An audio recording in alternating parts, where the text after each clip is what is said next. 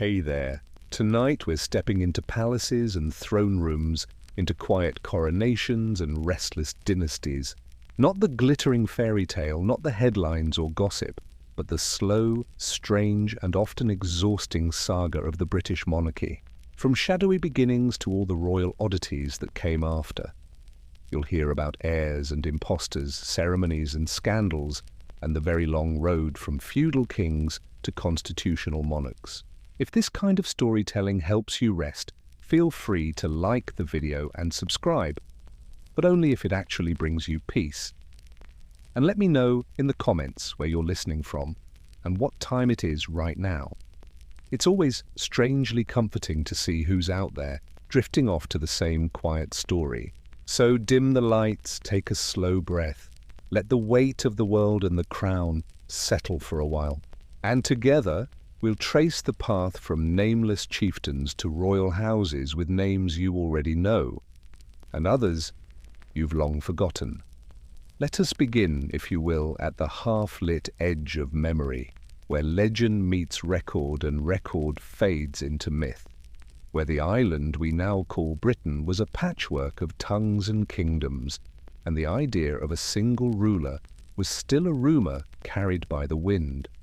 Long before anyone wore a crown, the island already carried a kind of quiet authority. It was an authority made of fog and coastline, of forests that reached the sea, of rivers that wandered without names. No borders yet, no flags, no kings, just tribes and settlements, fires that smoked against the wind, and people who looked out across the grey water wondering if someone else might be looking back. In those early centuries, power was not written down. It was told. Around campfires and carved stones, people spoke of giants who shaped hills and warriors who ruled through courage alone. To lead was to survive the winter, to feed others when the earth refused to. A king, if he could even be called that, was less a ruler than a promise. That when the frost came, someone would still know what to do. Across the land, the stories took shape in the half-light. There was talk of Brutus, a Trojan exile who supposedly gave Britain its name. Talk of ancient queens who commanded legions and vanished into legend. There was Arthur, or someone like him. Not yet the shining knight of later romance, but perhaps a man who fought in mud and silence, defending small hills that felt like worlds. History is quiet here. It doesn't confirm or deny, it only hums beneath the soil. Every stone circle, every burial mound holds a whisper of someone who tried to keep order in a world too large for understanding. By the time Rome found the island, it had already learned how to endure. The Romans did not invent Britain, they simply drew lines around it. They brought roads, baths, and calendars, but the land itself seemed unimpressed. The rain fell the same way it always had. The forests didn't kneel. Even the soldiers posted to far northern forts wrote home about the mist, how it ate the horizon, how it made the days blend together.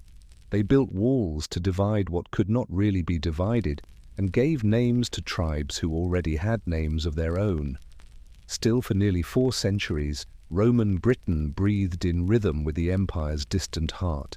Cities rose with tiled floors and painted walls. Markets hummed with pottery, grain, and gossip in half-learned Latin.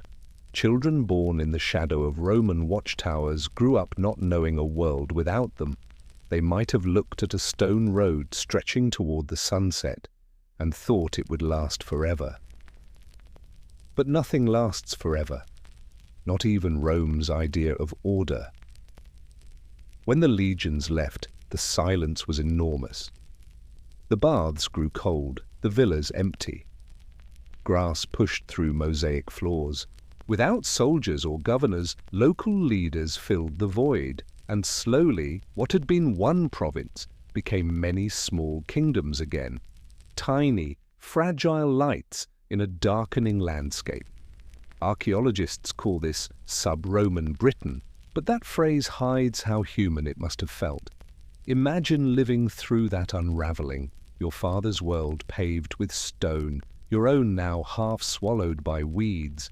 Trade dwindles, the coins lose value, the fields must still be tilled, and somewhere in that uncertainty, new figures emerge. Men who call themselves kings, though no one wrote down what crown they wore. Perhaps they ruled a valley, perhaps just a single, fortified hill. They gathered warriors, built halls of timber, and carved small rules into the soft mud of forgetting. They were not emperors. They were anchors, steady points in a time when memory itself was coming undone. This is the Britain that would give birth to legend.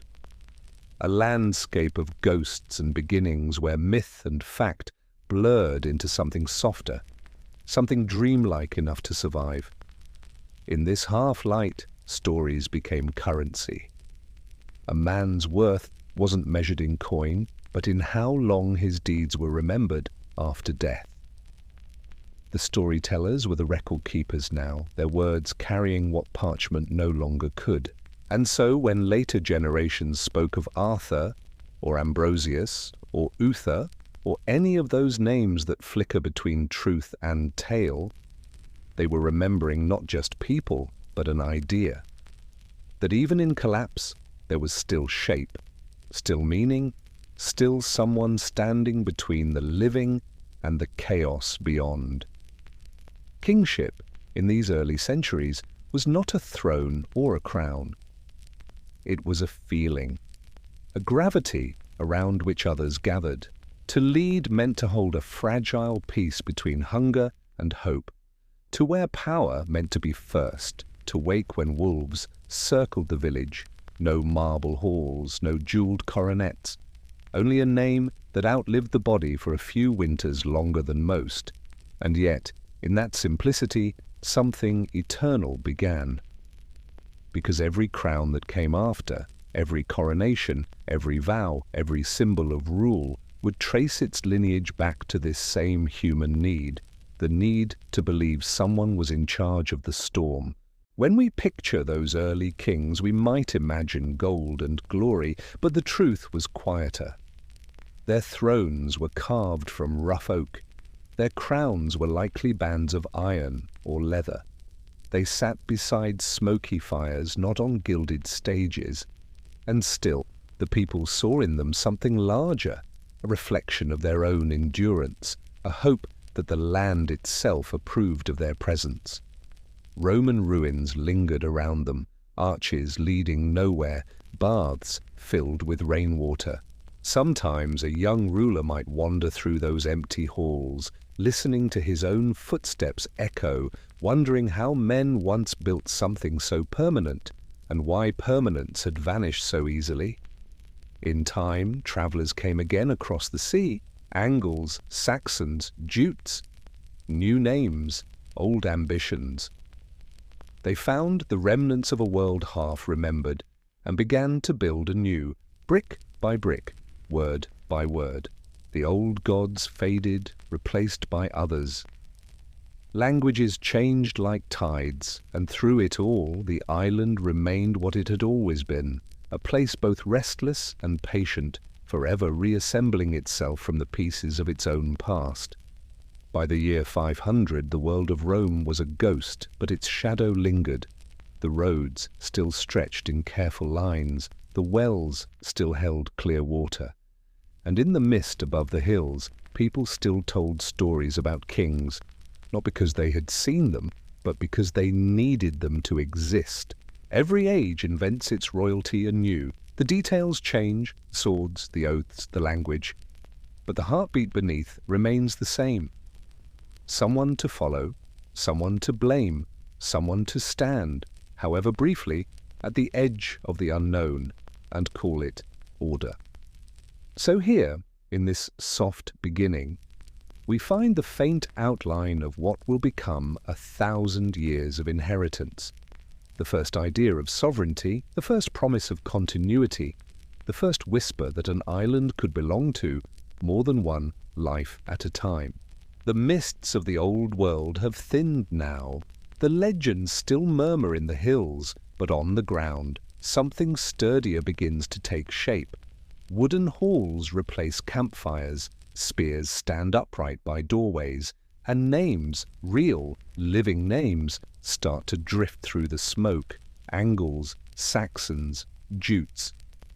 Strangers from across the North Sea, drawn by promise, by farmland, by the strange magnetism of a half-abandoned island.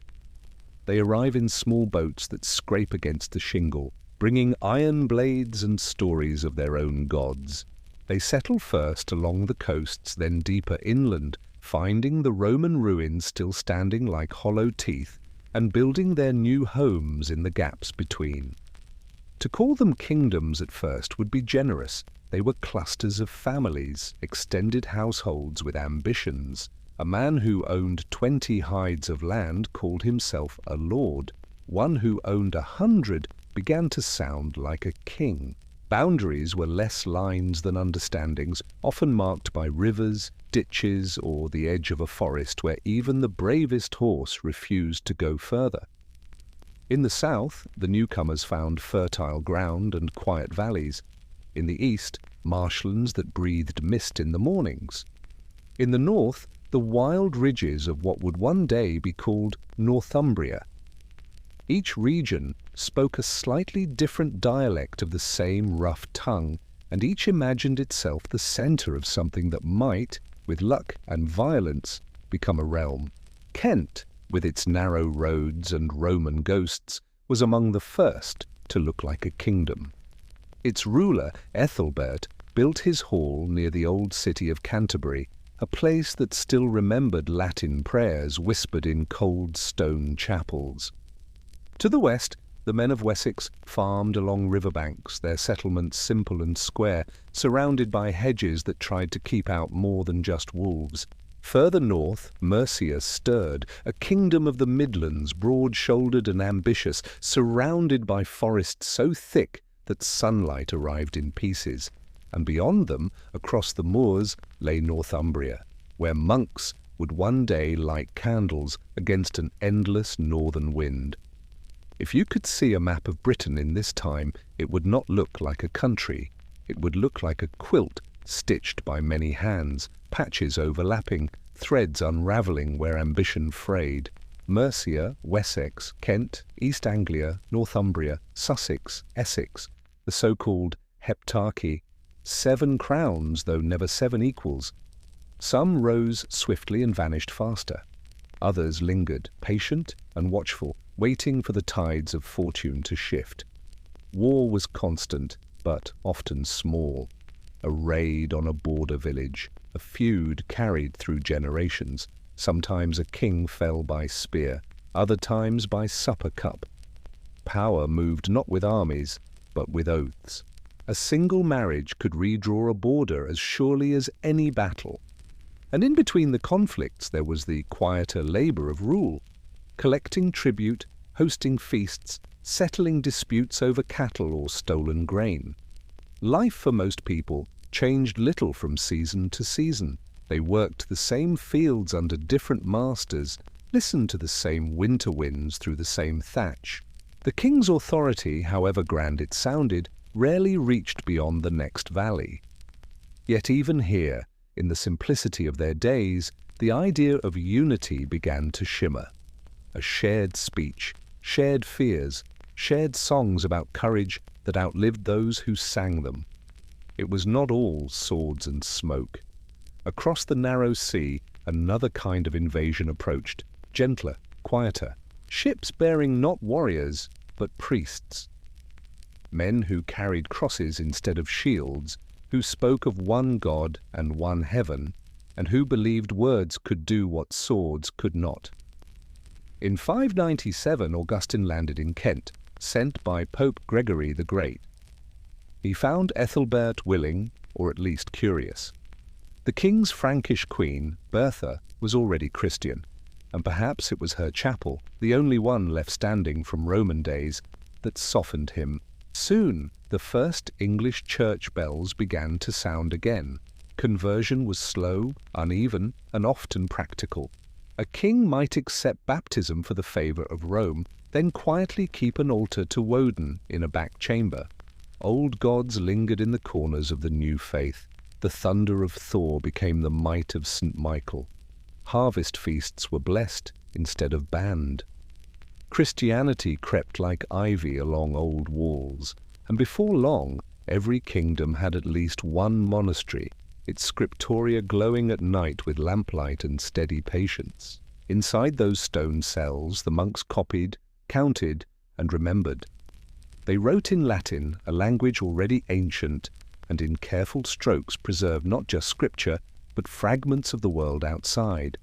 Chronicles of battles, of eclipses, of kings who lived and died in cycles too short for eternity.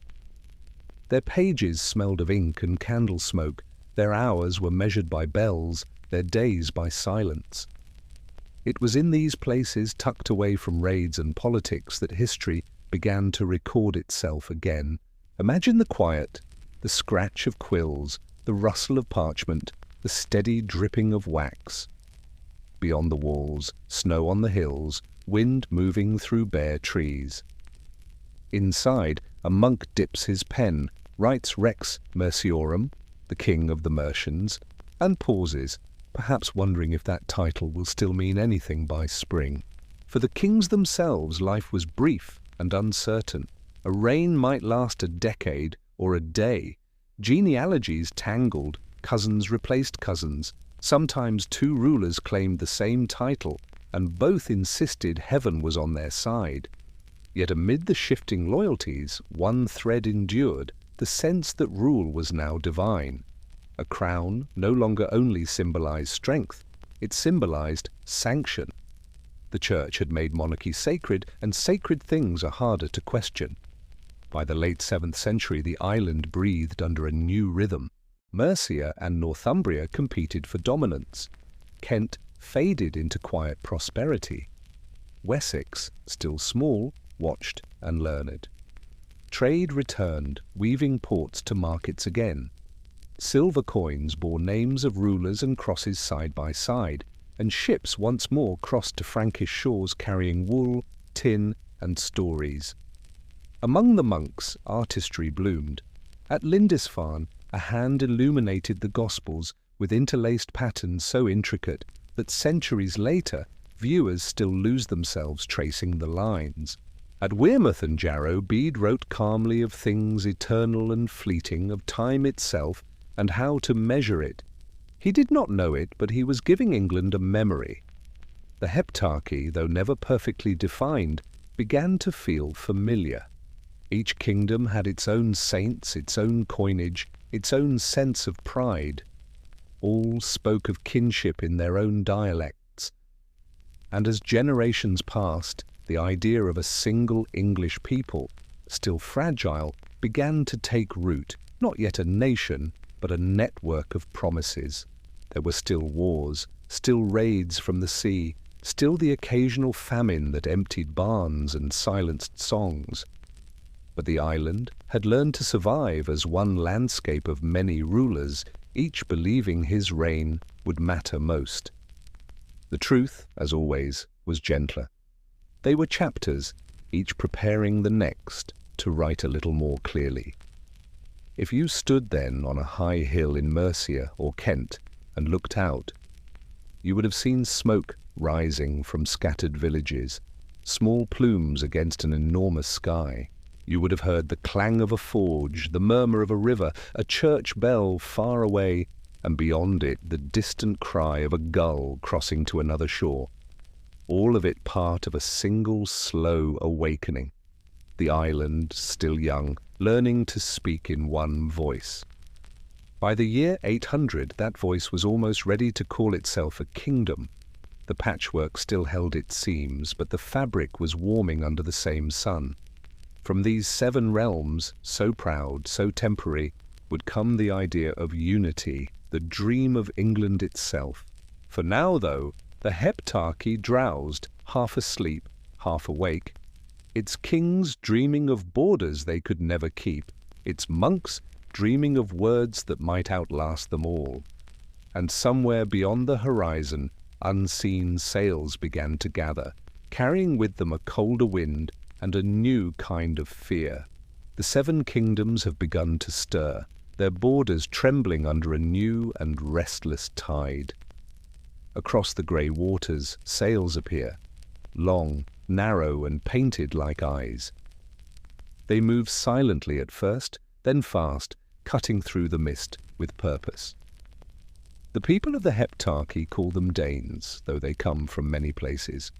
Norway, Denmark, the cold coasts where daylight feels brief and uncertain.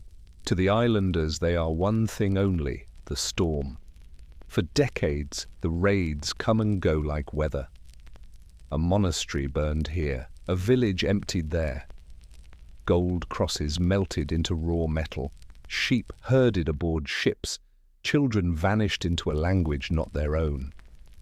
The sea becomes a door that no one knows how to close. Kings rise, fight, fall. Mercia weakens. Northumbria cracks. Even the proudest rulers learn how easily their crowns can be snatched away by the next wave. And then, out of this chaos, a single figure stands out. Not because he conquers the storm, but because he endures it. Alfred of Wessex. A quiet prince, youngest of his brothers, sickly by some accounts, patient by all. When the world begins to collapse around him, he does what no one expects. He waits, listens, learns.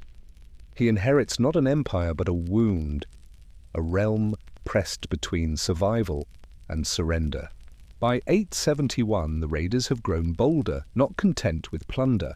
They come to stay, to plant flags in the soil, to build their own settlements in the heart of England. The Great Heathen Army, they call themselves, a name meant to echo like thunder. Alfred meets them not in triumph but in retreat. His armies scatter, his forts fall, his halls burn. At one point he hides in the marshes of Somerset, reduced to a fugitive in his own land. There, among the reeds and cold water, the legend begins. You may have heard the story. Alfred, hungry and exhausted, takes refuge in a peasant woman's cottage. She asks him to watch her cakes as they bake on the hearth. He forgets, lost in thought, and they burn. She scolds him without knowing who he is. He apologizes. It's a small moment, perhaps not even true, but it captures what mattered most about him, that even in failure he paid attention. He begins to rebuild, not with pride, but with precision. He gathers what remains of his followers, retreats to Athelney, a hidden island in the marshes, and from there begins his counterattack. By 878 the tide turns. At Edington the Danes are defeated, not destroyed but slowed. A breath of calm after years of storm. Peace is sealed not with slaughter but with negotiation. Alfred allows the Danes to keep the lands they already hold, the Danelaw, while he keeps Wessex and the hope of England. From this uneasy truce Alfred begins his true work. He has seen what chaos does, how easily memory burns, so he decides that survival must be more than endurance. It must be order. He builds burhs, fortified towns placed carefully across his kingdom like points on a chessboard. Each one close enough to send help to the next within a day's march. Walls of timber and earth, watchtowers, wells, granaries. They are not grand, but they are steady. The people inside them learn to breathe again. Markets return, craftsmen build, traders venture out under the protection of a network that feels, for the first time, permanent. Outside, the raiders still circle, but they find fewer easy targets. The burhs are too many, too well defended, too prepared. What began as one man's desperation becomes a blueprint for the future. But Alfred's vision is not only made of walls.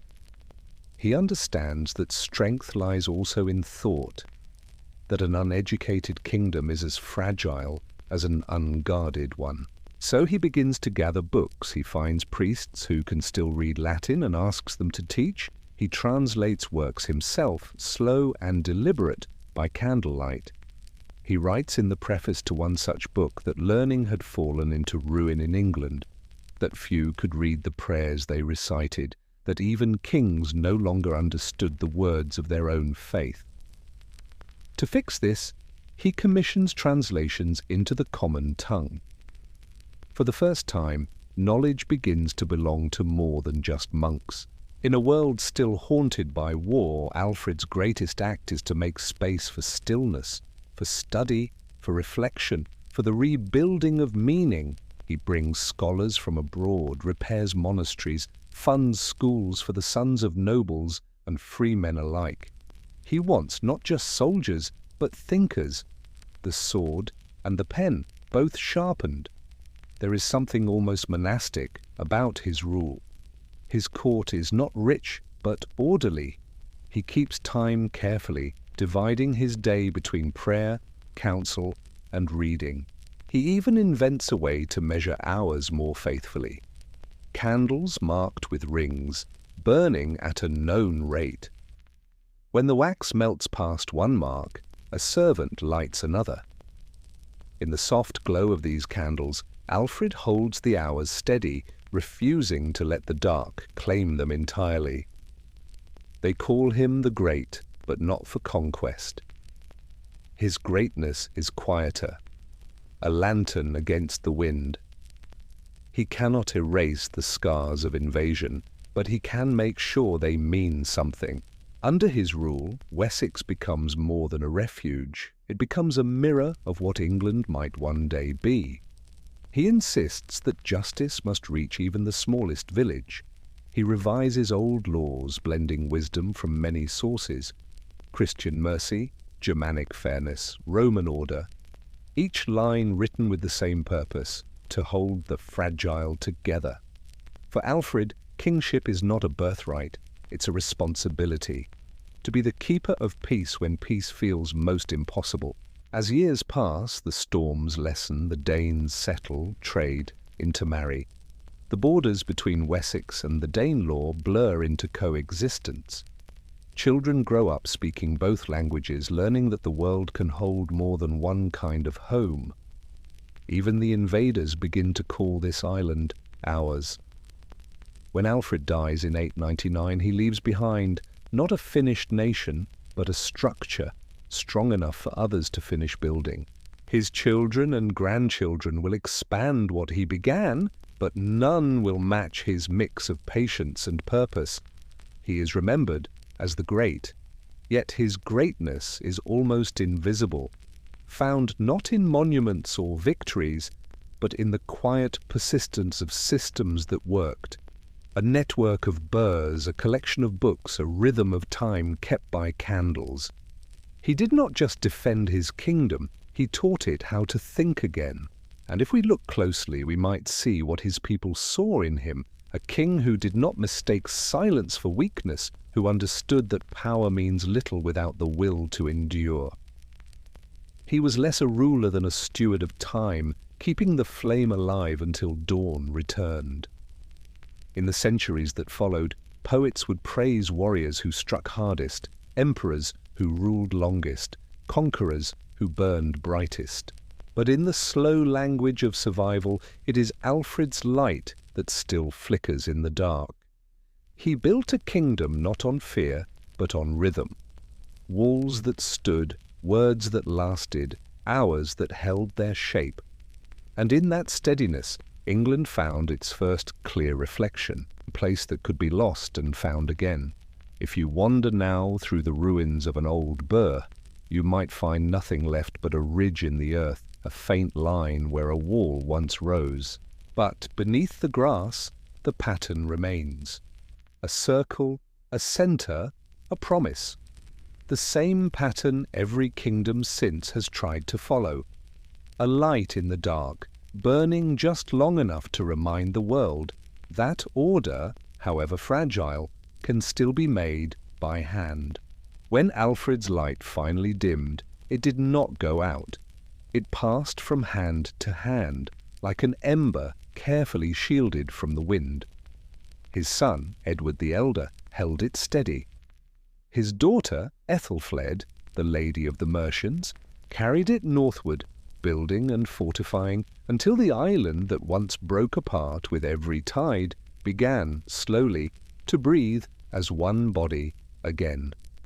And from that long exhale of history came a new voice. Athelstan. He was Alfred's grandson, born into a world that still remembered what chaos felt like, but no longer feared it the same way. Where Alfred had fought to survive, Athelstan would learn to shape. He ruled not from desperation, but from intention. By the time he took the throne in 924, the land was ready for a new kind of order. Less about defence, more about identity.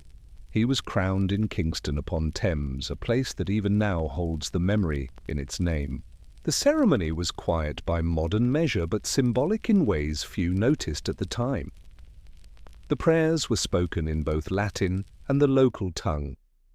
The words, King of the English, were whispered, a title that had existed in fragments before, but never so confidently, never with such clarity of purpose. Not King of Wessex, not of Mercia, but of the English. A phrase that sounded like the beginning of something permanent. Coins carried that name soon after.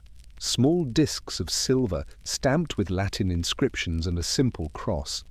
One side bore his profile, a strong, deliberate face, the other the words Rex Totius Britannia, King of all Britain.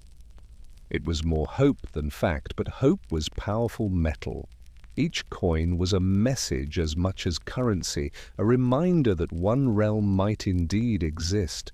They passed through countless hands, farmers, merchants, soldiers, and in every exchange the idea of unity spread a little further. Athelstan understood that force could only carry a kingdom so far. He was a warrior, yes, but he preferred the subtler victories. His reign was one of gentle arithmetic, adding where others had subtracted, balancing alliances like a careful ledger. He wove his influence through marriage treaties and hostages of noble birth, through gifts and laws, through patience and letters sealed with wax. Foreign rulers respected him not just for his armies, but for his mind. They sent him books, relics, and emissaries who returned speaking of a king who dressed simply, who rose early, who read. The age of the scholar king had begun. He gathered clerics and advisers who could write both Latin and English and ordered them to record the laws of every region under his rule. The goal was not to erase local customs, but to harmonize them, to make sure that what was just in Kent did not contradict what was just in York. It was less conquest than calibration, a fine-tuning of an entire island. In his charters and decrees the language shifts, no longer a patchwork of titles and claims, but a consistent signature. Athelstan, King of the English. It is the first confident whisper of a unified realm, the soft edge of an identity forming where none had quite existed before. If Alfred had taught the kingdom how to read time, Athelstan taught it how to write its own name. Yet unity did not come without resistance. To the north, the old kingdoms of Scotland still held their pride. To the west, the Welsh hills remained untamed. And across the sea, the Norse earls in Ireland watched with wary eyes. Athelstan did not charge recklessly against them. He moved instead with deliberate rhythm. Campaign, truce, alliance, reform. Each motion a note in a larger composition. In 927 he captured York from the Norse, an act that folded the last great independent city into his domain. For the first time, the whole of England bowed, if not willingly, then undeniably, under one crown. He marked the moment not with a parade, but with administration. He standardized weights and measures, minted coins of consistent quality, and demanded that trade be fair and taxed evenly. For the common people, it was the first glimpse of something like stability. Imagine the texture of that time, markets opening beneath new laws, merchants speaking of the king without needing to specify which one, soldiers wearing the same emblem across hundreds of miles. Borders that once bled now held their shape long enough for harvests to finish. It was fragile, but it was form. His councils, what would later evolve into parliaments, were gatherings of bishops and ealdormen, men who debated in measured tones while scribes wrote down their words. The king listened more than he spoke. When he did speak, it was often to remind them that law must outlast any man who wrote it, that a realm without justice was a realm without spine. And that unity was not a matter of swords, but of agreement. There is a calmness to his reign, a sense of deep exhalation after generations of strain. Even his wars were tidy, decisive, almost administrative in their precision. When he defeated a coalition of Scots, Norse, and Britons at the Battle of Brunanburh in 937, the chroniclers wrote of it as if heaven itself had chosen a side. But Athelstan, practical as ever, saw it as confirmation, not coronation. One victory could not define a nation, only time could. After Brunanburh, the scribes wrote the first great English poem of victory, a piece that reads less like triumph and more like reassurance, a chant to steady the heart of a young country. Even in glory there was restraint. The king had taught his people how to win without becoming conquerors. In his later years, Athelstan turned increasingly inward. He spent more time with his scholars than with his warriors. He endowed churches, reformed coinage, and settled disputes with letters rather than armies. He sent gifts abroad, embroidered cloth, jeweled cups, copies of books, to rulers he considered friends. He was, in a quiet way, the first English diplomat. It is said that when foreign princes visited his court, they marveled at its discipline. Meals served at exact hours, prayers timed with bells, no gold on the walls, but shelves of books, and men who could discuss law as easily as scripture. For a people once defined by war, it must have felt like waking in a different world. Athelstan died in 939, unmarried and without children. He was buried at Malmesbury Abbey, far from the glitter of London or Winchester. His tomb still stands simple and steady, a fitting monument for a man who preferred order to ornament. He left no heirs, but he left something greater, a template. After him, the English kings would rise and fall, some careless, some cruel, some brilliant, some broken. But none could unmake the thing he made, the understanding that England was not a battlefield, but a framework of law, language, and belonging. When his scribes closed their ink pots at the end of his reign, they wrote one phrase again and again, Rex Anglorum, King of the English. Not just a title, but an identity. A promise that the chaos had, at least for a while, been named and contained. And though centuries would pass before the island called itself Britain, before crowns shifted hands and dynasties replaced one another, the foundation was already laid, quietly, in the reign of a man who counted peace as carefully as he counted coins. If Alfred was the lantern, Athelstan was the keeper who trimmed its flame. He gave it fuel, shape, purpose, and placed it high enough that others could see. When we speak of England now, we speak his word, though few remember his voice. The first confident whisper of one realm still echoing soft and certain across the dust he left behind. For a generation after Athelstan, the island exhaled. The burghs still stood, the coins still gleamed, and the laws held their shape like well-laid stone.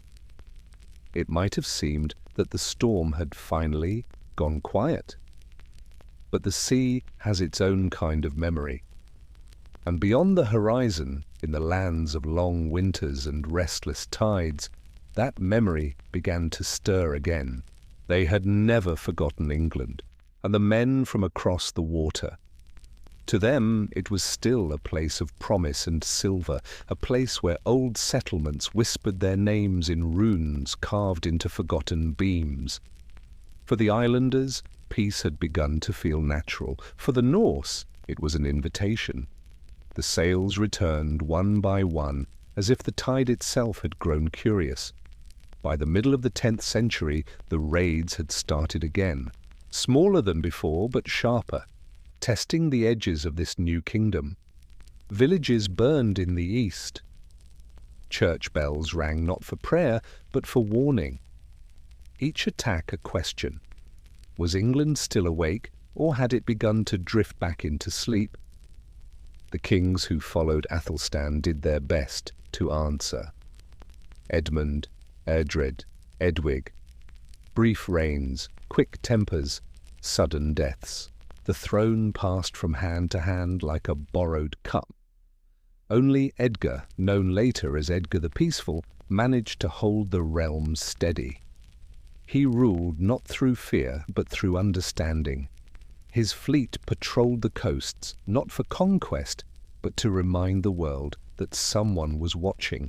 He called the kings of Wales and Scotland to bow before him on the River Dee, not as subjects, but as participants in an ordered world. Under him, England felt, if only for a heartbeat, complete. When he died, his sons inherited not his calm, but his crown. Edward the Martyr and Ethelred the Unready. Two brothers bound by blood and bad fortune. Edward's death, sudden and suspicious, left Ethelred to rule, though the chronicles note that from the beginning he seemed ill at ease with power. Unready did not mean foolish, it meant ill-advised, poorly counselled. He was a king surrounded by voices that could not agree. When the Sea Kings came again in earnest, he tried everything and believed nothing. He sent armies, then payments, then armies again, then more payments, a cycle of silver and fear. The Danegeld, they called it, tribute to buy peace that never lasted. Each time he paid, the ships came back larger. Each treaty bought him months, not years. His kingdom began to lose faith, not just in him, but in the very idea that order could hold against the sea. The chronicles from his time are filled with laments about omens in the sky, about harvests that failed, about the sense that heaven itself had turned its face away. And yet through all that, the system Alfred and Athelstan built did not collapse completely. The burghs still sheltered their people, the scribes still wrote their entries in careful ink. It was as though the bones of the realm remembered how to stand, even when the flesh faltered. In 1013 the tide turned decisively. Sweyn Forkbeard, the Danish king, crossed the sea not as a raider, but as a conqueror. He came with an army meant to stay. Ethelred fled to Normandy, and for the first time since the idea of the English began, a foreign ruler sat on their throne. Sweyn's victory, however, was brief. He died within months, leaving his son Nut to claim what remained. And here the story shifts again, because, unlike most conquerors, chose not to tear down what he had taken. He chose to preserve it. He married Ethelred's widow, Emma of Normandy, binding the old dynasty to the new. He kept the laws as they were, the coinage as it was, and even the churchmen in their posts. He ruled as if he had inherited England, not seized it. And strangely it worked. Cnut was a different kind of sea king. He understood the ocean's nature, unpredictable, powerful, patient. He built his rule like a harbour, strong walls, open gates. His empire stretched across the North Sea, England, Denmark, Norway, parts of Sweden. But its heart was here, in Winchester and London, where the silver coins bore his calm face and his chosen title, Nut Rex Anglorum, King of the English. The name, once fragile, had survived invasion. There is a famous story told about him, the king who commanded the tide to stop. He placed his throne by the shore, and when the waves rose, he told them to retreat. Of course, they did not. When his feet were wet, he turned to his courtiers and said that no man's power could stand against the sea, and that only God ruled over such things. Some say it was humility, others say it was irony. But either way, it shows what kind of king he was, one who understood limits, and who found dignity not in defiance, but in balance. His court was orderly, almost serene. He wrote letters to the Pope, sent gifts to monasteries, and even travelled to Rome on pilgrimage. He taxed fairly, judged steadily, and gave England something it had not known in generations: predictability. Merchants trusted the roads again, monks rebuilt churches with stone instead of timber. The river trade thickened, the markets hummed, the realm, once bruised and exhausted, began to heal. When he died in 1035, there was grief, but also a quiet sense of completion. Knut's sons, Harold Harefoot and Harthacnut, could not match his steadiness. They fought, faltered, and left behind confusion. But their failures opened the way for an old name to return. Ethelred's son Edward had grown up in exile across the Channel. He had watched his father's mistakes from afar and learned the patient ways of the Norman court. When he was called back in 1042 to be king, he brought with him not an army, but a manor, calm, cautious, devout. They called him the Confessor, a title given not for conquest, but for holiness. He ruled in a way that felt more like stewardship than command. The chronicles say he was gentle, even distant, a man more at home in prayer than in council. He preferred the company of monks to warriors and spent long hours in the half-light of chapels, listening to the drone of chants echo against the stone.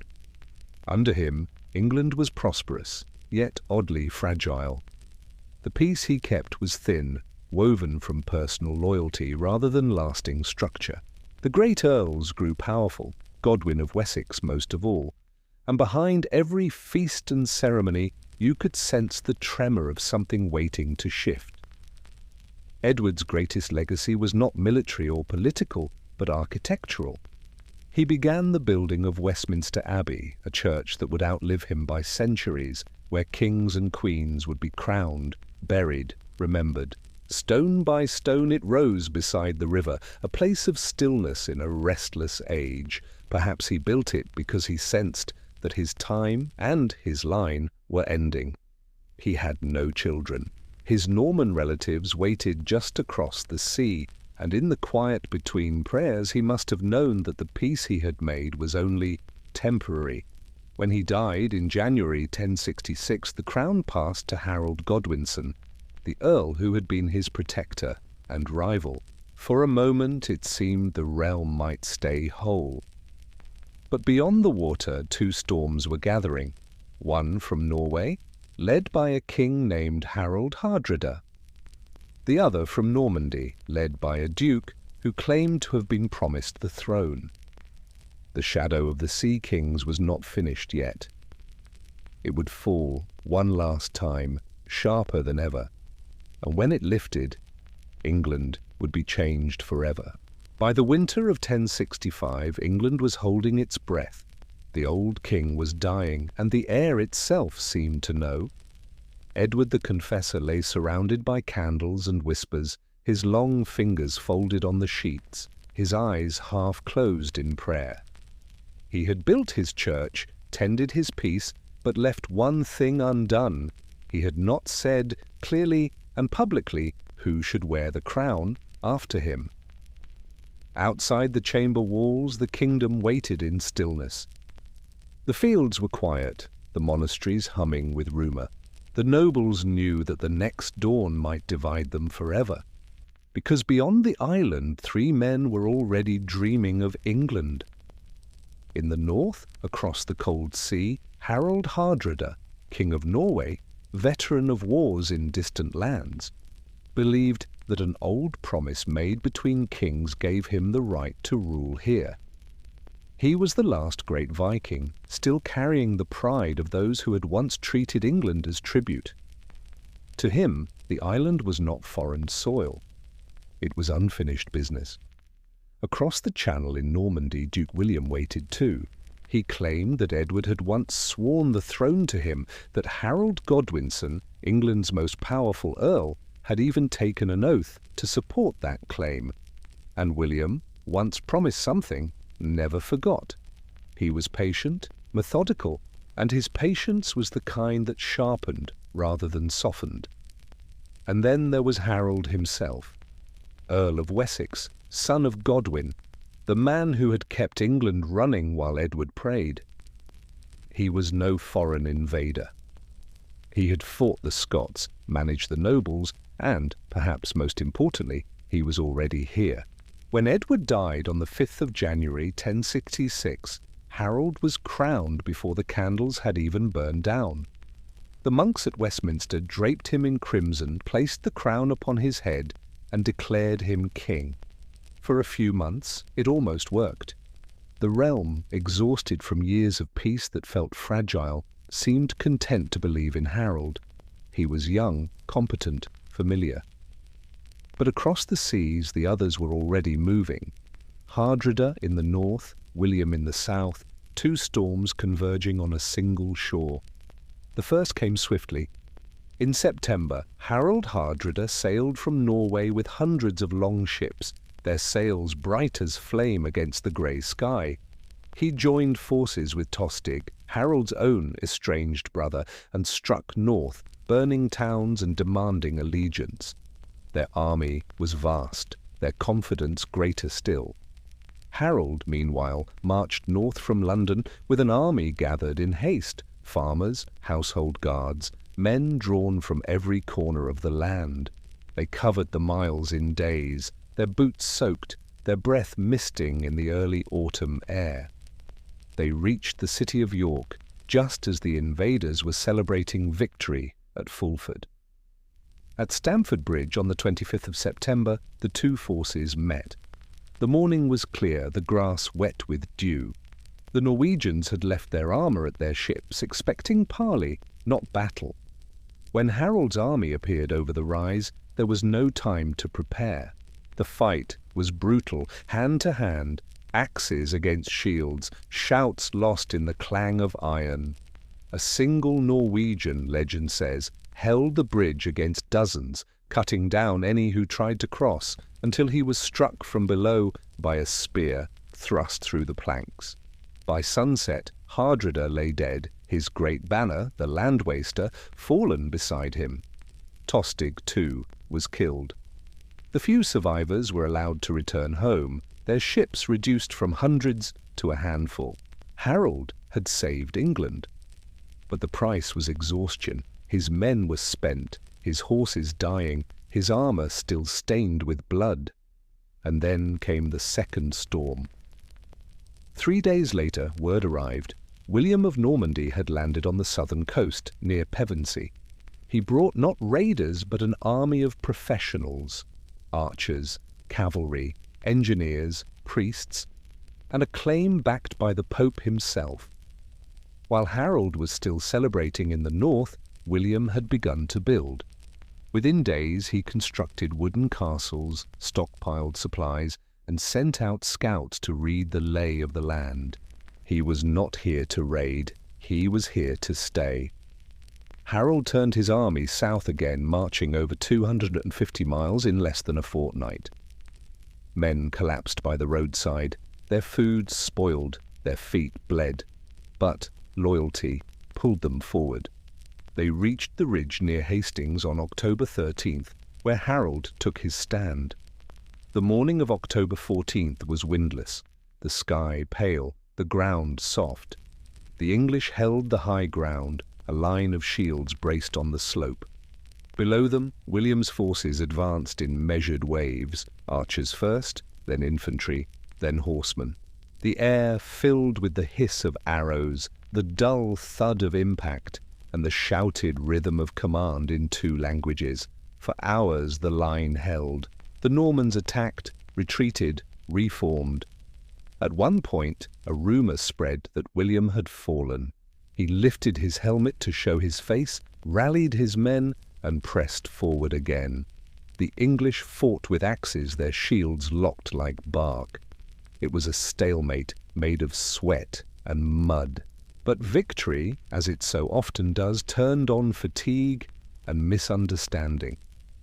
When some of William's troops retreated, a section of the English line broke ranks to chase them. A fatal mistake. The Normans wheeled, surrounded, and the hill that had been their defence became their trap. By evening, Harold was dead. An arrow, they said, pierced his eye.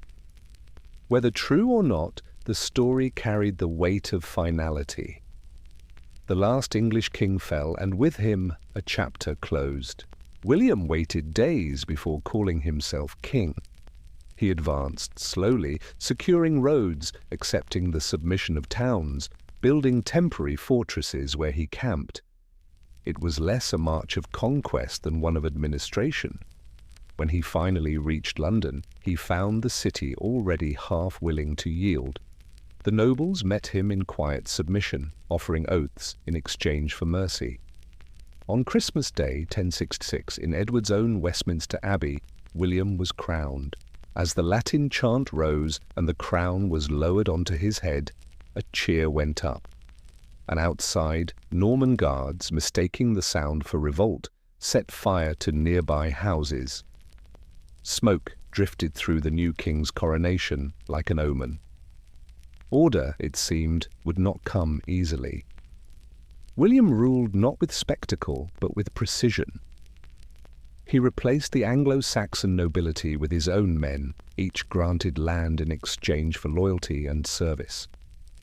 It was the beginning of feudalism, a vast, intricate tapestry of obligation. Every acre had a name, every knight a duty, every village a place in the ledger. It was not freedom, but it was stability. He ordered a survey of everything he owned, a record so complete it startled even his scribes. Fields, mills, ploughs, livestock, tenants, every detail written down, bound into what became known as the Domesday Book. A judgment in ink, final and absolute. Nothing escaped it, not a single pig, not a single acre. The old English families faded, their titles replaced by Norman ones, their language pushed downward, their customs absorbed and rearranged. But beneath it all, the rhythm of the island endured, the markets reopened, the harvests continued, the monks still sang the same psalms, though now under different masters. William himself remained restless. He spent more time in Normandy than in England, his rule here managed through barons and written orders. He built castles not as palaces, but as anchors, stone reminders that the land now answered to him. Every hill with a tower, every crossing with a gatehouse. The land itself seemed newly measured, its boundaries written not in rumour but in rock. When he died in 1087, his empire stretched from the Channel to the Pyrenees. But his greatest monument was not the territory he held, it was the structure he left behind, a kingdom catalogued, codified, bound together not by love or legend, but by administration. Feudal order, like embroidery, was delicate but enduring. Threads of allegiance stitched across the land, each one dependent on another, each one shimmering with the illusion of permanence. It was a system meant to survive its maker. And it did. In the ashes of conquest, William had done what few conquerors managed. He made the invasion itself part of the identity that followed. England would never again be the same. Its language changed, its nobility replaced, its crown forever touched by foreign hands. And yet, the idea of the realm, that deep, slow heartbeat begun in Alfred's time, still endured beneath it all. The swords would rest. The records would thicken. The land, newly measured, would fall into its long, uneasy sleep. The year of three claims was over. The crown had chosen its head, and England, bruised but breathing, entered its next century under new masters, with a quiet that felt less like peace and more like the pause between pages. The years after Hastings were not loud. They were measured. In parchment, in stone, in silence. England, once ruled by the spoken word and the memory of men, now began to live on paper. The new king's scribes bent over their desks, scratching in Latin the shape of a realm that had to be remade from the inside out. For William, conquest was only the beginning.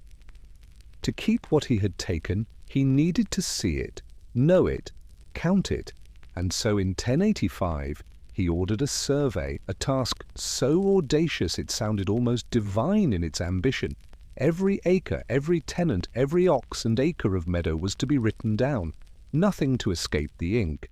They called it the Domesday Book, not doomsday as in destruction, but as in final judgment, a ledger that could not be appealed.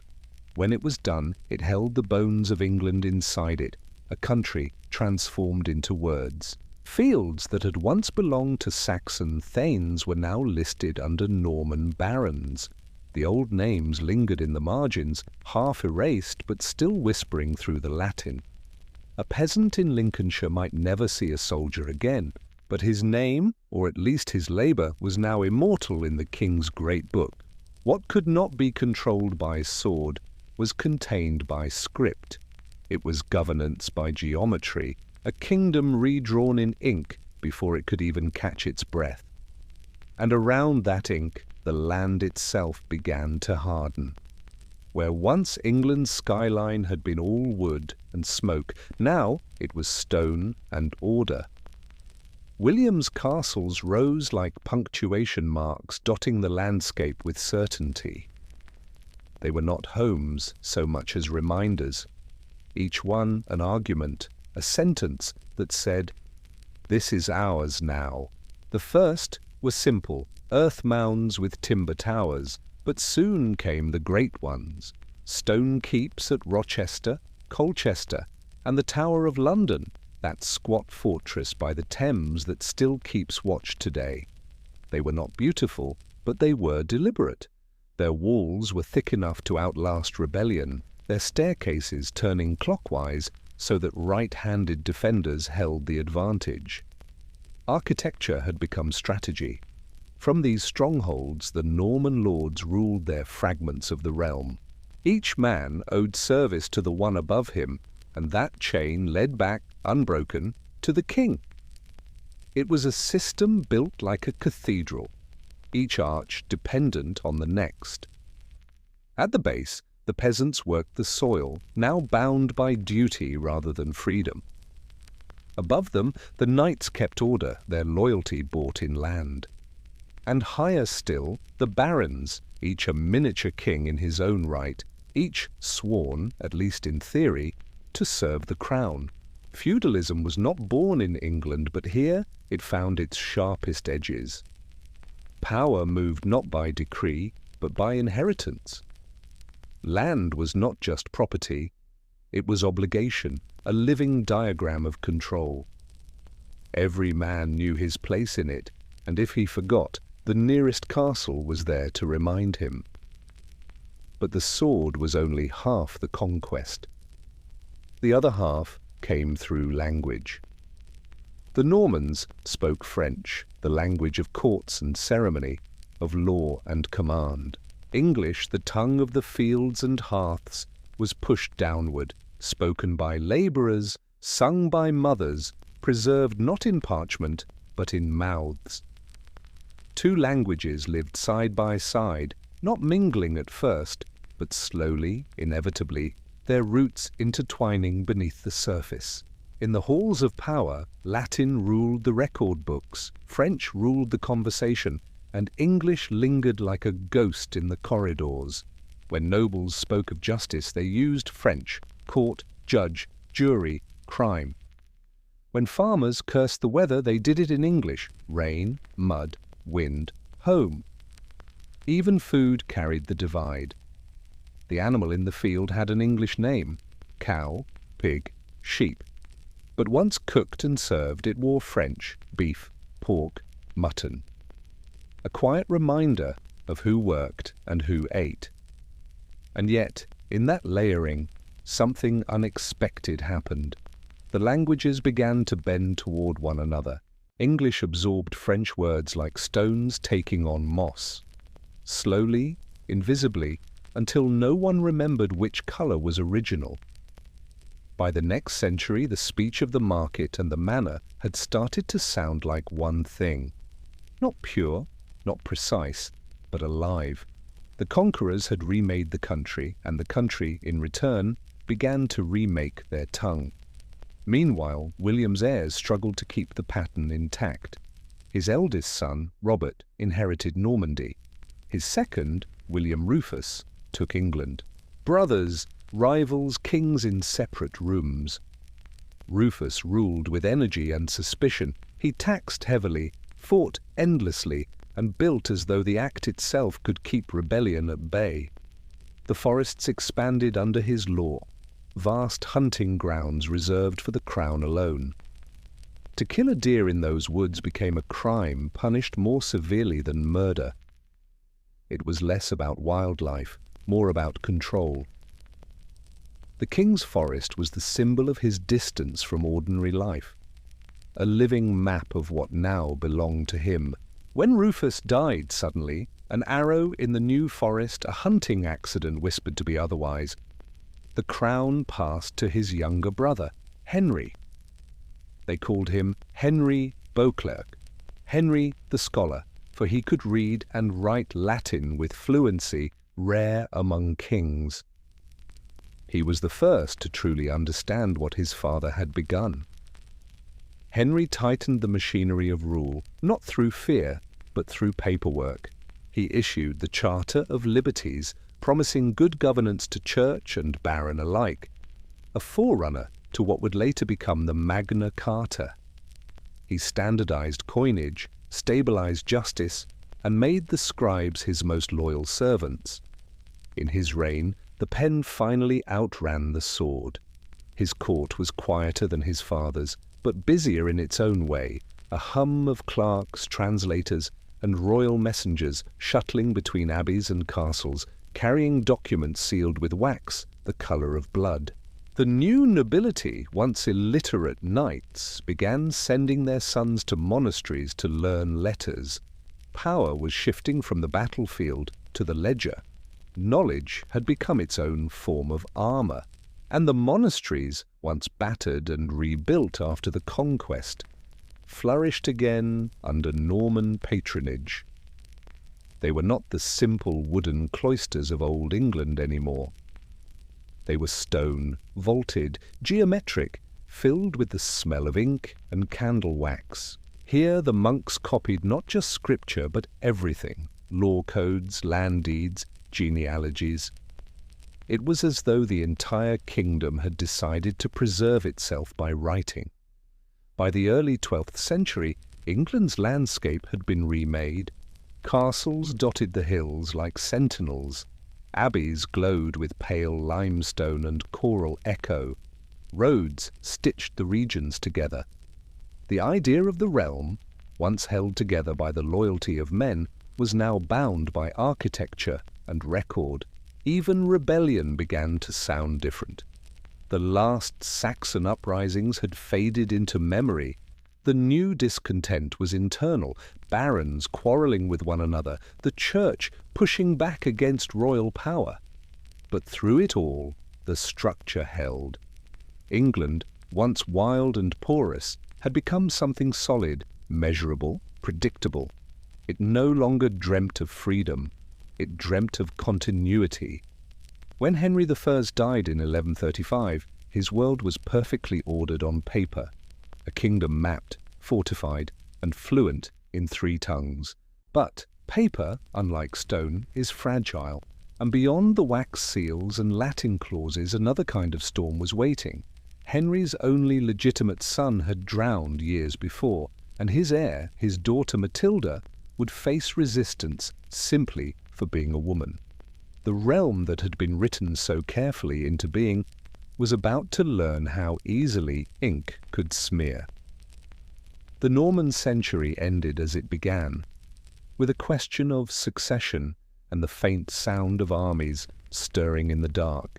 When Henry the Sowai died, the kingdom he left behind looked perfect on parchment, every shire counted, every oath recorded, every baron sworn. But parchment, as it turns out, cannot rule. The ink was still fresh when the order he built began to tremble. There was no son to wear the crown, only a daughter, Matilda. And though she had the blood and the mind for kingship, the men of England had never bowed to a woman. At first, they promised they would. The barons gathered solemn, loyal, dutiful, and swore their oaths to her. They called her Domina Anglorum, Lady of the English, but even as they spoke, their eyes flickered toward one another, measuring how long their loyalty might last. When Henry's body was carried across the Channel to Reading, Matilda was far away in Normandy, and another name was already moving through the kingdom like wind before a storm.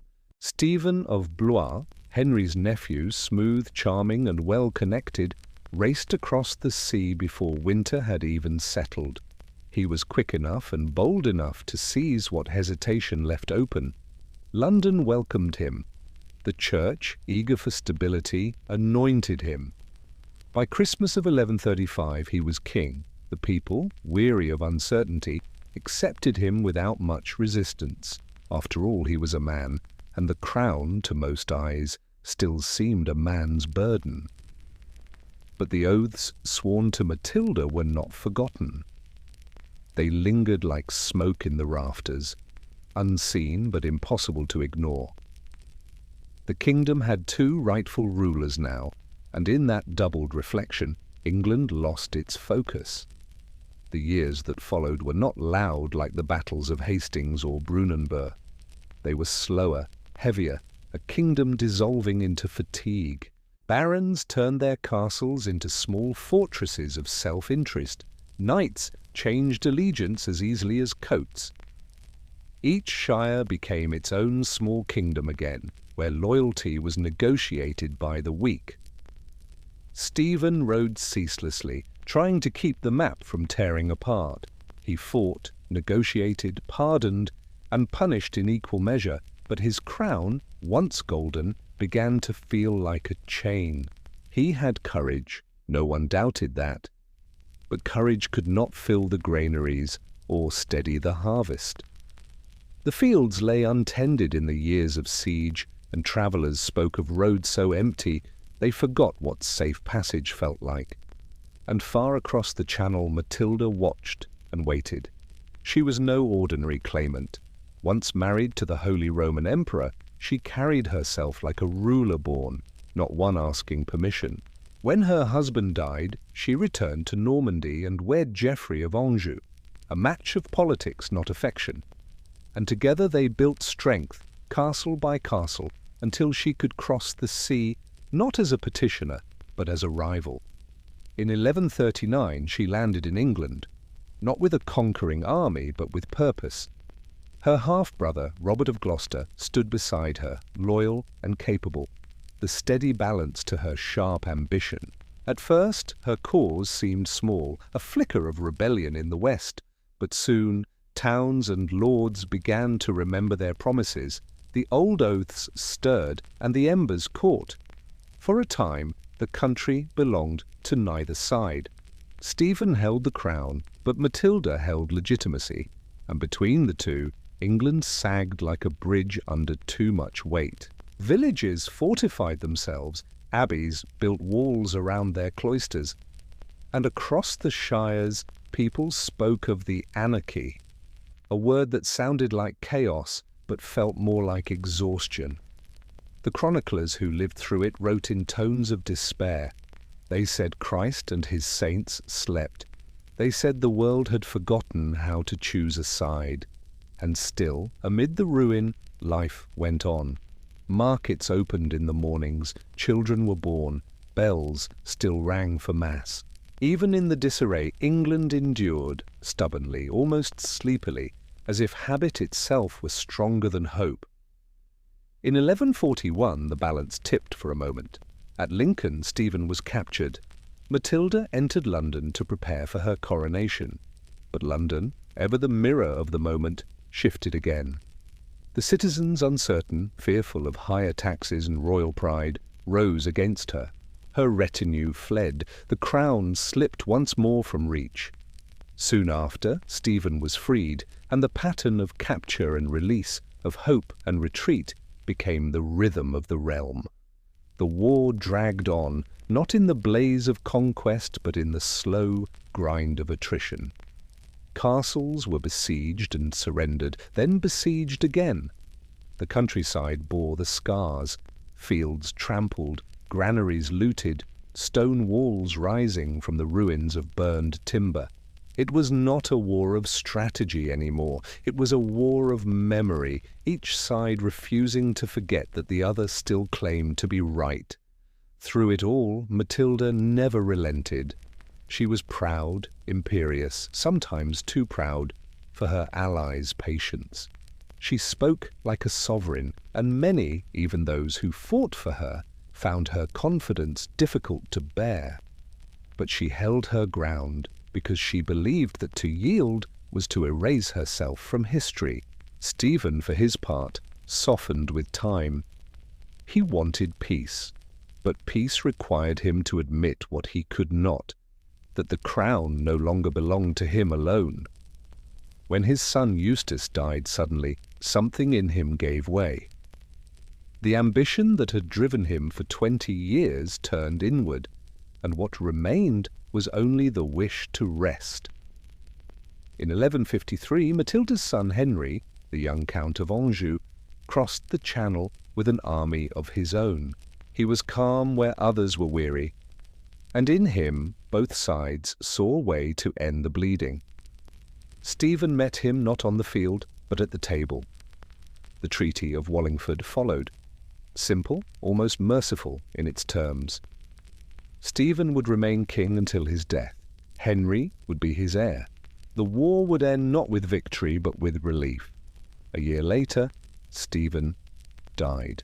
He was buried quietly, his crown already promised to another. The kingdom he left behind was scarred but intact, its castles battered, its people older, its spirit muted but not broken.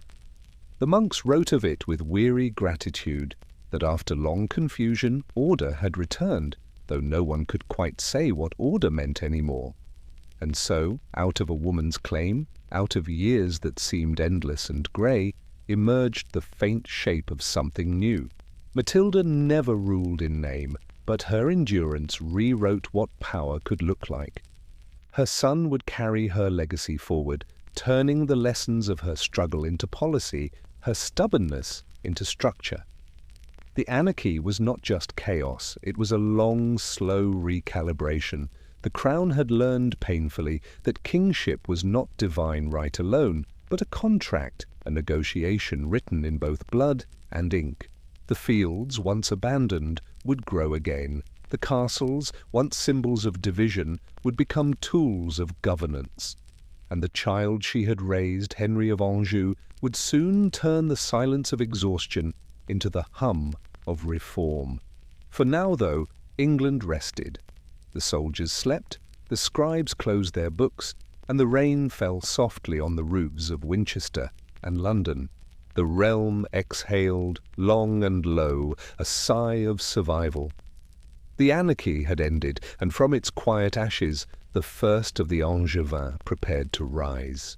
When Henry of Anjou crossed the Channel to claim the throne, he brought no illusions of glory, only a relentless sense of duty and a memory of chaos. The kingdom he inherited had been worn thin by 2 decades of uncertainty. Castles had multiplied like weeds, every hill seemed to bear one. Barons had grown used to ruling themselves, minting their own coins, ignoring royal commands. England was technically whole, but in truth it was an archipelago of ambitions. Henry arrived not to conquer, but to repair. He was young, only 21, with quick eyes and a mind that moved faster than comfort allowed. He rode from castle to castle with a restless energy, reclaiming fortresses, dismantling private walls, reminding the realm that one crown still meant one authority. His reign began not with coronation pageantry, but with inventory. He did not dream of legend, he dreamed of efficiency. The anarchy had taught him a simple lesson. Order was not inherited.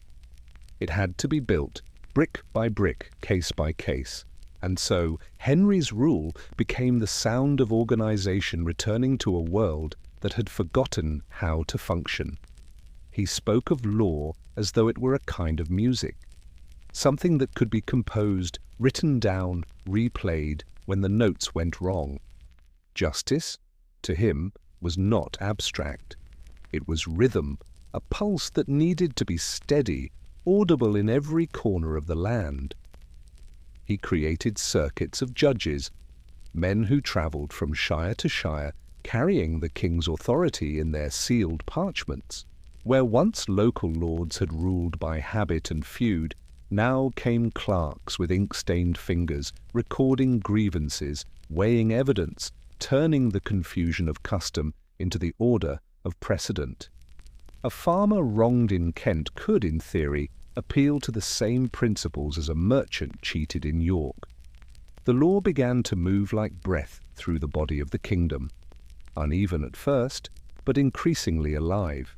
From these circuits came the foundations of the common law, not a list of decrees, but a living conversation between judge and record, each case folding into the next, until even those who would never meet the king felt his presence through the rhythm of justice. It was government not by fear, but by pattern. But law, like light, casts shadows. Henry's desire for control reached into places where even kings once hesitated. The church, that other realm of power and conscience. He had a friend once, a companion who shared his youth and laughter, Thomas Becket. They hunted together, feasted together, two men bound by trust in a world built on suspicion. When Henry appointed him Archbishop of Canterbury, he imagined he had placed the church safely within his own design. Becket, however, did not stay predictable for long. Once cloaked in holy office, he changed, or perhaps revealed the part of himself Henry had never understood. He became austere, deliberate, devoted less to friendship than to principle. Where Henry saw reform, Becket saw intrusion. The question between them was simple and impossible. Who ruled men's souls, the crown or the altar? Their quarrel began in meetings but soon echoed through cathedrals and courts. Becket refused to yield, and Henry's frustration grew into something bitter and dangerous. He was a man accustomed to obedience, and Becket's defiance struck deeper than rebellion. It was personal. In December of 1174, knights, overhearing Henry's exasperated words, "Will no one rid me of this troublesome priest?" took them as command. They rode to Canterbury. Inside the great church, Becket stood before the altar, his robes stained from the day's rain, his voice calm even as the swords were drawn. He fell where he prayed, and the stones beneath him kept the stain of his death. The news spread like fire through the kingdom. Henry, who had not ordered the act but had certainly inspired it, was struck by guilt and fear in equal measure. He performed public penance, walking barefoot to Canterbury, allowing monks to lash his back as he knelt before the tomb. It was both spectacle and sincerity, a king reminding the world that even he was subject to judgment. Becket became a saint, his name whispered across Europe, his shrine a destination for pilgrims who came seeking both forgiveness and proof that conscience could still stand against power. Henry survived the scandal, but something in him changed. The man who once moved like a storm now began to slow, his energies divided between remorse and pragmatism. He still governed tirelessly, issuing reforms, reorganizing the exchequer, ensuring the royal will reached even the most distant parish. But his reign became quieter, more internal. He had seen what unchecked force could do, and now he sought balance between control and conscience. In this, he succeeded better than most. Beside him through it all was Eleanor of Aquitaine, queen, duchess, legend in her own right. She was nearly his equal in intellect and more refined in grace. Before Henry, she had been married to the King of France, but found that kingdom too small, its court too rigid for her restless spirit. With Henry, she found both partnership and resistance, a man as ambitious as she was clever. Eleanor brought to England not just lands and wealth, but a culture of refinement the island had never seen. Her courts were filled with poets and troubadours, her words weighed as carefully as her jewels. Where Henry spoke in orders, she spoke in gestures, the politics of suggestion, the diplomacy of presence.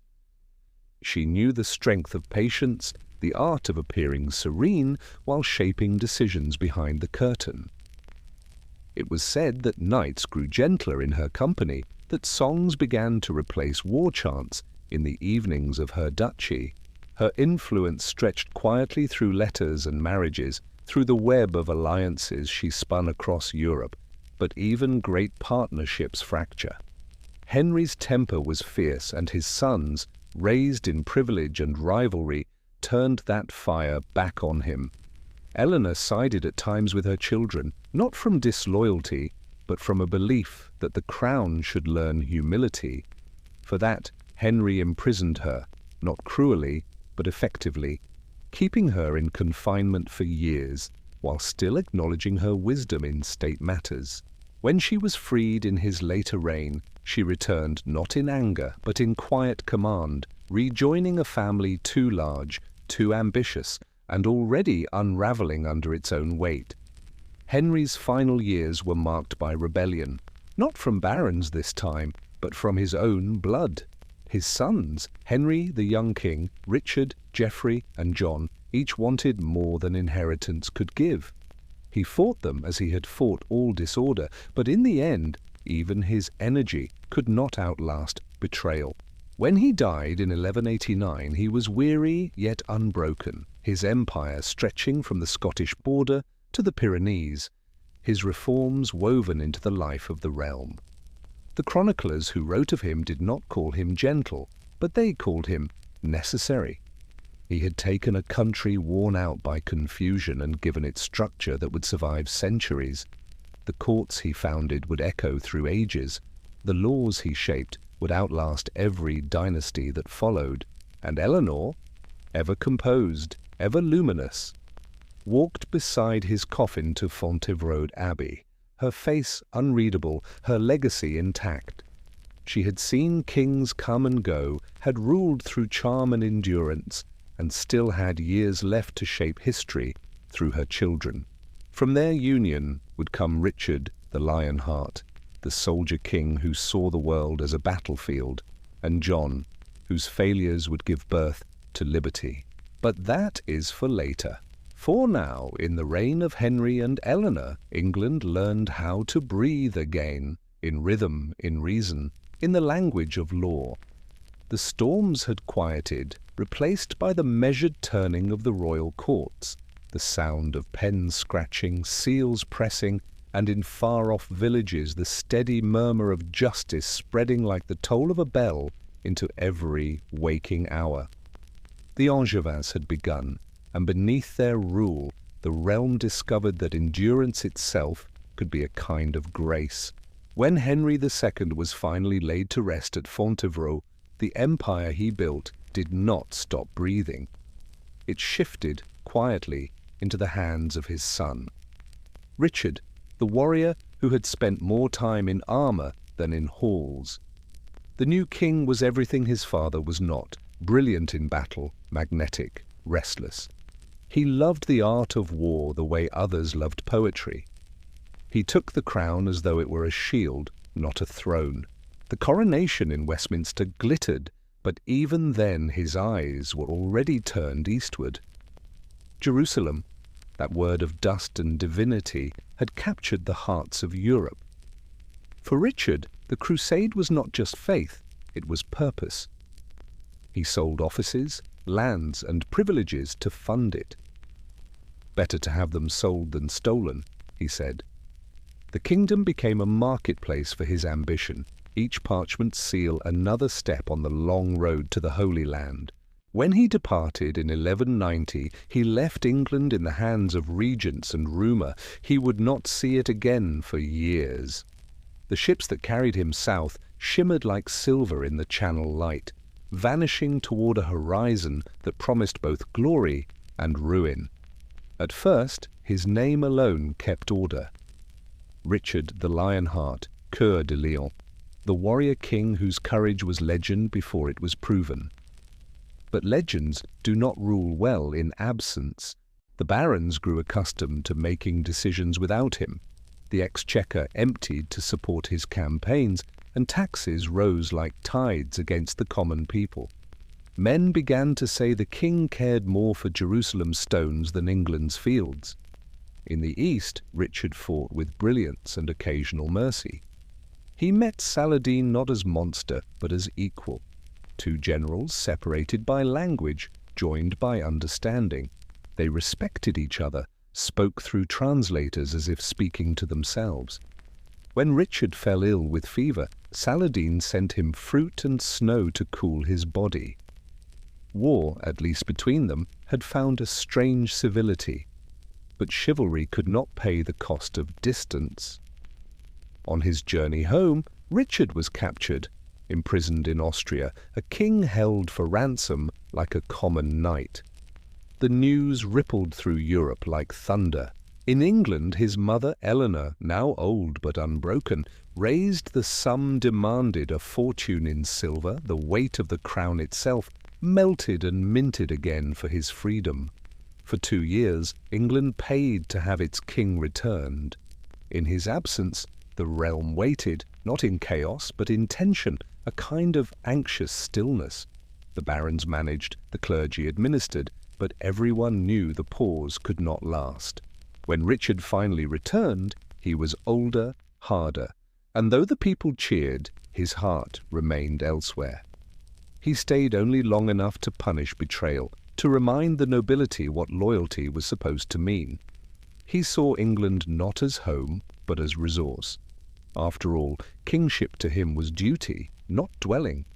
He once said he would have sold London itself if only he could find a buyer.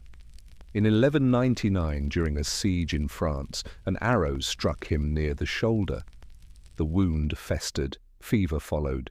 He died not in England, but in a small castle far from it, his heart literally removed, buried separately in Rouen, as if his body itself acknowledged the truth.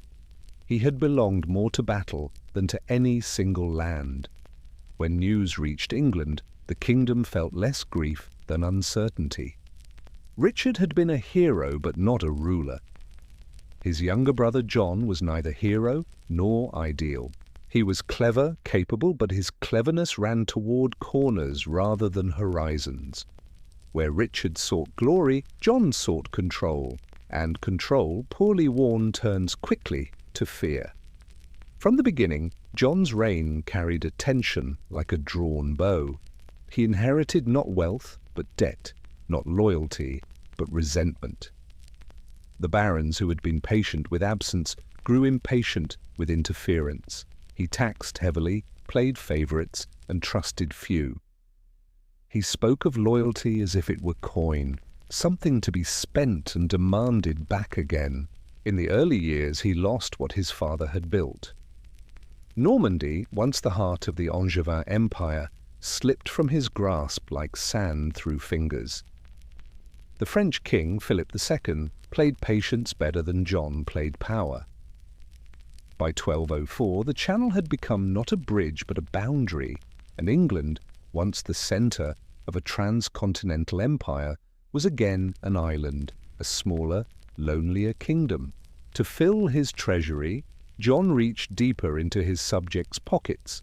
Scutage, a tax in place of military service, fell on knights who had never fought. Fines multiplied, justice grew expensive, discontent simmered beneath the veneer of order.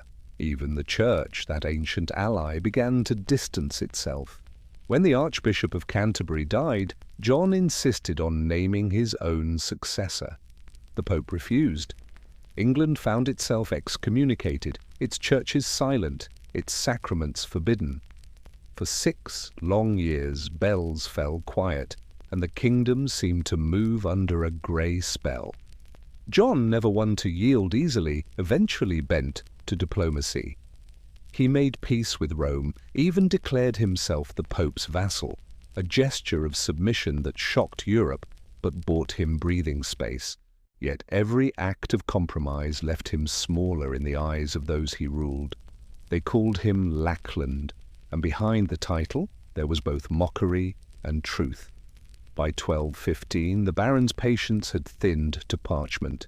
They gathered their grievances into words, a list, a petition, a quiet rebellion bound in ink. They demanded limits on taxes, on arbitrary imprisonment, on the king's ability to rule by impulse. John met them at Runnymede, a meadow by the Thames, green and wide and still.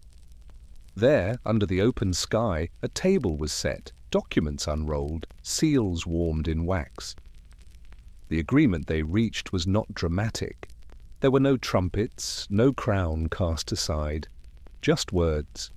Steady, careful words, written in Latin, each clause a compromise, each sentence a sigh of restraint. It was called Magna Carta, the Great Charter. To later generations it would become myth, the birth of liberty, the seed of Parliament, the dawn of rights. But in that moment it was simpler. A peace treaty between a desperate king and exhausted men. John sealed it grudgingly, his wax mark pressed down like a bruise. The barons dispersed, the river carried on, and for the first time in England's long story, a monarch's will had been measured against paper and found not absolute. The calm that followed was not true peace. John, furious, wrote letters, gathered troops, tried to undo what he had signed. Civil war flickered again, brief but bitter. Then came fever, a mundane human end for a man who had wanted control over everything. He died in 1216, some said, from spoiled food, others from despair. His body was buried at Worcester, his reign leaving behind a paradox, failure that produced foundation. For though he had lost lands, alienated allies, and strained the patience of heaven, his signature, unwilling, reluctant, angry, had drawn a line across English history, a boundary between ruler and ruled, between command and consent.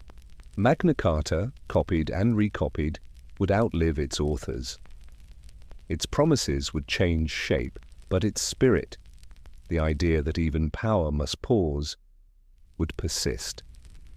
It was not freedom yet, but it was the whisper of it, a reminder that a king's will, however firm, could be written down, and once written, could not be entirely undone.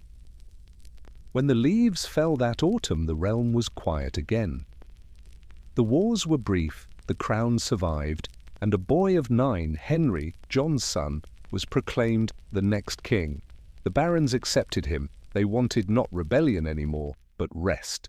The air above Runnymede still smelled of ink and damp grass, and the parchment, drying in candlelight, still bore the faint outline of a seal. An accident of history, a calm boundary line between chaos and continuity. England, for all its bruises, had learned something new. That strength could exist within limits. That law could stand beside kings, not beneath them. And that even in a world ruled by lions, there was room for leaves.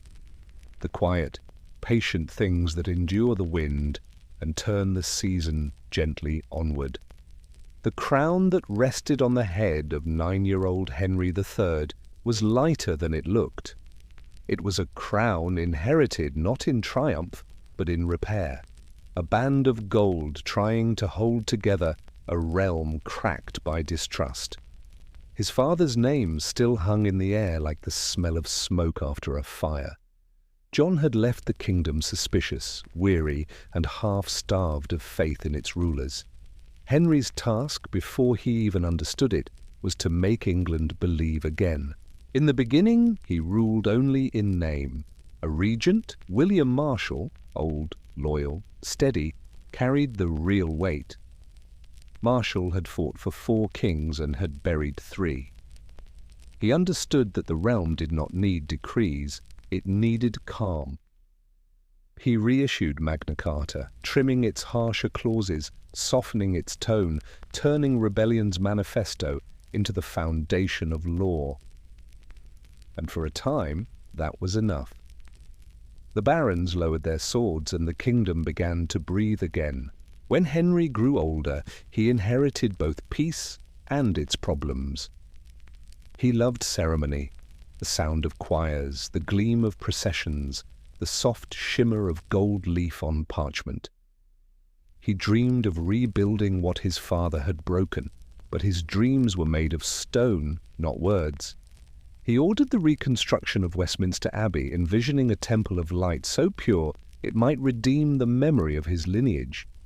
He had a sense of sanctity, of rule, as a sacred stewardship. But sanctity is costly. And as the taxes rose to fund his architecture, the patience that Marshal had won began to fray. Still, Henry was not only inconsistent. He trusted easily, forgave too often, and surrounded himself with favourites whose loyalty was more theatrical than real. His foreign relatives filled positions at court, his debts multiplied, and whispers began again in the corridors of Westminster that the crown was slipping, not by violence this time, but by indulgence. It was then that a man named Simon de Montfort emerged from the quiet ranks of Henry's nobles. He was a French-born earl, proud, capable, and convinced that the king needed guidance. What began as advice soon became opposition. Montfort gathered allies among the dissatisfied barons and clergy, those who wanted reform rather than rebellion. They spoke of councils, assemblies of nobles and clergy, to oversee taxation and law. It was not yet a parliament, but it was the breath before one. Tension grew like ivy around old stone. Henry, indecisive, tried to appease everyone and satisfied no one. Montfort, sharper in purpose, took control of the king's hesitation and made it a cause. In 1264, war broke again between crown and baron. The Battle of Lewes ended with Henry a prisoner in his own realm. Montfort ruled briefly, his government guided by principle and perhaps a little pride, but power has a way of narrowing ideals. A year later, the royalist forces rallied under Henry's son, Prince Edward, fierce, calculating, and very unlike his father. At Evesham, Montfort fell. His body was desecrated, his vision, however, endured. For among his innovations was something subtle but lasting. He had summoned not only nobles but also knights and burgesses, men of shires and towns, to advise the realm. It was an experiment in shared authority, and though it died with him, the idea did not. The kingdom, now accustomed to being asked, would never again forget the right to speak. Henry's later years were quieter. The old abbey rose under his patronage, Gothic arches stretching upward like prayers frozen in stone. He was buried there, not as a conqueror, but as a man who had tried, in his way, to make beauty stand where chaos once had. And over his tomb the candles burned steadily, as if England too had begun to remember how to keep faith with itself. When Edward came to the throne in 1272, he did not dream in gold and glass. He dreamed in maps and laws. Where Henry had sought sanctity, Edward sought structure. He was tall, deliberate, a ruler who understood that peace, like conquest, required design. He began his reign not by celebrating, but by setting his kingdom in order. He confirmed charters, streamlined justice, and summoned parliaments with a rhythm that would one day become familiar. Each session a measured breath, inhaling consent, exhaling authority. His was a government of precision. Clerks recorded every judgment, scribes copied every statute. The machinery of state began to hum, not loud, not dramatic, but steady, like the turning of a wheel that no one wanted to stop. And yet, for all his administrative genius, Edward was not a man of peace. His gaze turned first to the western hills, to Wales, that old, untamed land of poets and princes. For centuries, England had pressed at its borders but never quite contained it. Edward, patient and methodical, decided to end the question. He built castles like Punctuation, Conwy, Caernarfon, Harlech, great crescents of stone and sea, their towers mirrored in still waters. They were not just fortresses, they were statements. Each one declared that the border was no longer a line, but a circle drawn in iron. When Llewellyn ap Gruffudd, the last native prince of Wales, resisted, Edward advanced slowly but inexorably. By 1282, Llewellyn was dead, and Wales was folded into the realm, its language silenced in the courts, its bards singing now to English lords. At Caernarfon, a child was presented to the Welsh, Edward's infant son, born within the new walls, a symbol and a signal. He was declared Prince of Wales, the title thereafter bound to the heir of England. A gesture both political and poetic. The crown had learned to root itself in permanence. Yet conquest has consequences. Edward's victories abroad strained patience at home. Wars required silver. Silver required consent. To raise funds, he called his parliaments often, not merely to display authority, but to negotiate it. Barons, knights, bishops, burgesses, all gathered under the vaulted beams of Westminster, listening to clerks drone through accounts and petitions. It was dull work, but it was the heartbeat of a new order. Rule not by decree, but by conversation. It was here that the crown began to learn restraint. Edward, who could crush rebellion with iron, also understood that enduring rule came from measured compromise. Each charter renewed, each tax debated, tied the monarchy to its people by threads stronger than conquest. He was shaping not just a kingdom, but a habit, the habit of governance shared. His final campaigns turned north towards Scotland, another land of stone and stubborn memory. There, the pattern of conquest repeated but never quite held. The wars were long, the victories temporary, the resistance eternal. But that is a later story, a story of independence written under grey skies. By 1307, Edward was old, his body bent, but his will still taut. He died on campaign, sword by his side, still facing north as if unwilling to rest. The chroniclers wrote of him with awe and unease, a king who had ruled not by charm, but by discipline, who had carved the kingdom's edges in stone and set its heartbeat to the slow rhythm of assembly. Under Henry III and Edward VI, England had learned both softness and structure. One rebuilt faith through devotion, the other reinforced it with law and architecture. Together they wove the Plantagenet thread tighter, a kingdom less fragile, more deliberate, aware of its own endurance. In the cathedrals, candles flickered over marble effigies, kings and queens, hands clasped in eternal prayer. In the parliaments, words replaced swords, and beyond the walls, villages grew back into order, fields reseeded, the sound of hammers and bells returning to daily rhythm. It was not peace in the romantic sense, not stillness, but balance. A realm beginning to understand itself not as a prize of conquest, but as a living conversation between ruler and ruled, between stone and parchment, between memory and time. The Plantagenet age was finding its tone, neither the chant of devotion nor the cry of war, but something steadier. a hum beneath the centuries, as if the land itself were breathing again, slowly, carefully, through walls that would not fall.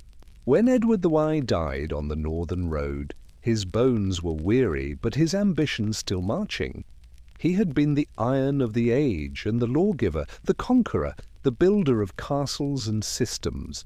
And so, when his son took the crown, the air itself seemed to hesitate. What does a kingdom built on discipline become when inherited by softness? Edward II was unlike his father in almost every way. Where the elder Edward had measured his words and marched in straight lines, the son preferred comfort to command, affection to calculation. He was tall and handsome, yes, but with a gaze that drifted. He loved music more than strategy and people more than politics, and the court, ever watchful for weakness, noticed. At his coronation in 1308 the crown glittered, but the whispers had already begun. He had married Isabella of France, a union meant to bind two kingdoms by silk, not steel. Yet even before the vows his heart seemed pledged elsewhere. Piers Gaveston, a Gascon knight of charm and mischief, stood too close, spoke too freely, laughed where others bowed. To Edward he was friendship incarnate, to the nobles he was an insult draped in velvet. Favour is a dangerous currency. Edward showered Gaveston with titles, lands and jewels, gifts that sparkled against the grey patience of the old barons. They remembered his father's iron order and saw in this new king's indulgence the undoing of all they had served to build. The discontent gathered like fog, quiet, inevitable, blinding. Gaveston was exiled, recalled, exiled again. It became a pattern, Edward's affection defying counsel after counsel, but affection, when turned public, invites cruelty.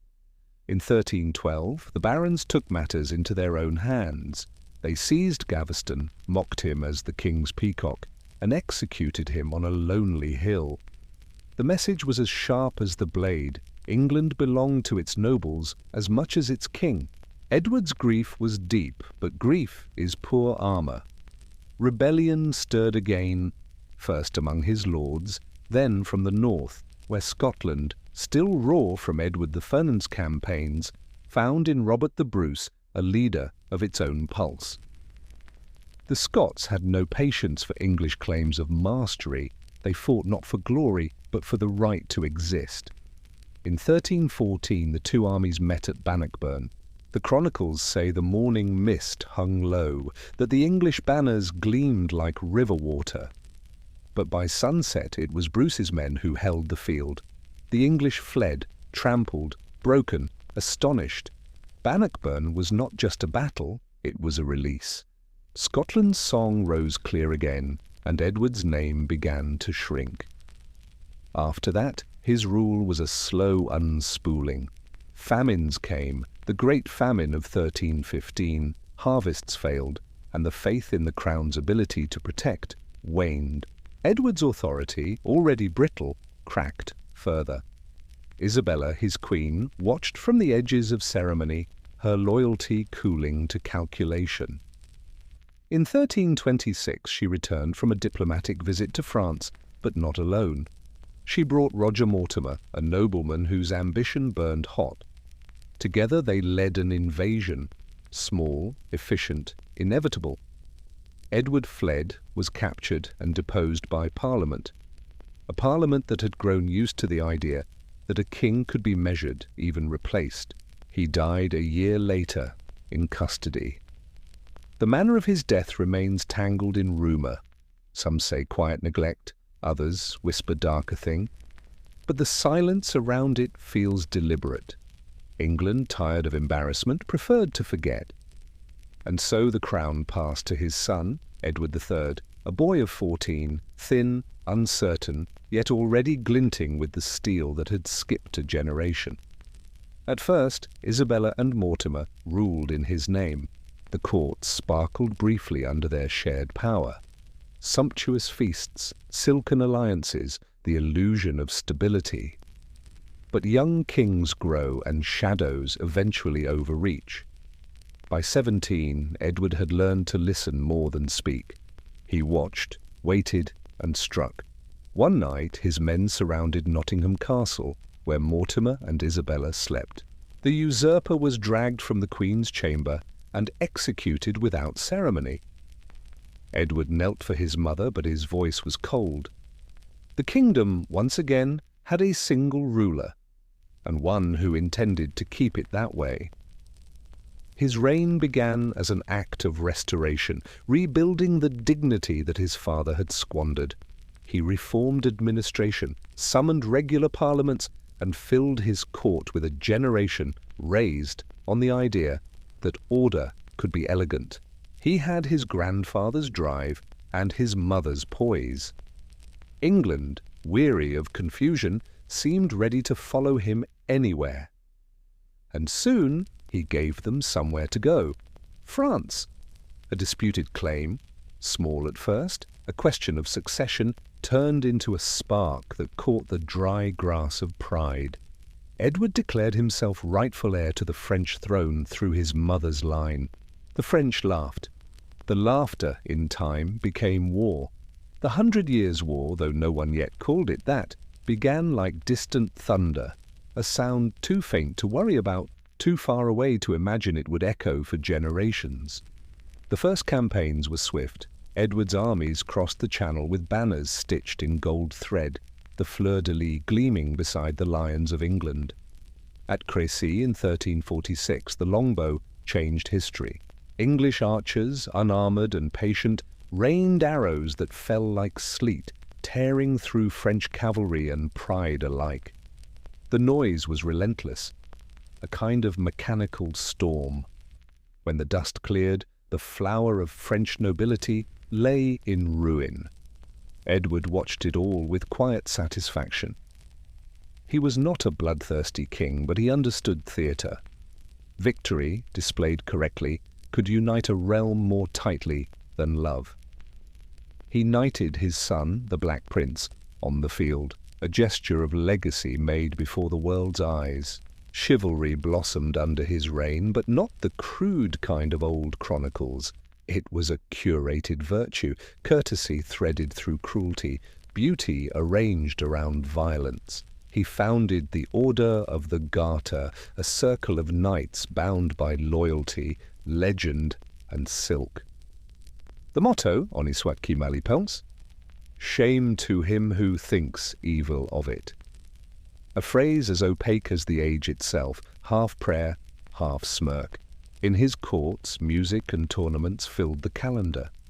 The age of the lance and the lute coexisted, each polishing the other. Yet beyond the embroidery of chivalry, the world was shifting. Trade grew, towns expanded, the clergy began to question their own wealth. Parliament, summoned more often now, spoke with a confidence that would have startled Henry III. The kingdom's rhythm was steady, but underneath it was evolving. Edward's campaigns stretched on, Calais taken and fortified, treaties signed and broken. The war became a habit, a backdrop to his reign. But habits, even glorious ones, grow heavy. The cost of victory was written not in glory, but in taxation and fatigue. The archers returned home to empty fields, the merchants complained of levies, and the nobles counted losses as carefully as gains. And then, without warning, the air itself changed. A ship from the south brought rats. The rats carried fleas. The fleas carried death. The Black Death arrived like a shadow without sound.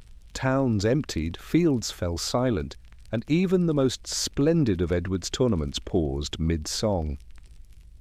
But that is another story, a darker chapter of its own time. For Edward, old now and still dignified, the war and the plague both became part of his crown's weight. He had redefined kingship, not just as divine right, but as spectacle and structure intertwined. He had built alliances, laws, and legends in equal measure. And in doing so, he made England see itself not as a province or island, but as a power with memory. long, proud, and threaded with the image of the longbow arcing toward eternity. When he died in 1377, his grandson Richard was only 10. The crown passed once more to youth, and the circle of kingship began again. Ambition fading into fragility, then growing back into ambition once more. The chronicles remember Edward III as Rex Perfectissimus, the most complete king. He was, in truth, a careful embroidery of contradictions, war and poetry, pride and patience, iron and grace. His reign was a long bow drawn across time, its tension still humming in the centuries that followed. The middle of the 14th century began with banners still fluttering from victory. England's armies had crossed the Channel and returned crowned in stories.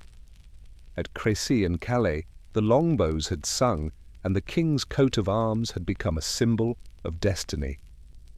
But even as those tales were being written in golden ink, something darker, quieter, and far more enduring was already on the move.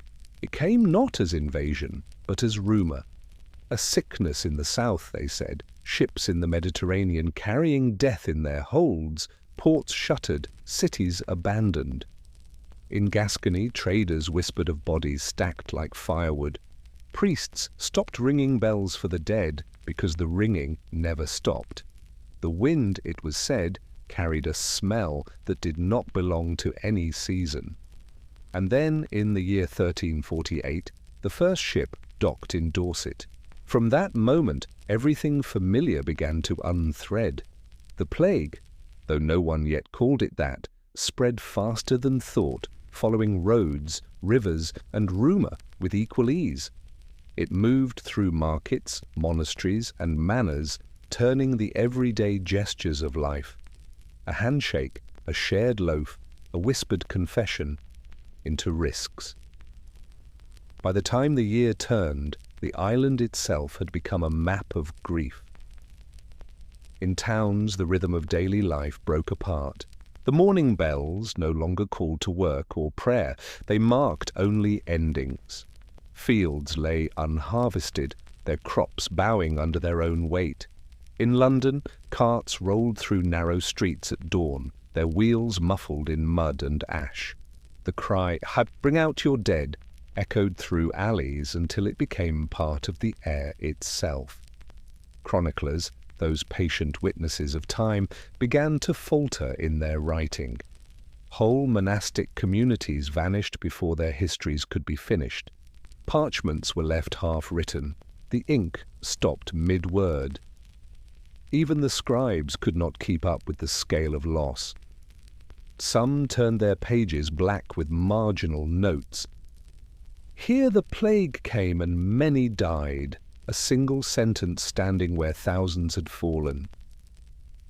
The numbers are uncertain, but the silence they left behind was unmistakable. Perhaps a third of the kingdom, perhaps more, gone within 2 years.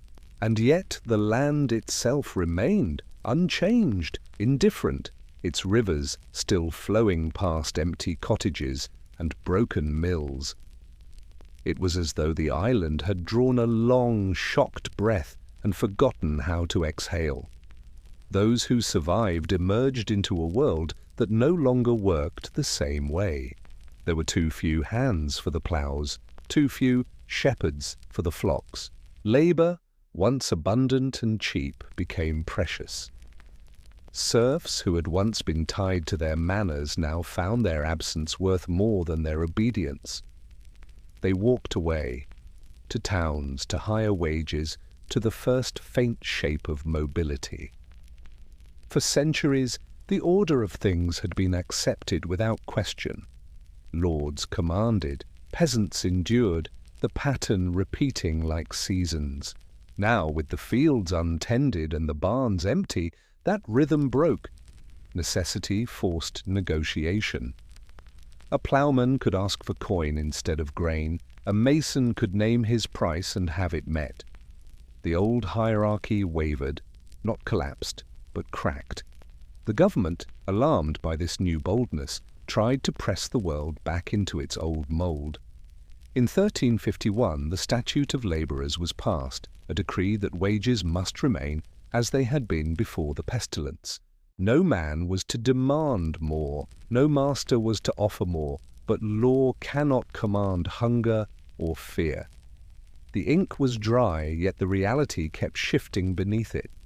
People had seen too much to forget what was possible. Even the church, once immovable, began to change.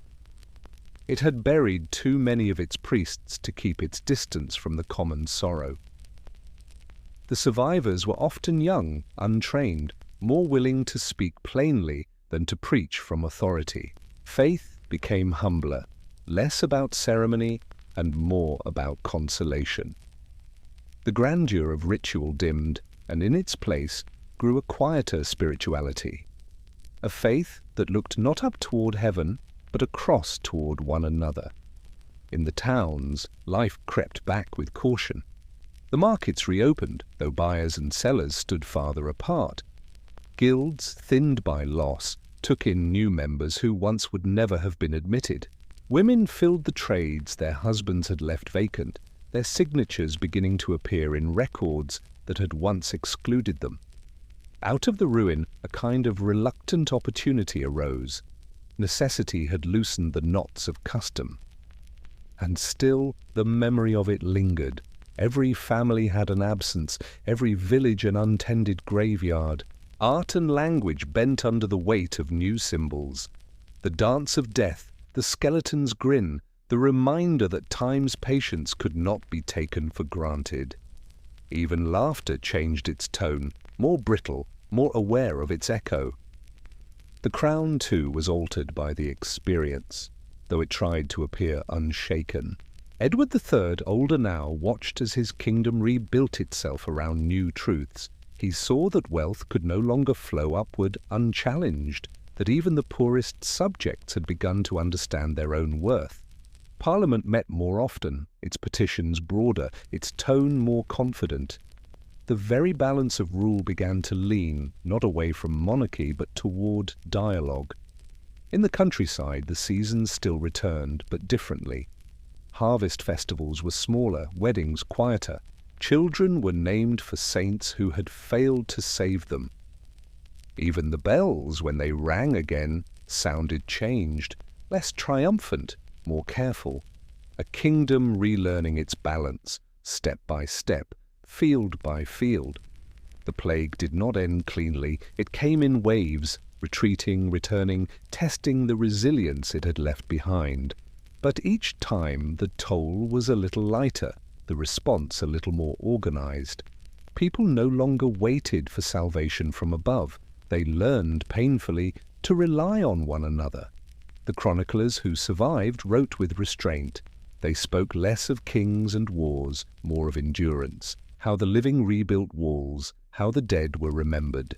They saw history not as a march of triumph, but as a rhythm of loss and recovery.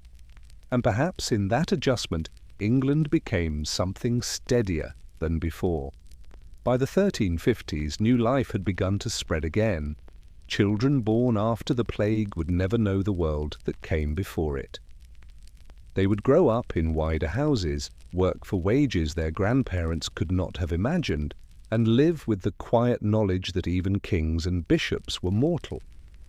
Out of the devastation came a subtle democracy of perspective, not in law, not yet, but in the shared understanding that survival itself was the great equalizer. When the sun rose over the re-sown fields, the light fell differently. The old order had not vanished, but it no longer felt eternal. Every furrow in the soil, every rebuilt cottage, was proof that the world could end and still continue. The island had learned the strange art of recovery, to carry death not as a burden, but as memory. The plague had taken so much, but in its quiet aftermath it left behind something unplanned. A people less afraid of change, a land made humbler, and a history that now whispered, not thundered. The longbowman's glory had faded, but in the empty fields and shorter lines at dawn, England found a different kind of strength. Not the might of conquest, but the slow, patient balance of endurance. When Edward III's long reign ended, the bells rang softly as if afraid to wake something. He had outlived sons, comrades, and even the vision of the world he once ruled. The crown, worn thin by age and memory, passed to his grandson, Richard II, a boy of 10, small in frame but large in inheritance. He was heir not just to victories, but to their ghosts. A kingdom reshaped by plague, war, and new ambition now waited to see whether this child could keep the balance his grandfather had built. At first, he did not rule, he was ruled for. Councils of nobles handled the weight of government. The people, exhausted from decades of battle and sickness, wanted calm, not charisma. Yet beneath that calm, the soil was restless. The Black Death had changed more than numbers. It had changed expectations. Labourers no longer bowed as easily. Townsmen spoke with a hint of confidence. There were murmurs that God made all men equal, that freedom might not be heresy after all. And so when the taxes came, a poll tax, imposed to fund foreign wars that no one believed in, the murmurs became voices. 3 times in 4 years the tax was raised, and 3 times the people endured it in silence. But in 1381 that silence broke. The revolt began not with lords or soldiers, but with names spoken in markets. John Ball, a priest with sermons that burned hotter than his vestments, and Wat Tyler, a craftsman with a calm kind of anger. They spoke of justice, not revenge, of wages fairer, of bondage ended. Their words travelled faster than the king's messengers, riding the roads north and south. When they reached London, they were no longer words, but a crowd. It was June, the city air heavy with heat and unease. The peasants marched into the capital like a tide that had forgotten its limits. They broke open prisons, tore down manorial records, burned the documents that tied them to fields and masters. The symbols of hierarchy went up in smoke, scrolls, coats of arms, even the heads of a few unlucky officials. It was chaos, but not mindless. They sought the king not to kill him, but to speak to him, face to face. Richard, only 14, met them at Mile End. The boy who had barely begun to rule found himself standing before tens of thousands. He spoke with poise beyond his years, promised pardons, promised freedom, promised the end of serfdom itself, and for a moment the crowd believed him.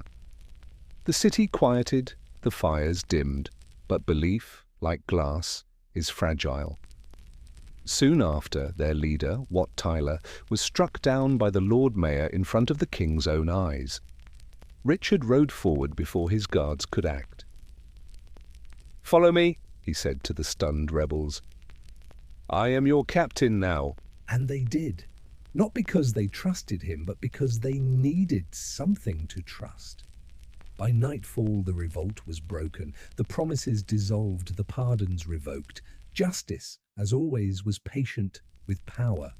The aftermath left no grand reforms, only the echo of what had been possible. But it left its mark on the century. The idea that the common people could rise, even briefly, would not be forgotten. It hung in the air, unspoken but unextinguished. For Richard, the revolt was both trauma and revelation. He had seen the power of performance, how words, if spoken with conviction, could calm the storm. He learned that kingship was not only law and sword, but theatre. And in that lesson, his reign began to take its peculiar shape. As he grew into adulthood, Richard II turned from the dust of politics toward art. He surrounded himself with poets, musicians, architects, people who could make beauty tangible. Under his rule, England's court glittered. Velvet draped over oak, windows filled with coloured glass, ceremonies choreographed to perfection. It was an age of surfaces, but behind them, unease grew again. Richard believed that the crown was not merely an office, but a sanctity. that kings were not chosen by men but by heaven, and that to question one was to offend the divine. He demanded deference where his forebears had negotiated it. He created symbols of majesty too heavy for his own frame. The courtiers bowed lower, the barons gritted their teeth. He wanted his monarchy to feel eternal, but it began to feel remote. The poets adored him. Chaucer, Gower, the chroniclers of refinement. They saw in Richard a reflection of their own aspirations, the dream of a civilized ruler in a coarse world. But the realm itself was not made of parchment and rhyme. It was made of farmers, merchants, and men of counsel who watched the expenses rise and the patience thin. Parliament, now an accustomed partner in governance, found itself dismissed and diminished. The king preferred personal rule, private councils, loyal favourites, decisions made in chambers filled with perfumed air.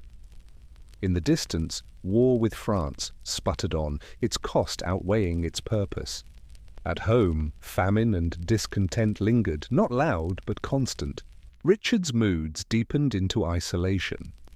He was sensitive to insult, intolerant of dissent, convinced that majesty required distance. When a group of nobles, the Lords Appellant, rose to challenge his authority, he saw in them not critics but traitors. The conflict ended in what chroniclers called the merciless Parliament, a grim session where revenge dressed itself as justice. Men were executed, lands confiscated, and England learned once again that eloquence could mask cruelty. Yet Richard's imagination remained his strength and his flaw. He saw kingship as art, something to be curated, perfected, kept immaculate, even as its foundation cracked. He rebuilt Westminster Hall, its hammer-beam roof still standing like ribs of faith above an uncertain age. He patronized painters who gilded saints' faces in gold leaf, even as the coffers emptied. He was crafting a world that shimmered, but shimmer is not the same as light. By the 1390s, the realm had grown tired of his performance. Taxes rose again, and whispers began to circulate that the king was unfit, that his hand was too soft for the sceptre he held. His cousin, Henry of Bolingbroke, watched quietly from exile. Henry was the son of John of Gaunt, the most powerful of Edward III's surviving sons. When Gaunt died, Richard seized his estates, a gesture of royal control that looked to the peers like theft. It was the final fracture. Henry returned from exile in 1399, claiming only his inheritance. But inheritance, once claimed with an army, tends to grow. The nobles, weary of Richard's hauteur, opened their gates to Henry as if in relief. The people did not resist. They had seen too much splendour and too little sense. Richard surrendered without battle. He was deposed in Parliament, the same institution his forebears had once created to balance the weight of kings. He was led away quietly, his fine robes traded for plain ones, his crown placed on another's head. He died soon after in Pontefract Castle, starved, they said, though no one was eager to know too much. His death was not dramatic. No sword, no flame, no crowd, just a candle going out behind a locked door. A soft sound, a small silence, and the age of Plantagenet elegance closing its eyes. But even in that silence, something of Richard's vision lingered. He had dreamed of monarchy as art, of kingship wrapped in beauty and performance. And though his rule failed, his influence lived on. In the architecture, in the language, in the idea that a king's image could shape how the kingdom felt. The century that followed would not be gentle. The commons, once restless, were learning their own weight. The nobility, once bound by honour, were learning ambition's price. The crown itself, now passed to Henry of Bolingbroke, Henry V, sat uneasy, as if aware that every generation would have to prove its right to wear it all over again. The candle had been snuffed, but the smoke still lingered. And through that haze, England looked toward the 15th century. Not peaceful, but awake. When Richard II's candle went out, the room did not go dark. It merely changed its colour.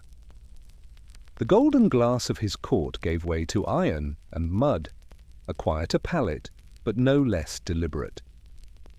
Henry of Bolingbroke took the throne as Henry IV, and with him came a different kind of kingship, practical, cautious, half-shadowed.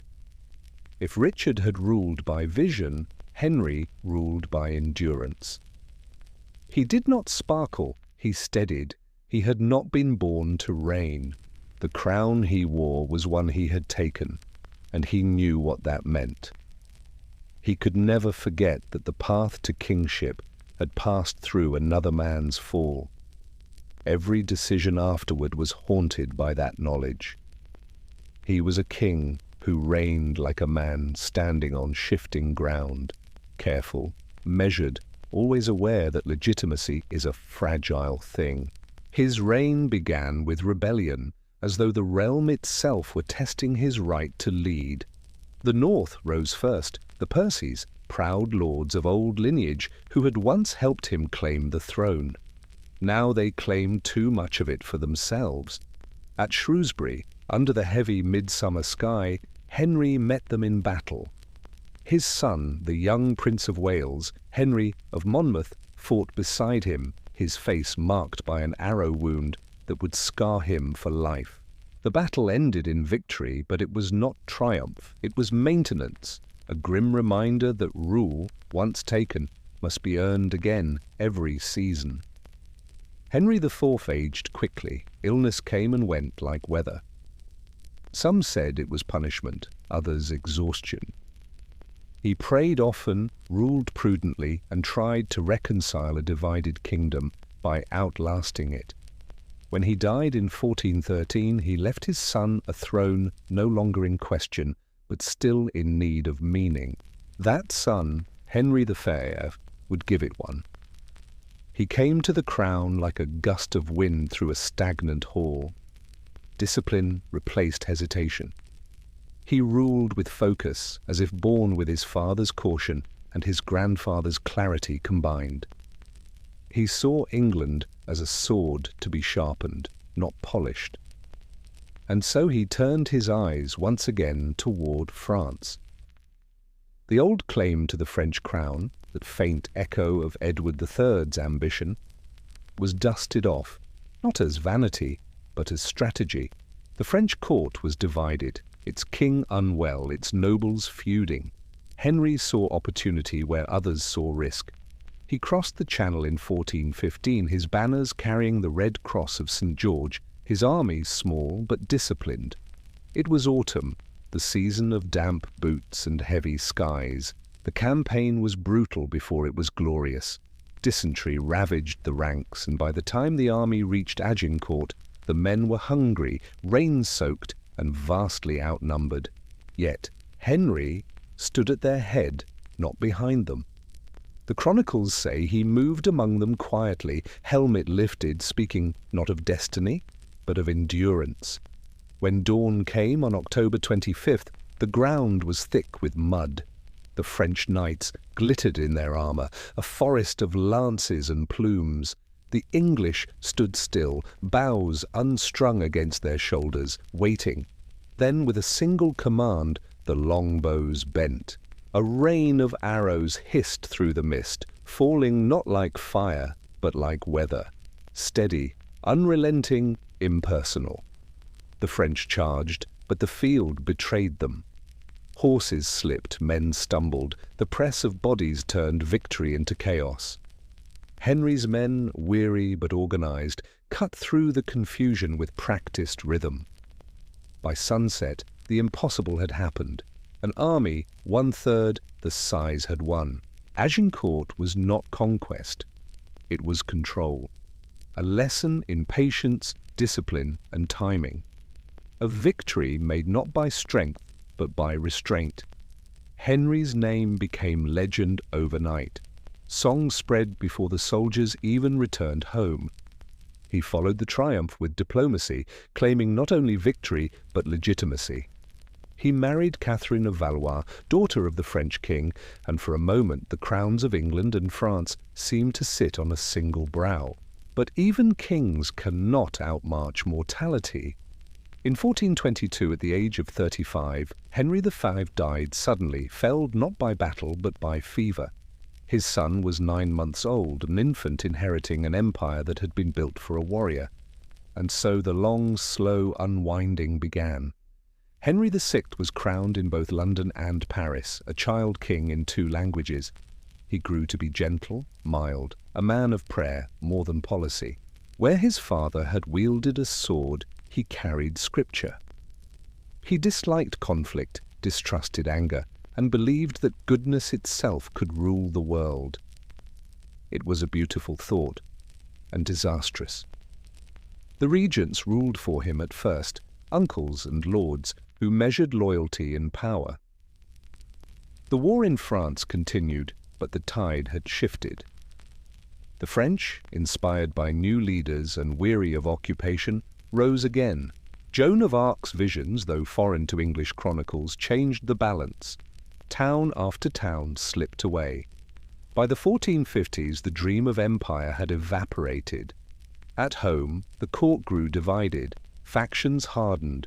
York against Lancaster, each claiming to defend the crown, each convinced of its own necessity. Henry, caught between them, prayed for peace that never came. He founded schools, built chapels, walked among scholars and clerics, but the world beyond the cloister was too loud for him. His kindness, once admired, became a liability. He listened when he should have commanded. He forgave when he should have judged. The Queen, Margaret of Anjou, was his opposite, pragmatic, fierce, unyielding.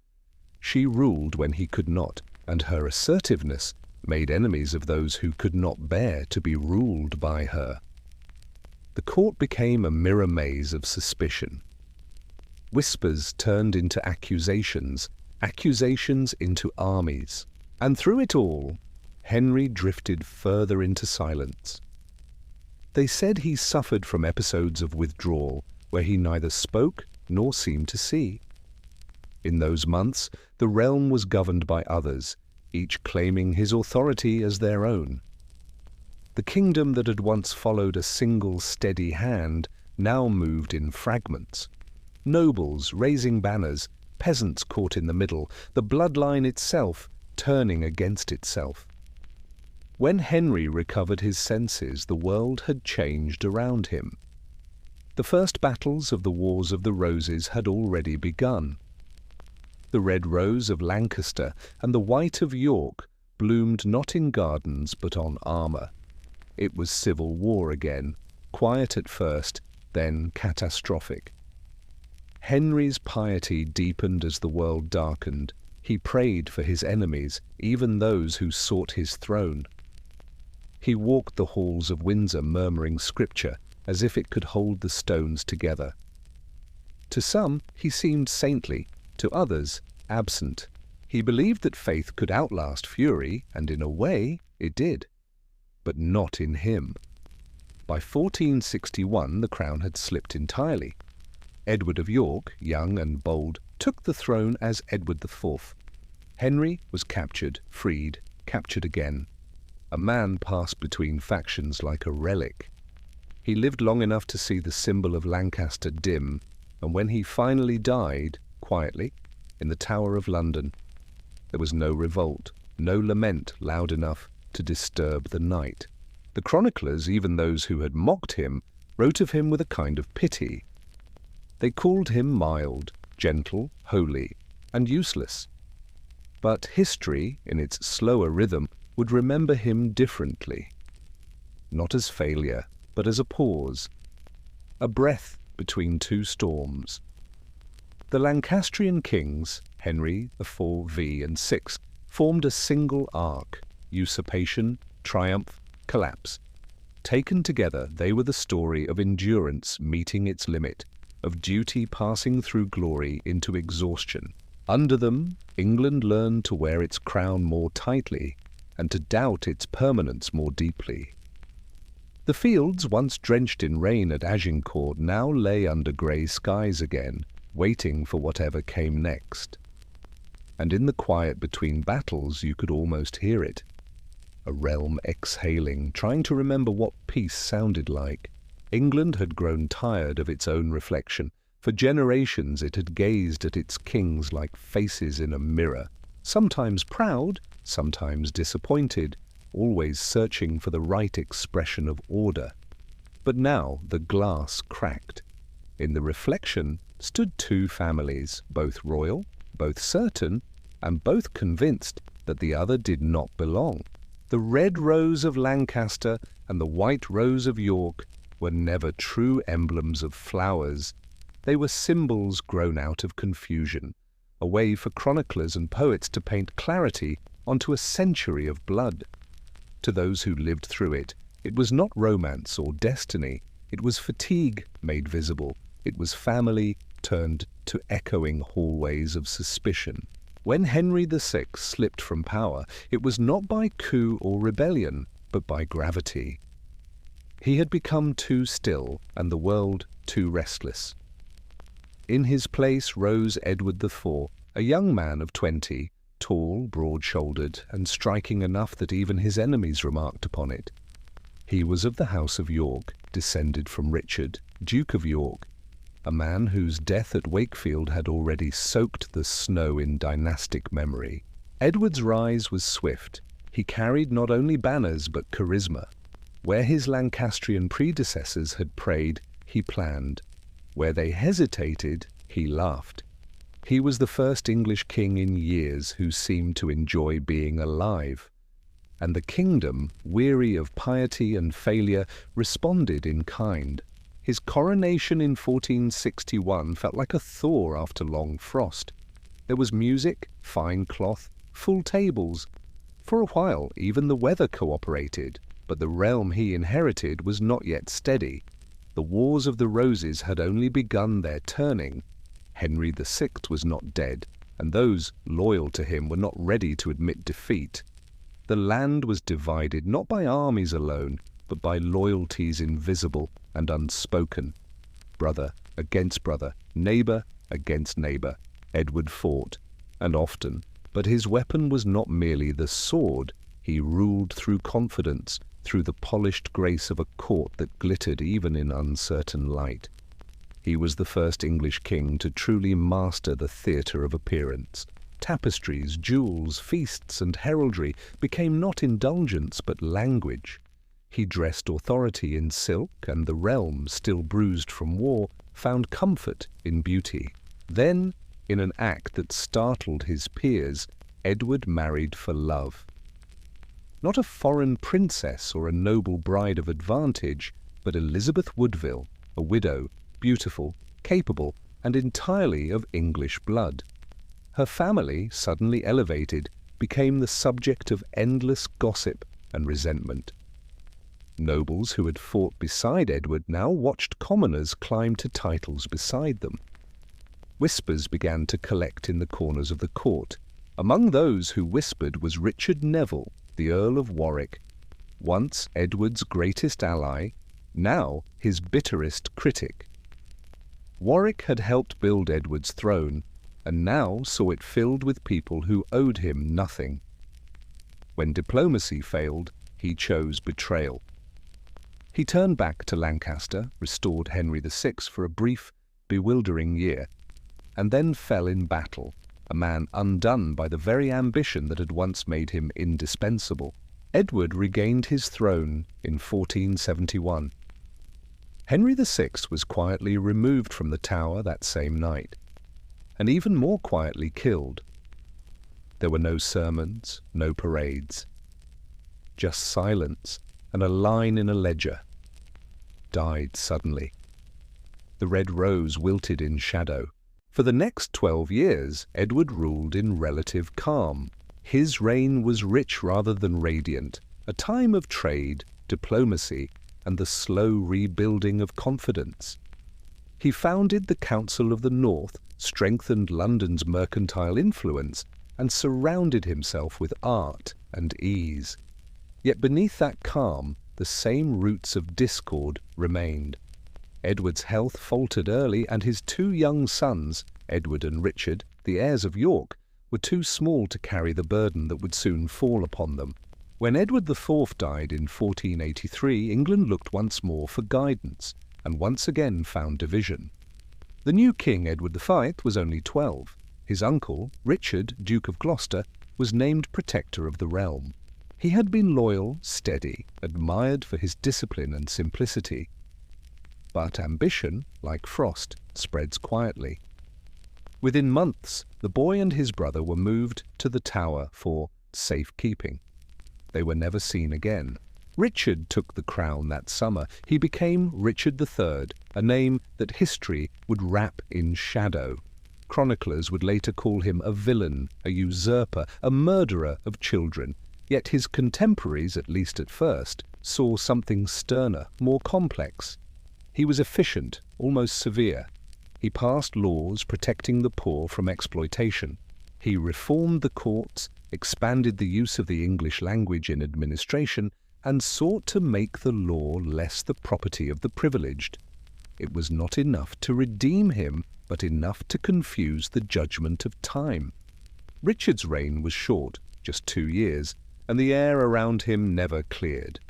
Rumours clung to him like damp. The princes in the Tower became ghosts that whispered at every council. The nobility divided again, some uneasy with his methods, others drawn by his clarity. But beneath the politics a single truth grew undeniable. England was exhausted. The roses had withered, and the soil beneath them was mud. Into that weariness stepped Henry Tudor, a man barely known, exiled in Brittany, descended distantly from the Lancastrian line through his mother.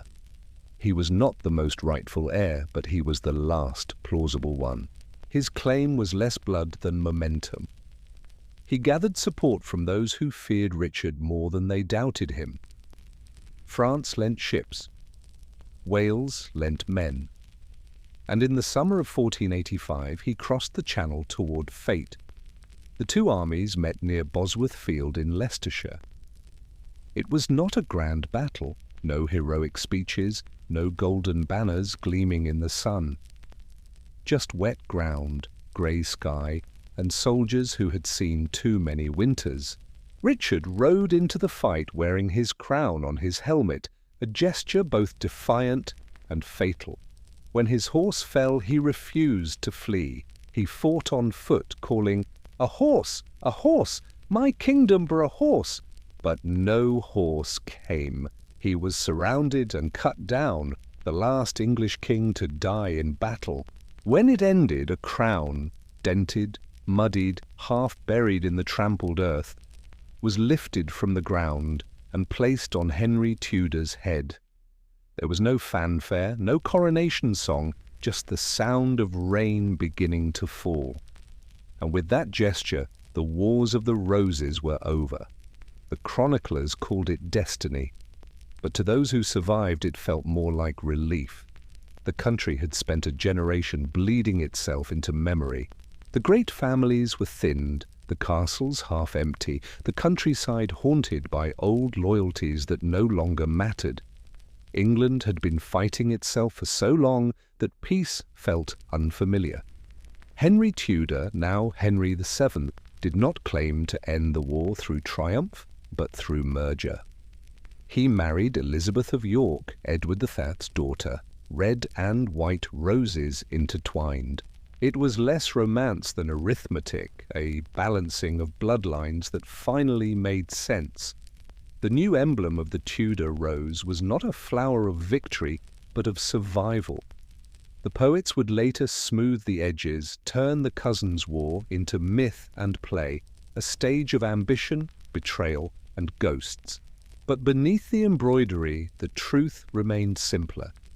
For 24 years, England had learned how fragile it was to call oneself rightful. The wars had not decided who should rule. They had decided that the question itself was poisonous.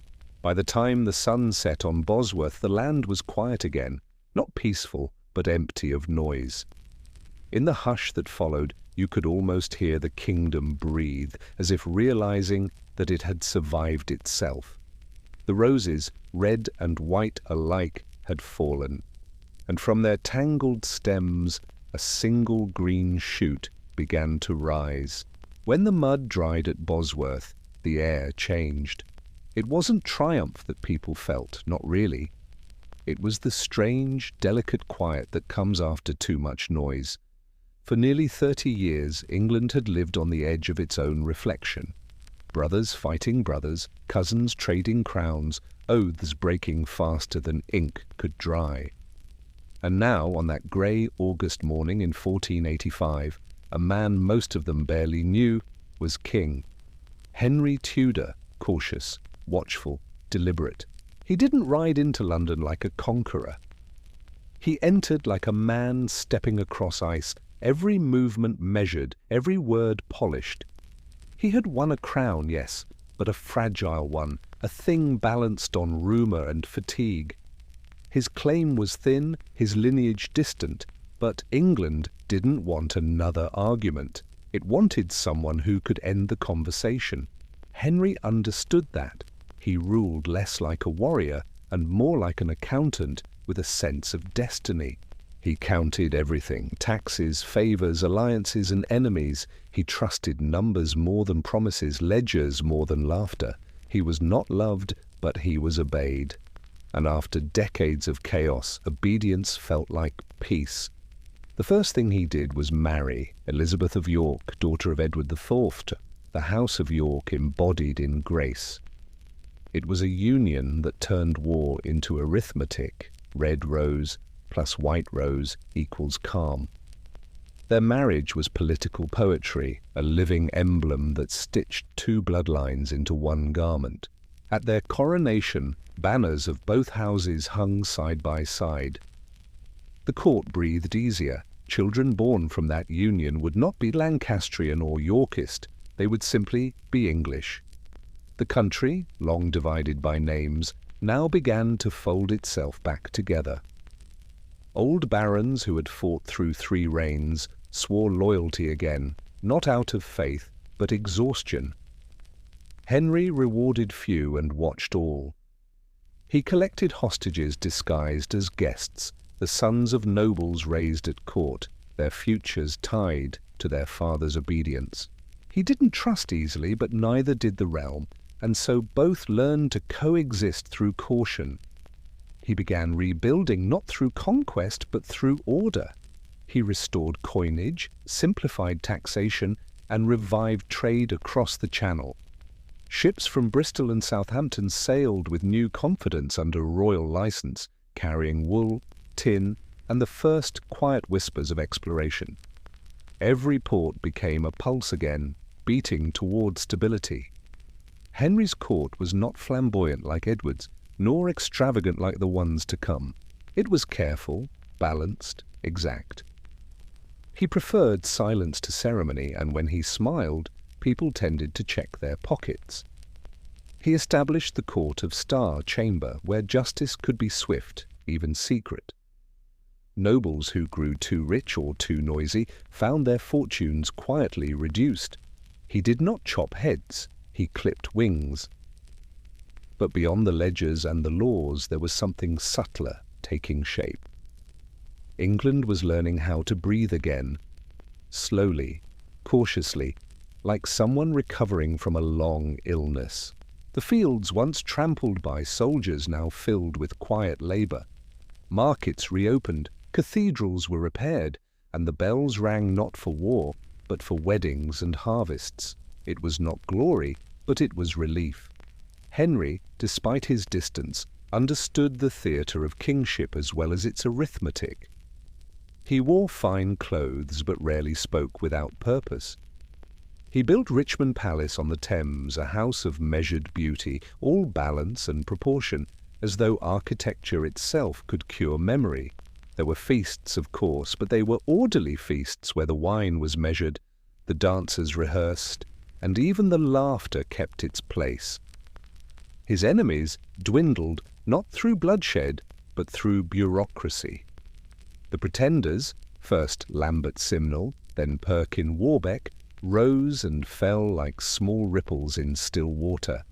Both claimed to be lost princes of York. Both found sympathy among those who missed the glamour of old dynasties. Henry responded not with fury, but with process. Simnel was captured and made to serve as a kitchen boy, a lesson in humility more effective than execution. Warbeck, more persistent, was eventually hanged, but even that was done without ceremony, as though the king were tidying a room. Henry's mind was a ledger, and his heart a lockbox. He calculated risk as a man counts coins. Even his alliances were investments. He married his eldest son, Arthur, to Catherine of Aragon, daughter of Spain's powerful monarchs, a union meant to anchor England within Europe's new balance of power. Arthur's early death, barely a year later, was a quiet catastrophe. The boy had been the promise of continuation, and now that promise was buried in Worcester Cathedral. Henry withdrew further after that. Those who served him said he grew suspicious, even of the air around him. He spent long hours walking in his gardens at Richmond, eyes on the gravel, calculating the weight of absence. But the machinery of order he built continued to hum. The treasury filled, the royal ships multiplied, and for the first time in living memory, the realm spent more years in peace than in preparation. His rule was not warm, but it was clean. The roads were safer. Coin was steadier. Merchants prospered. The nobles grumbled in quieter rooms. He taxed ruthlessly, but without cruelty, a kind of financial discipline that kept rebellion at bay. He was less a monarch of spectacle than a steward of function. He mended the kingdom as one might mend a roof, slowly, one tile at a time, until the rain stopped coming through. There was artistry in his restraint. After the firestorms of the 15th century, his coolness was almost elegant. Foreign ambassadors found him difficult to read. He spoke little, but when he did, his words were cleanly carved like the fine edges of the new coins bearing his face. He believed, as few before him had, that peace itself could be a form of power. In the final years of his reign, England began to feel smaller but surer. The court, though quiet, was touched by a new idea of modernity. Letters, accounts, correspondence flowing with precision. He introduced new customs offices, restructured the mint, and watched carefully as London's merchant houses grew rich. The nobility, once the measure of England, now shared its importance with those who dealt in trade and ink. When Elizabeth of York died in 1503, the realm mourned her more openly than it had ever mourned him.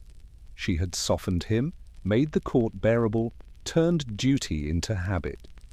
Without her, Henry's austerity deepened into shadow. He wore black more often, slept poorly, and trusted fewer faces.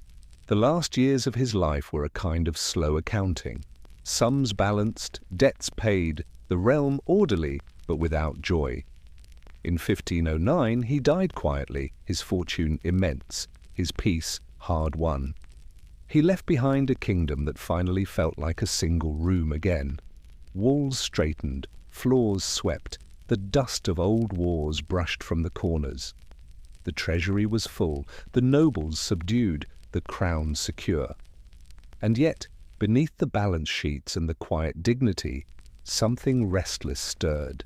His surviving son, Henry, young, charming, broad-shouldered and bright, had inherited not his father's caution, but his appetite for splendor. The boy who would become Henry VIII was already impatient, with restraint. But for now England exhaled. It had been bleeding for a century, and the bleeding had finally stopped. The roads were safe, the bells rang clear. The air, for the first time in generations, was not filled with smoke. Henry VII was not beloved, but he was necessary. He had turned chaos into habit, rebellion into record-keeping. He made monarchy less about bloodlines and more about balance. And though his reign might seem dry in the annals of grandeur, it was the silence that made all later noise possible. When he was buried at Westminster beside Elizabeth, the stone above him was plain, without flourish. But beneath it lay the man who had done what no king before him had managed, to turn a wounded realm into something steady enough to dream again. The Tudors had arrived, and for the first time in living memory, England slept in peace. When Henry VIII came to the throne, it felt as though colour had returned to England. Gone was his father's careful grey, his ledgers, his locked chest, his silence. The new king shone like a summer morning, young, broad-shouldered, laughing easily, his armour polished, his words warm. After decades of restraint, the court breathed deeply again. The walls of Westminster rang with music, feasts and sport. For the first time in living memory, England's king seemed alive. He was 18, handsome, educated, fluent in Latin and French, skilled in music and theology. He could joust at dawn and debate philosophy by dusk. Ambassadors wrote home describing him as the rose among thorns, a monarch of light and appetite. And, for a while, the light was real. He married Catherine of Aragon, his late brother Arthur's widow, a match that sealed his alliance with Spain and soothed his conscience with papal approval. Together, they seemed the image of renewal. Catherine was wise, dignified, and deeply pious. Their coronation in 1509 felt like a new chapter, a promise that the kingdom his father had rebuilt would now flourish, not merely endure. Henry loved pageantry as much as policy. He turned his court into a stage where majesty performed itself. There were tournaments, masques, and banquets, rooms draped in velvet and hung with paintings of saints and victories. The young king stood at the centre, a golden figure in a world that had learned to bow again. Yet behind the laughter and the hunts, he carried the weight of one unspoken expectation, a son. For Catherine bore him children, but one by one they died. Only one child survived, Mary, a bright and serious girl, but not the heir he needed. As years passed, the joy that once surrounded their marriage began to thin. Catherine prayed for grace, Henry prayed for deliverance, and between them grew a silence too heavy for any feast to fill. By the 1520s, that silence had become a question. Henry began to wonder if his marriage had angered God, if, by taking his brother's wife, he had cursed his own line. Scripture seemed to agree. The book of Leviticus warned that such unions were forbidden, but papal approval had once declared it valid. And so what began as private guilt became a matter of state. The king's great matter, as history would later call it, was both personal and cosmic. Henry sought annulment, arguing that his marriage was invalid in heaven's eyes. The Pope, trapped between politics and doctrine, hesitated. Catherine refused to yield. She appeared before the court, kneeling before her husband, declaring herself his lawful wife and loyal queen. Even Henry's courtiers, trained to mirror his will, were moved by her calm. But Henry was not moved. He wanted freedom, not only from his marriage, but from the authority that denied him his wish. And so the slow work of reformation began, not with a hammer on a church door, but with quiet pressure inside palaces and parliaments. Henry replaced advisers who hesitated with those who would act. Thomas Wolsey, first ambitious and brilliant, failed to win Rome's consent and fell from favour. Then came Thomas Cromwell, a man of paperwork and iron purpose. He saw what Henry only half understood, that the king's personal crisis could become a national transformation. Between them, they built something new, a church, not against God, but under the crown. Step by step, signature by signature, England's obedience to Rome was unstitched. The Act of Supremacy in 1534 made it law. The king was now supreme head of the Church of England. To question that was treason. To refuse acknowledgement was death. The monasteries came next, those vast ancient houses of prayer, custodians of charity, learning and music, were dissolved one by one. Their lands were seized, their silver melted, their libraries scattered to dust and fire. It was destruction disguised as reform, and reform disguised as necessity. Some abbots resisted and were hanged, others signed and survived. The bells that had rung for centuries fell silent in cloisters, turned to echo. And yet, out of that silence, a new rhythm began to emerge. The wealth from the monasteries poured into royal coffers, funding new palaces, ships, and schools. Henry built Hampton Court, a monument to magnificence and appetite. He expanded the navy, laid foundations for England's later strength at sea. The realm changed its posture, less humble, more confident, its gaze turned outward across the channel. But within his court, the storms were constant. For with each change of faith came a change of queen. His second wife, Anne Boleyn, was no passive consort. She was quick, witty, opinionated, the kind of woman who believed she could shape history, and for a while she did. She gave Henry hope of renewal, a spark of youth rekindled in middle age. But her power rested on the promise of a son, and that promise failed her. When she bore Elizabeth, bright and healthy but female, the king's patience began to erode. Cromwell, once her ally, sensed her downfall and hastened it. In 1536, Anne was executed at the Tower, accused of adultery, though everyone knew the true crime was disappointment. Henry married again within weeks. Jane Seymour, gentle and compliant, bore him his long-awaited son, Edward, and died soon after. The king wept sincerely this time. Her death was the first he did not arrange. He had her buried in the chapel he built for himself, and there he would one day join her. The years that followed became a rhythm of contradiction, reform and retrenchment, excess and repentance. He married Anne of Cleves for alliance, then rejected her for appearance. He married Catherine Howard for youth, then condemned her for betrayal. He married Catherine Parr for companionship, and she survived him, barely. Each queen marked a different phase of his rule, as though his private life were a mirror of his realm's transformations.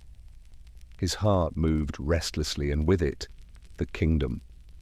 By the 1540s, Henry was no longer the golden prince of his youth.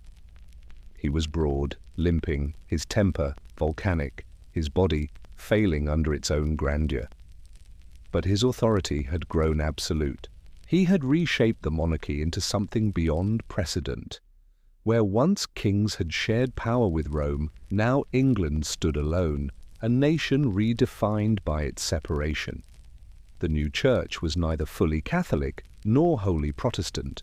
It was an uneasy compromise, an institution breathing in a different key. The old prayers were translated, the Latin Mass replaced with English words, and the Bible printed for all to read. Some rejoiced, others whispered in fear. Change, even when chosen, rarely feels like victory. Yet beneath the turmoil, Henry had accomplished something extraordinary. He had turned the personal into the political, the spiritual into the structural. He had shown that kingship could command both altar and throne, and in doing so, he set in motion centuries of argument, each echoing the same question: where does power truly live? In his final years, he softened only toward his children. He restored Mary and Elizabeth to the line of succession, ensuring that his legacy would not be one of exclusion. He spoke often of his son Edward, the frail boy who would inherit not peace, but the pressure to preserve it. And when he died in 1547, the kingdom he left behind was unrecognizable from the one he had inherited. The monasteries were gone, the old saints replaced by new psalms. The map of faith had been redrawn, and the crown, once fragile, had learned to stand on its own. England, once an obedient island, had become something stranger, a nation arguing with itself, yet stronger for the argument. His tomb at Windsor bears the image of a sleeping king. But Henry VIII never truly slept.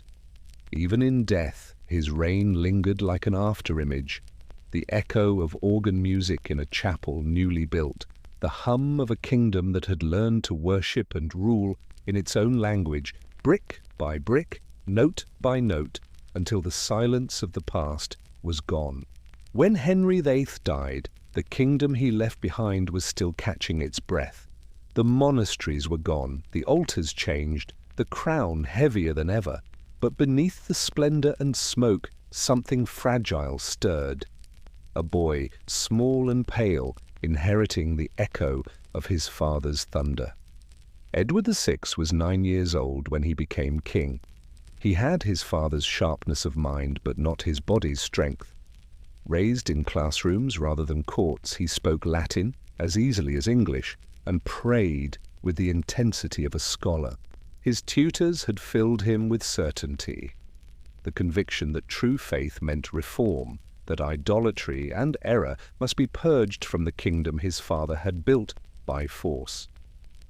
So the child king ruled through men who saw him as instrument and symbol, both Edward Seymour, Duke of Somerset, first among them. He called himself Protector, and in that title lay both care and control. The government under Somerset continued what Henry had begun, but more decisively, more ruthlessly. The Latin Mass was abolished. Images and relics were smashed or sold, priests married, and the English Bible spread like new air through old stone. The Reformation, which under Henry had been an argument, became under Edward a crusade. But zeal is not stability. The treasury emptied, enclosures, farmlands fenced by the wealthy, drove peasants into revolt.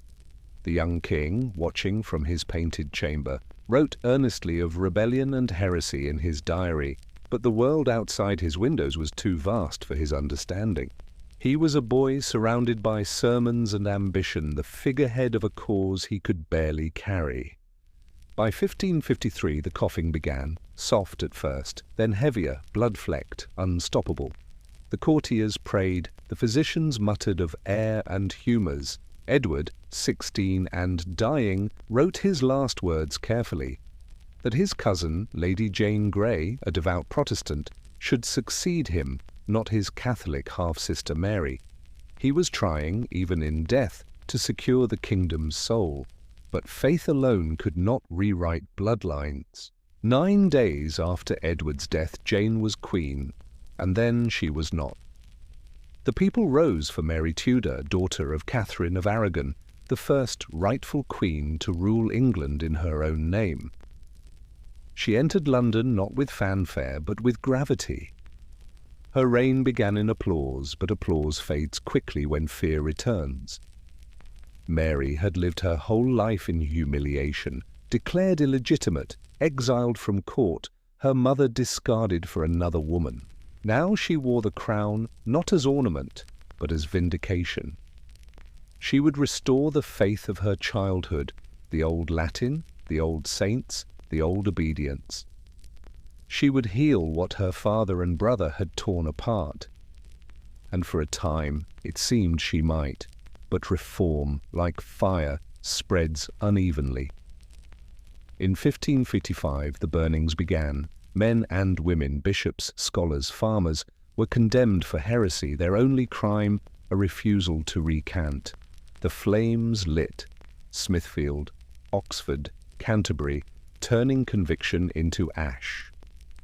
The chronicles call her Bloody Mary, but the truth is quieter and sadder. She believed she was saving souls even as she frightened her kingdom into silence. Her marriage to Philip of Spain, meant to strengthen her rule, only deepened her isolation. England distrusted foreign influence. The Queen's Spanish husband was seen as shadow, not support. When war with France came, she lost Calais. The last English possession on the She said it would be found engraved on her heart when she died, continent. And perhaps it was. In 1558, sick and childless, Mary passed from a world that had never forgiven her devotion. Her half-sister, Elizabeth, watched all this from the margins. She had lived cautiously through the reigns of her father, brother, and sister, always observing, rarely revealing. Now, at 25, she inherited a country bruised by conviction, poor in treasure, and wary of every crown.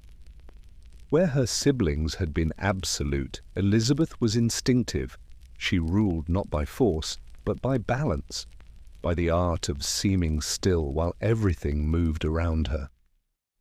She was quick to learn that power, when shown too brightly, casts long shadows.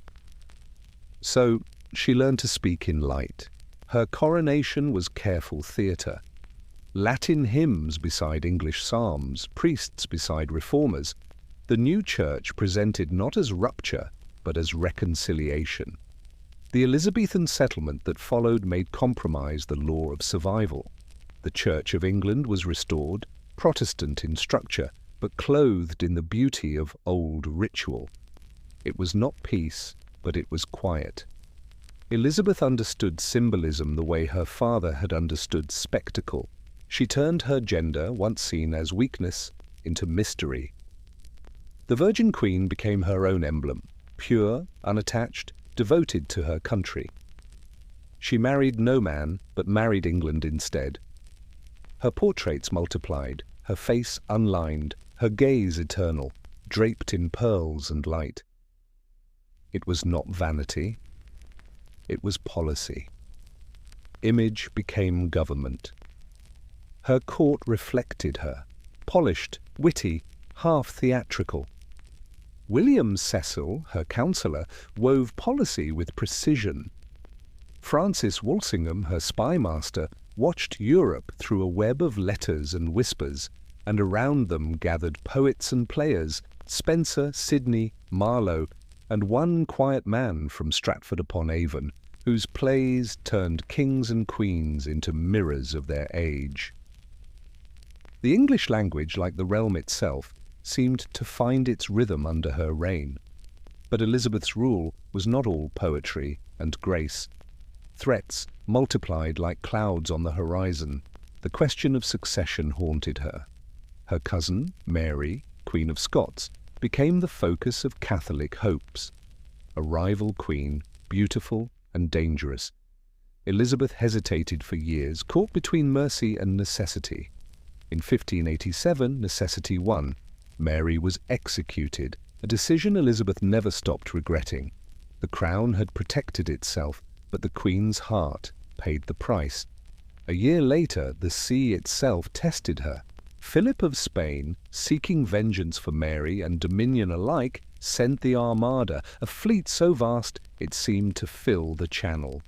England's defence was swift, improvised, its admirals confident but unprepared. Elizabeth rode to Tilbury to address her troops, armoured and resolute. "I know I have the body of a weak and feeble woman," she said, "but I have the heart and stomach of a king." The words, half legend, half lightning, carried through the generations. The Armada met not only English fire, but English weather. Storms scattered it, winds tore its sails, and what remained limped home through northern seas. England's survival was celebrated as divine proof. The island chosen, its queen ordained. Elizabeth never married after that, perhaps because she no longer needed to. Her reign had found its myth, and myths make fine armour. In her later years, the brightness dimmed, but never vanished. She grew wary, sometimes sharp, her courtiers aging with her. The poets wrote of fading suns and hollow crowns as if they sensed the curtain lowering. But the peace she had kept, uneasy, imperfect, remarkable, endured longer than anyone expected. When she died in 1603, the people wept as though something ancient had ended. And it had. The Tudor age, born in caution and tempered by fire, closed with grace. She left no heir, only a legacy, that a woman could rule without husband, that compromise could outlast fury, and that patience, even royal patience, could be stronger than war. The bells that tolled for her death did not sound like mourning, but like conclusion. England, once torn between faiths and families, had settled into something that resembled itself. The nation she left behind was not yet modern, but it was awake. It had learned the art of waiting, through tempests, through doubt, through the long rhythm of becoming, and so the Elizabethan age passed, not with thunder, but with the quiet dignity of a candle burning to its base. The light flickered, then steadied, then went out, leaving behind a warmth that still, somehow, has not faded. When Elizabeth I died, England did not erupt as it once might have. No factions marched, no rival banners rose. The age of succession by sword had passed, at least for now. Instead, the transition was quiet, like the turning of a page that had been long prepared. After 45 years of one monarch, the people were ready to be ruled again, but differently. Far to the north in Edinburgh, a man waited among books and drafts of treaties, a king already, and suddenly a king again. James VI of Scotland became James I of England, uniting two crowns upon a single head. It was a delicate balance, two nations, one monarch, a shared history, but separate tempers, like neighbouring houses joined by a single roof beam. The news travelled fast. Messengers galloped down from Scotland through border towns where languages blurred and loyalties wavered. By the time they reached London, bells had already begun to ring. There was relief, more than joy, a sense that the long question of Elizabeth's heir had finally been answered. And with that answer came a new question. Could one man hold two kingdoms that had so often mistrusted each other? James arrived in England in spring, his progress southward slow and ceremonial. Villages lined the roads, their gates adorned with flowers, their mayors kneeling in fresh straw. The Scottish courtiers who accompanied him marvelled at the English wealth, orchards, stone bridges, and the strange, deferential quiet of the southern people. To them, it was like entering a vast, well-tended garden. To the English, it was like seeing an unfamiliar gardener walk among their roses. He was an unlikely king for such a moment. Not handsome like his cousin Elizabeth, not graceful in bearing, but articulate, learned, and endlessly talkative. He quoted scripture as easily as he joked. He was awkward in body and sharp in thought, more scholar than warrior, more mind than myth. He loved argument, writing, and hunting in equal measure. And above all, he loved the sound of his own reasoning. James saw himself as a peacemaker. After decades of religious fracture, he wanted harmony, not uniformity, but coexistence. He called his vision the Blessed Union, a dream where England and Scotland might live not as rivals, but as two rooms in one house. He styled himself King of Great Britain, though the law did not yet recognize such a title. Parliament, cautious as ever, resisted the fusion. The crowns were united, but the governments remained separate, their jealousies politely dressed as procedure. Still, James believed words could stitch what politics could not. He wrote treatises on monarchy, sermons disguised as essays, and speeches that meandered like long walks through his own convictions. He believed kingship was divine, not by arrogance, but by architecture. To him, a king was not a tyrant, but a craftsman, appointed by God to maintain order as a mason maintains walls. He called it the theory of divine right, and he lived by it with calm certainty. He did not shout it, he explained it, as if reason itself could turn belief into law. At first England listened. After Elizabeth's fierce independence, his gentler tone was disarming. He ended wars abroad, brokered treaties, and tried to ease the sectarian wounds still raw from Reformation and retaliation. But peace is not the same as popularity. The nobility found him too foreign, too talkative, too generous with Scottish favourites. The Puritans, who hoped for further reform, found him too tolerant, and the Catholics, who prayed for leniency, soon learned that the king's patience had limits. In 1605, those limits exploded, literally. A group of conspirators, led by Guy Fawkes, plotted to blow up Parliament during its opening session, hoping to kill the king and much of his government in a single thunderclap. The plan failed by inches, a servant's discovery, a midnight search, and barrels of gunpowder dragged from beneath the floorboards. The nation shuddered. For years afterward, bonfires would burn each November, a ritual of relief and warning both. The king had survived, and paranoia had found its calendar. Yet James refused to become cruel. He was firm, yes, but preferred persuasion to punishment. His greatest act of persuasion was not political at all. It was linguistic.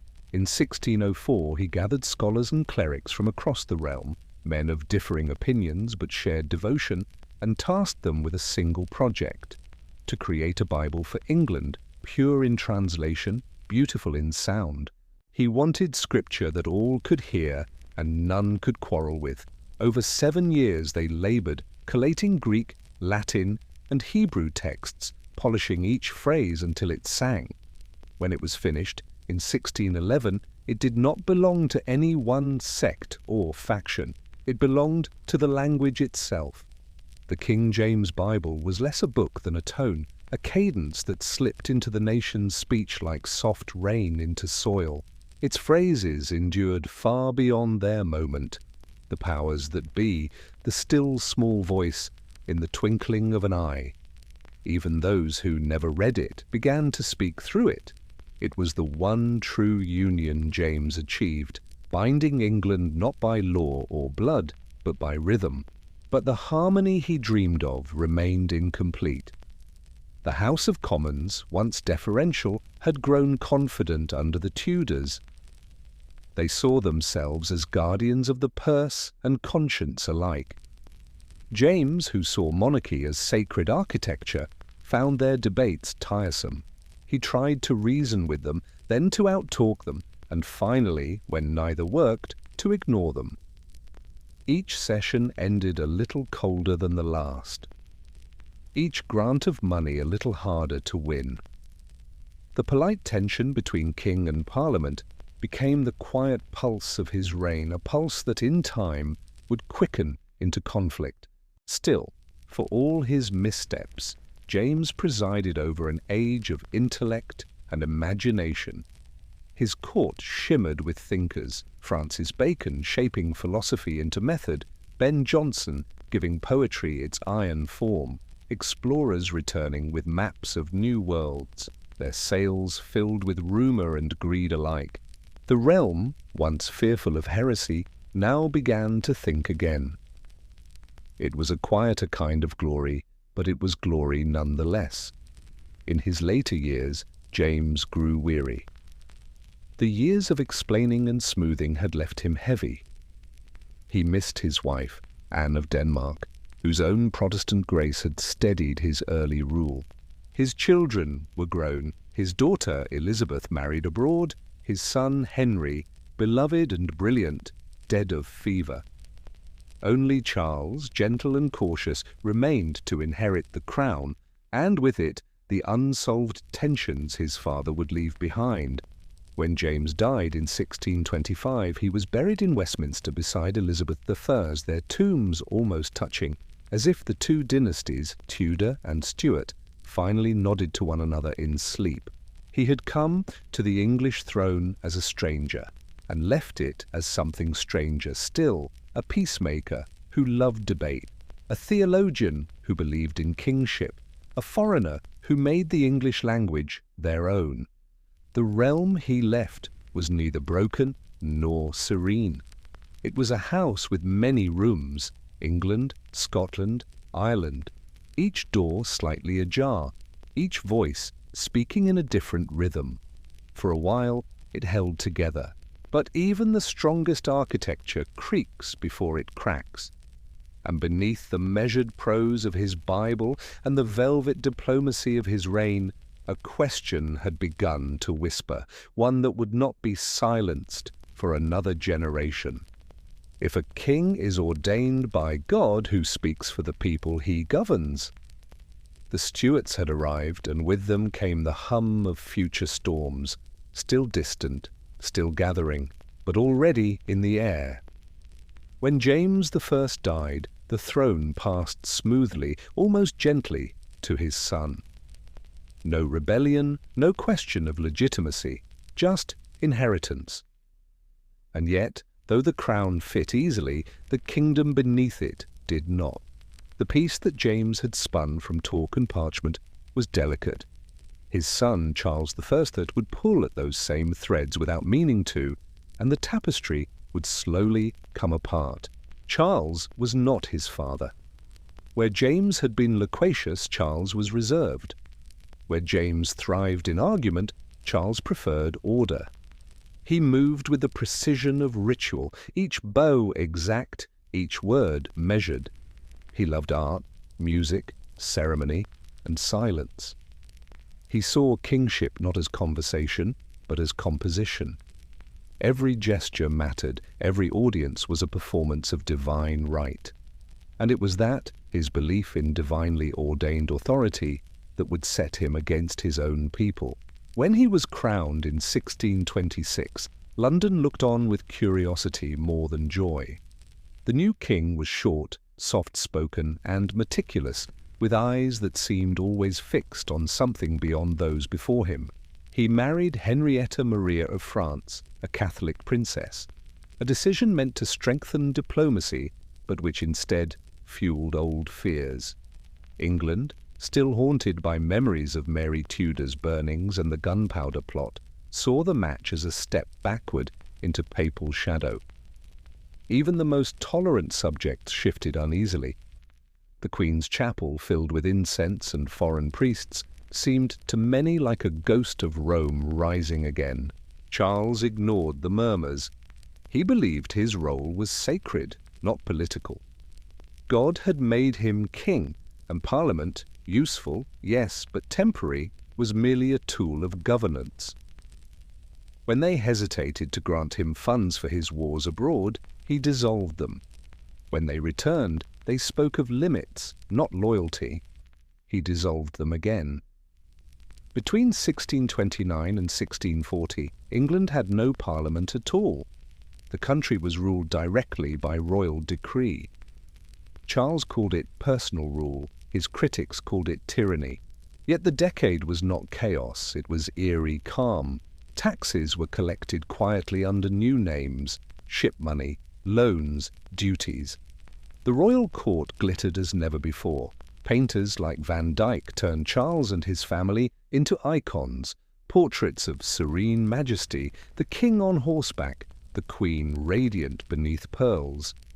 The images were beautiful and dangerous, for they showed a monarch more perfect than human, and England, beneath its silence, was growing restless. Religion, as ever, became the kindling.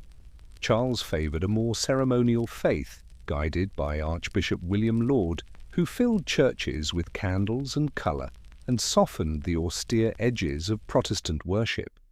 To him it was reverence, to others it was treachery. Puritans saw in these gestures the creeping hand of Catholicism. Sermons darkened, pamphlets multiplied. From pulpit to tavern, the question spread. Was the king preserving faith or corrupting it? The storm broke, not in England, but in Scotland. Charles, seeking unity of worship across his kingdoms, introduced a new prayer book, English in form, alien in tone. The Scots refused. Riots began in Edinburgh, chairs thrown in cathedrals, sermons shouted down. It became known as the Bishops' Wars, and Charles, lacking funds, was forced to summon Parliament again after 11 years. When they gathered, they did not forget their long dismissal. They arrived not as servants but as accusers. The Long Parliament, as it came to be known, moved swiftly and without deference. They impeached ministers, abolished special taxes, and demanded limits on royal power. Charles watched in disbelief as authority slipped from his hands like sand. He tried compromise, but compromise was not his art. His gestures were too careful, his timing too late. In 1642 the argument became war, not instantly, not cleanly, but like a room filling slowly with smoke until breathing itself became conflict. Brothers divided, towns took sides, the king's standard was raised at Nottingham, and England's long peace was gone. The Civil War unfolded in waves. The Royalists, cavaliers, proud and gallant, fought for king, order and tradition. The Parliamentarians, Roundheads, severe and deliberate, fought for law, conscience, and a vision of shared governance. In between lay those who wanted only quiet and found none. The early battles were uncertain. Charles, a capable leader despite his inexperience, rallied his forces with dignity and courage. His army fought well at Edgehill, and for a time it seemed the old order might hold. But Parliament adapted. Under the stern organization of Oliver Cromwell, a new force took shape, the new model army, disciplined, devout, and unrelenting. They fought not for pay, but for purpose. Their hymns were as loud as their cannons. By 1645 the tide turned. At Naseby the king's cavalry broke, his letters captured, his strategy undone. The documents revealed not only his correspondence with foreign allies, but his willingness to bargain with Irish Catholics, a revelation that sealed his reputation as untrustworthy. The illusion of divine right could not withstand paper proof of double dealing. He fled, was captured, escaped, and captured again. Each negotiation for peace failed, each attempt at trust corroded by pride. He believed too deeply in kingship to imagine himself as equal to his subjects. Even as his armies crumbled, he spoke not as a man pleading for survival, but as a ruler reminding his captors of their place. By 1648, the war's second phase ended in exhaustion. Cromwell's army, triumphant, now held not only the sword, but the conscience of the nation. Parliament fractured, some calling for settlement, others for punishment. In December, soldiers marched into Westminster and purged the moderates by force. Those who remained, the Rump Parliament, put the king on trial for treason. It was unprecedented and, to many, unthinkable. Charles stood before them in January 1649, composed, almost serene. He refused to plead, insisting no court on earth had authority over its monarch. To the very end, he spoke of duty, order, and divine appointment. Even his enemies admitted his courage. But courage was no longer enough. He was found guilty and sentenced to death. On the morning of January the 30th, snow fell lightly over London. The scaffold was built outside the banqueting house, the very palace where he had once held masques and feasts.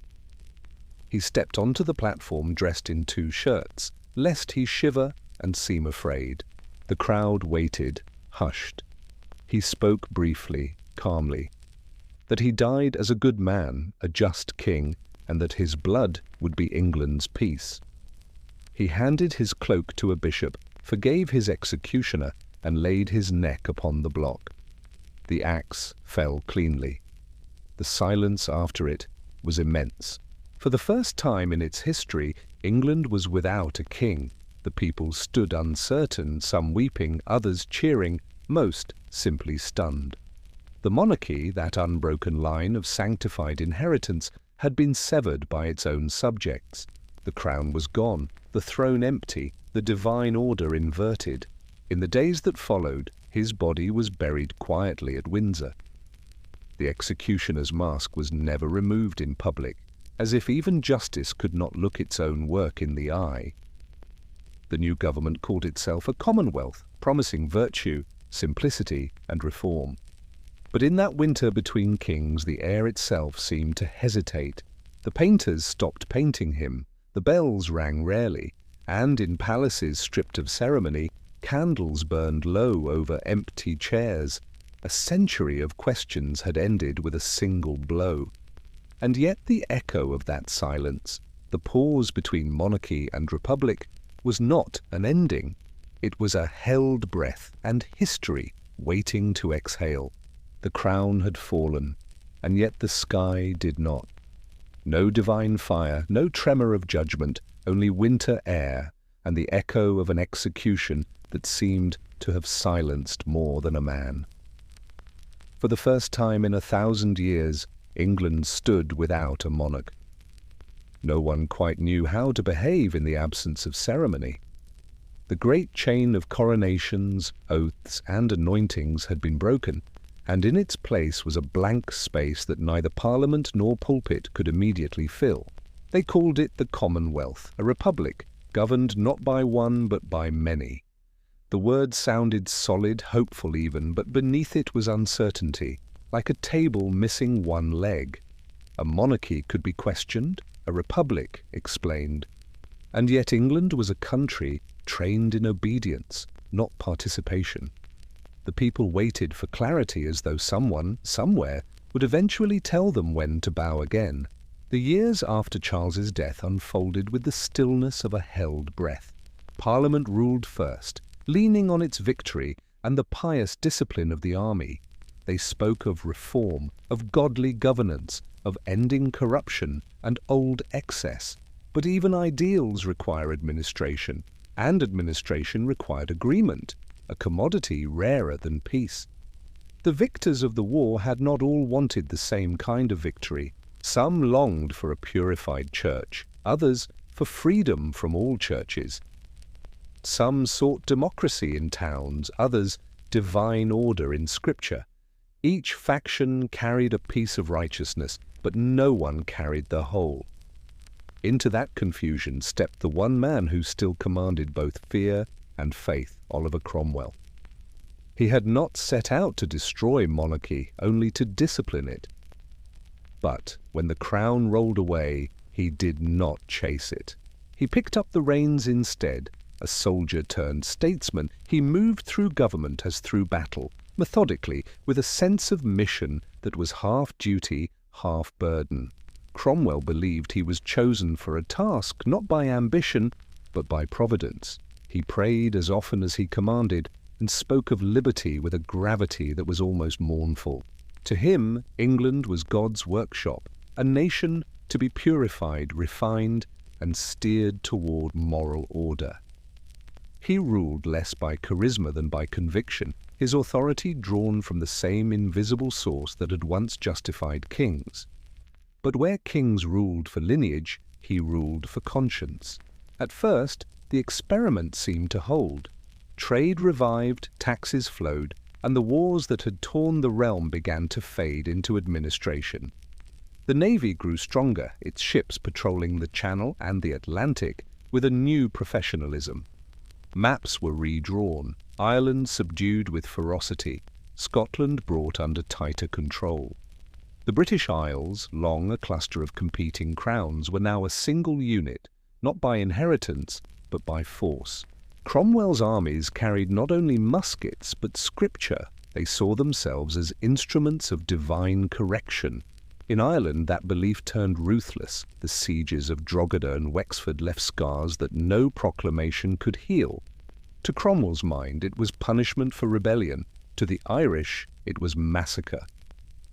The soil itself seemed to darken under the weight of judgment. The map of power widened, but the map of compassion shrank. In London, the Republic took on a strange rhythm, half military, half spiritual. Parliament debated endlessly, dividing and reforming itself until it became unrecognizable. Petitions flooded in for fair wages, for free worship, for the right to speak without fear. Cromwell listened, then sighed, and often dissolved the assembly altogether. He believed in liberty, but he feared license. Freedom, to him, was not chaos. It was discipline, rightly chosen. And when the people failed to choose it, he chose for them. In 1653, exhausted by quarrels and inefficiency, Cromwell accepted a new title, Lord Protector, of the Commonwealth of England, Scotland and Ireland. It was a curious phrase, half king, half servant. He refused a crown, but wore power like one.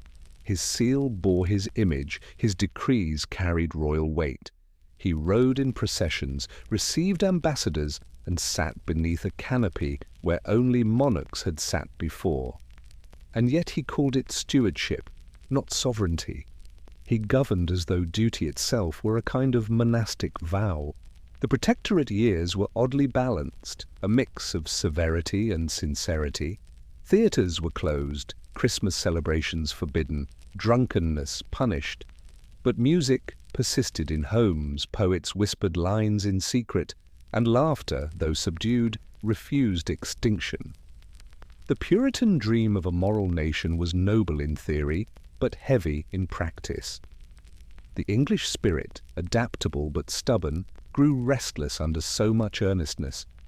Even godliness, it seemed, could become exhausting. Yet Cromwell's government was not merely repression. He stabilized the currency, encouraged trade with the East and West Indies, and invited Jewish families back to England after centuries of exile. His foreign policy was pragmatic, his domestic vision deeply moral. He wanted England to stand not as empire, but as example, a republic of conscience in a world of thrones. But examples rarely inspire those still learning how to live. The people obeyed, but they did not quite follow. By the late 1650s, the Protector was aging. Illness crept into his speech and hands. His authority, once absolute, began to soften. Even his own army debated succession. He had refused the title of king, yet ruled as one without the legitimacy of blood. When he died in 1658, the nation mourned sincerely but uncertainly. The man who had ended monarchy had, by accident or inevitability, become something like a monarch himself. His son, Richard Cromwell, inherited the title of Lord Protector, but not the aura. He lacked the soldiers' loyalty and the Puritans' faith. In less than a year, he was quietly removed, his name fading into polite obscurity. The Commonwealth, leaderless again, began to tremble under its own contradictions. Parliament argued, the army intervened, and the people, weary of experiments, longed for something familiar. It was not love of monarchy that called it back, but the fatigue of improvisation. A republic without confidence is like a candle without wax, its flame bright for a moment, then gone. And so, through back rooms and cautious letters, the exiled Charles Stuart, son of the executed king, was invited home. In 1660 he landed on English soil amid cheers and church bells. The ships in the Thames dressed their masts in flags. London's windows glowed with candles. The monarchy, thought dead, rose again as if waking from a dream. Charles II would soon take the throne, smiling, urbane, unscarred by the blood that had preceded him. The Republic had lasted 11 years, an interlude between crowns, a pause between breaths. It had reshaped the map, reformed the army, and tested the limits of faith in governance without sanctity.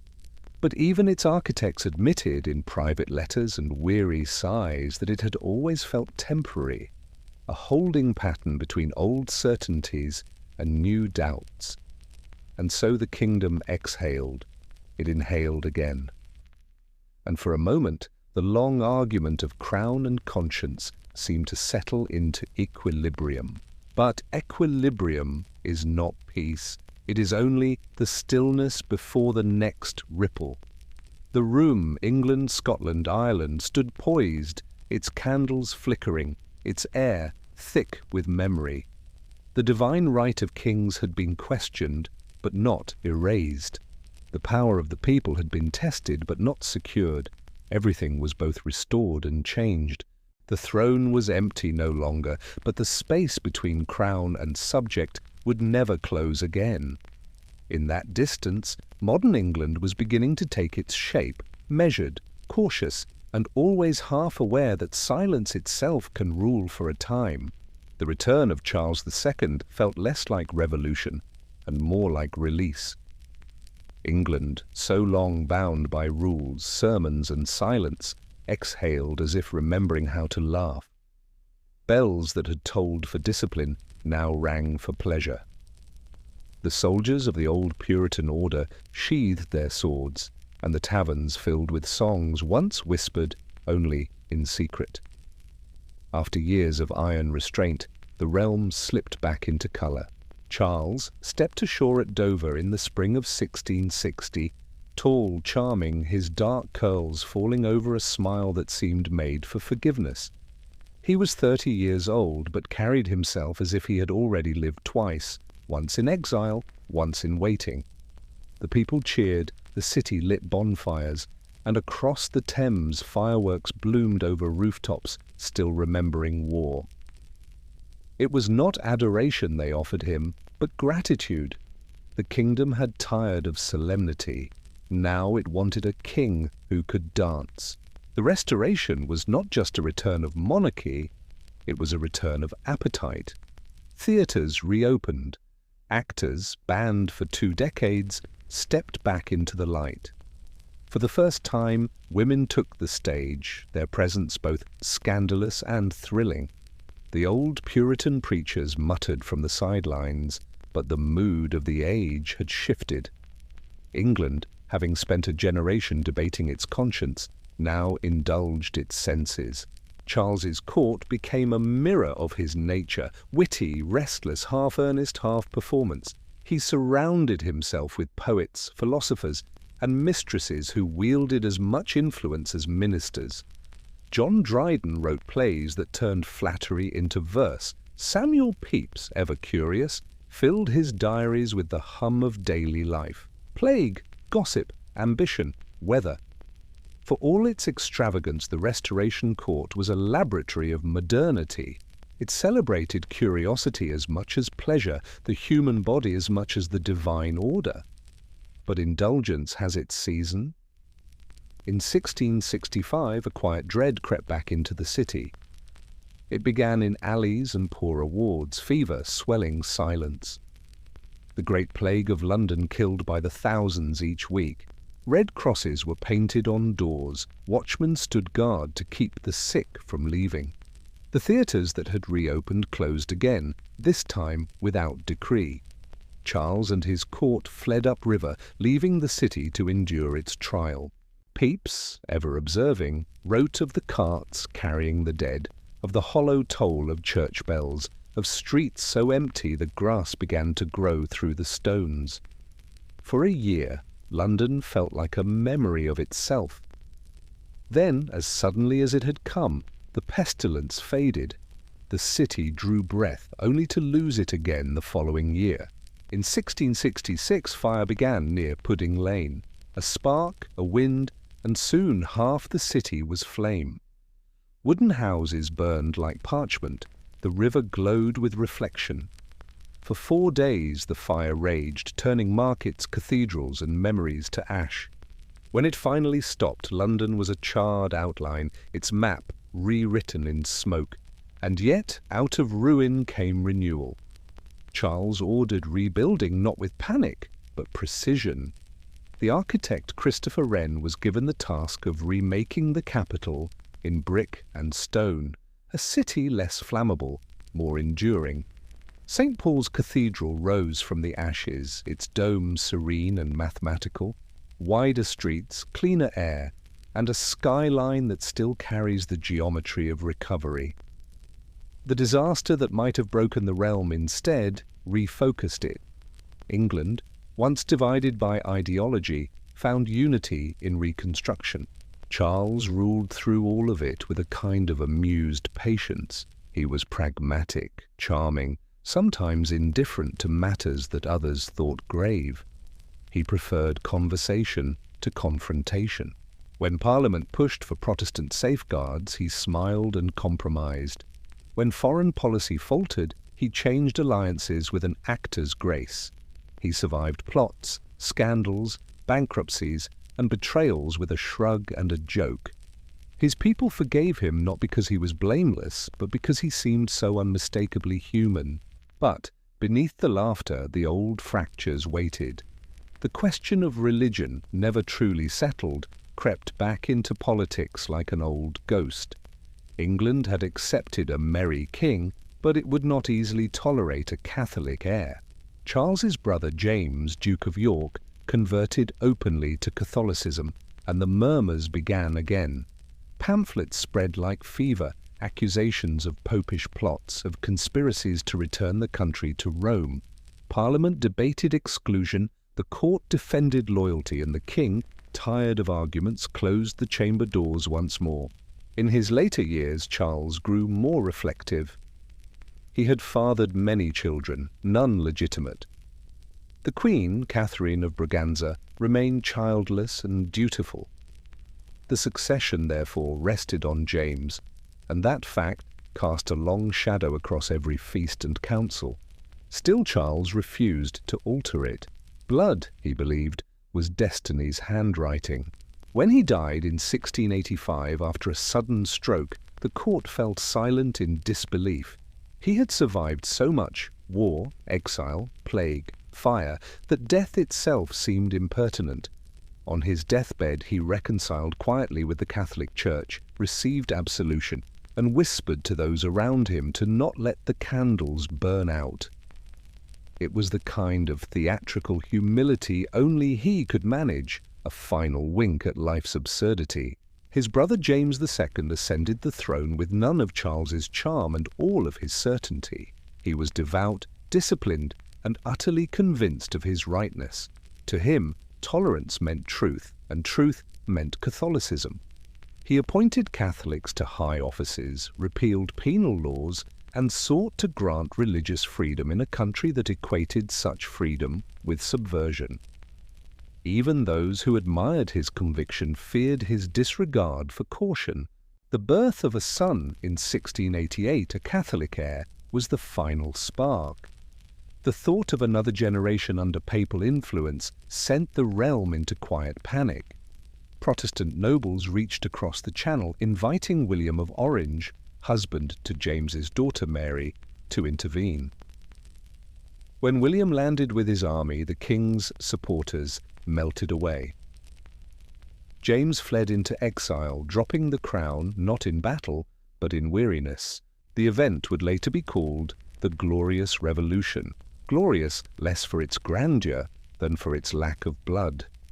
The throne was offered jointly to William and Mary, but only on condition. In return for peace, they accepted the Bill of Rights, a compact that would forever limit royal power, ensuring Parliament would never again be dismissed at a monarch's whim. Thus ended the age of divine right. Kings and queens would still rule, but now they ruled within sentences carefully written by others. The old faith in sanctified authority was replaced by a quieter faith in law. Even those who missed the poetry of monarchy admitted the prose of governance was safer. As the century closed, London glowed not with fire but with lamplight. Theatres were full again, coffee houses buzzed with ideas, and science began to speak as confidently as scripture. The Restoration's laughter had mellowed into reflection. The wars of conscience and kingship were giving way to the rhythm of conversation. And though the throne still stood in Westminster, it was no longer the loudest voice in the room. England had learned, slowly and painfully, that laughter and liberty could coexist with order, that catastrophe could lead to clarity, and that even a realm rebuilt from ashes could find balance between devotion and doubt. The Stuarts, for all their splendour and sorrow, had brought the monarchy through its trial by flame, first literal, then spiritual. The world that followed would be quieter, more deliberate, and forever aware that beneath every crown the people now held the ground firm. By the time James II fled into the night, slipping from Whitehall to the Thames, the world had already begun to move without him. There was no thunder of rebellion, no storm of vengeance, just the quiet precision of transition. England had grown tired of drama. What unfolded next would be called the Glorious Revolution, though it was not glorious in the usual sense. No battles, no banners, no heroic charge. It was, instead, a careful rearranging of authority. A revolution conducted with quills and oaths rather than muskets and fire. The invitation had been sent months before, a letter from a handful of English nobles to William of Orange, the Dutch stadtholder, husband to James's daughter Mary, herself Protestant, cautious and well-loved. They asked him not to conquer, but to intervene, to steady the realm before faith and succession tore it apart again. William agreed, less for ambition than for duty, and perhaps for the quiet satisfaction of restoring Europe's Protestant balance. He landed at Torbay in November 1688, his fleet gliding through the mist like a procession of ghosts. The wind that carried his ships was later called the Protestant wind, a phrase half weather report, half providence. No major army met him, no resistance rose. James's commanders hesitated, his ministers defected, and even his own daughter's name was whispered more reverently than his own. By December, the king had fled to France, leaving the crown on its table like an object already claimed by another hand. But the hand that took it did so with caution. William and Mary entered London not as conquerors but as caretakers. They came to rule only because the realm asked them to. There was no coronation of triumph, no speeches of divine appointment. Theirs was a shared crown, a marriage not only between two people, but between monarchy and Parliament itself. The agreement that sealed it was written with deliberate care. It began with grievances, not praises, a list of what no sovereign should do again. No suspending of laws without consent, no taxation without representation, no armies raised in peace without Parliament's approval, no interference with the freedom of speech within those same chambers. Each clause was both memory and warning. The Bill of Rights of 1689 was less a law than a rhythm, a steadying heartbeat after years of erratic pulse. Its language was plain, its tone almost domestic. But behind that simplicity lay a revolution far deeper than the lack of blood would suggest. For the first time, the monarchy's power had boundaries not drawn by whim or faith, but by agreement. The crown could shine, but only within the lines Parliament had inked. It was not a cage, but a framework, the rails upon which future kings and queens would move. William accepted it with something like relief. He was no lover of pageantry. A soldier by habit, a Calvinist by conviction, he found the English court's rituals exhausting. He spent more time at Hampton Court and Kensington than at the older palaces, preferring the measured order of gardens and architecture to the chatter of courtiers. Mary, warm where he was cool, brought light to his austerity. She filled the palaces with quiet domestic grace, furniture, paintings, and a sense of peace after too many years of anxiety. Their partnership was unusual both in marriage and in rule. Officially, they reigned together. Practically, William governed, his wife deferring to him in counsel, but commanding loyalty in presence. When she walked among her people, they bowed not out of fear, but of affection. When William rode to war, as he often did, for the European map was never still, she governed as regent, her decisions careful, her manner serene. The kingdom, after so many tempests, seemed to have found its rhythm again. Yet the settlement of 1689 was more than domestic peace, it was structural clarity. The relationship between sovereign and subject, once based on loyalty and inheritance, was now bound by legality. The Toleration Act, passed the same year, granted freedom of worship to Protestant dissenters, though not yet to Catholics or non-Christians. It was an imperfect tolerance, but it marked a turn away from persecution. Faith had finally begun to learn how to share a room. The wars abroad continued, inevitable, almost rhythmic. France under Louis XIV loomed large, its armies disciplined, its ambitions wide. William, ever the strategist, spent much of his reign in the field, balancing alliances, keeping Europe's scale from tipping entirely toward one crown. He fought not for glory, but for equilibrium. Back in England, his ministers managed the affairs of state, and the machinery of government began to hum with new efficiency. The Bank of England, founded in 1694, brought financial structure to a monarchy long accustomed to borrowing on favour. Now credit became institutional, debt, a tool rather than a curse. Mary's death in 1694 dimmed the court. She died of smallpox at just 32, and even the sternest ministers wept. London's bells tolled for a week. William, who had never been demonstrative, was said to have walked the palace corridors in silence for hours, his grief private, his authority unchanged but hollowed. The people too felt the loss, for in her they had seen something gentle, a bridge between old monarchy and new modesty. After her passing, William ruled alone. He continued his work, alliances, trade, reform, but his presence grew fainter.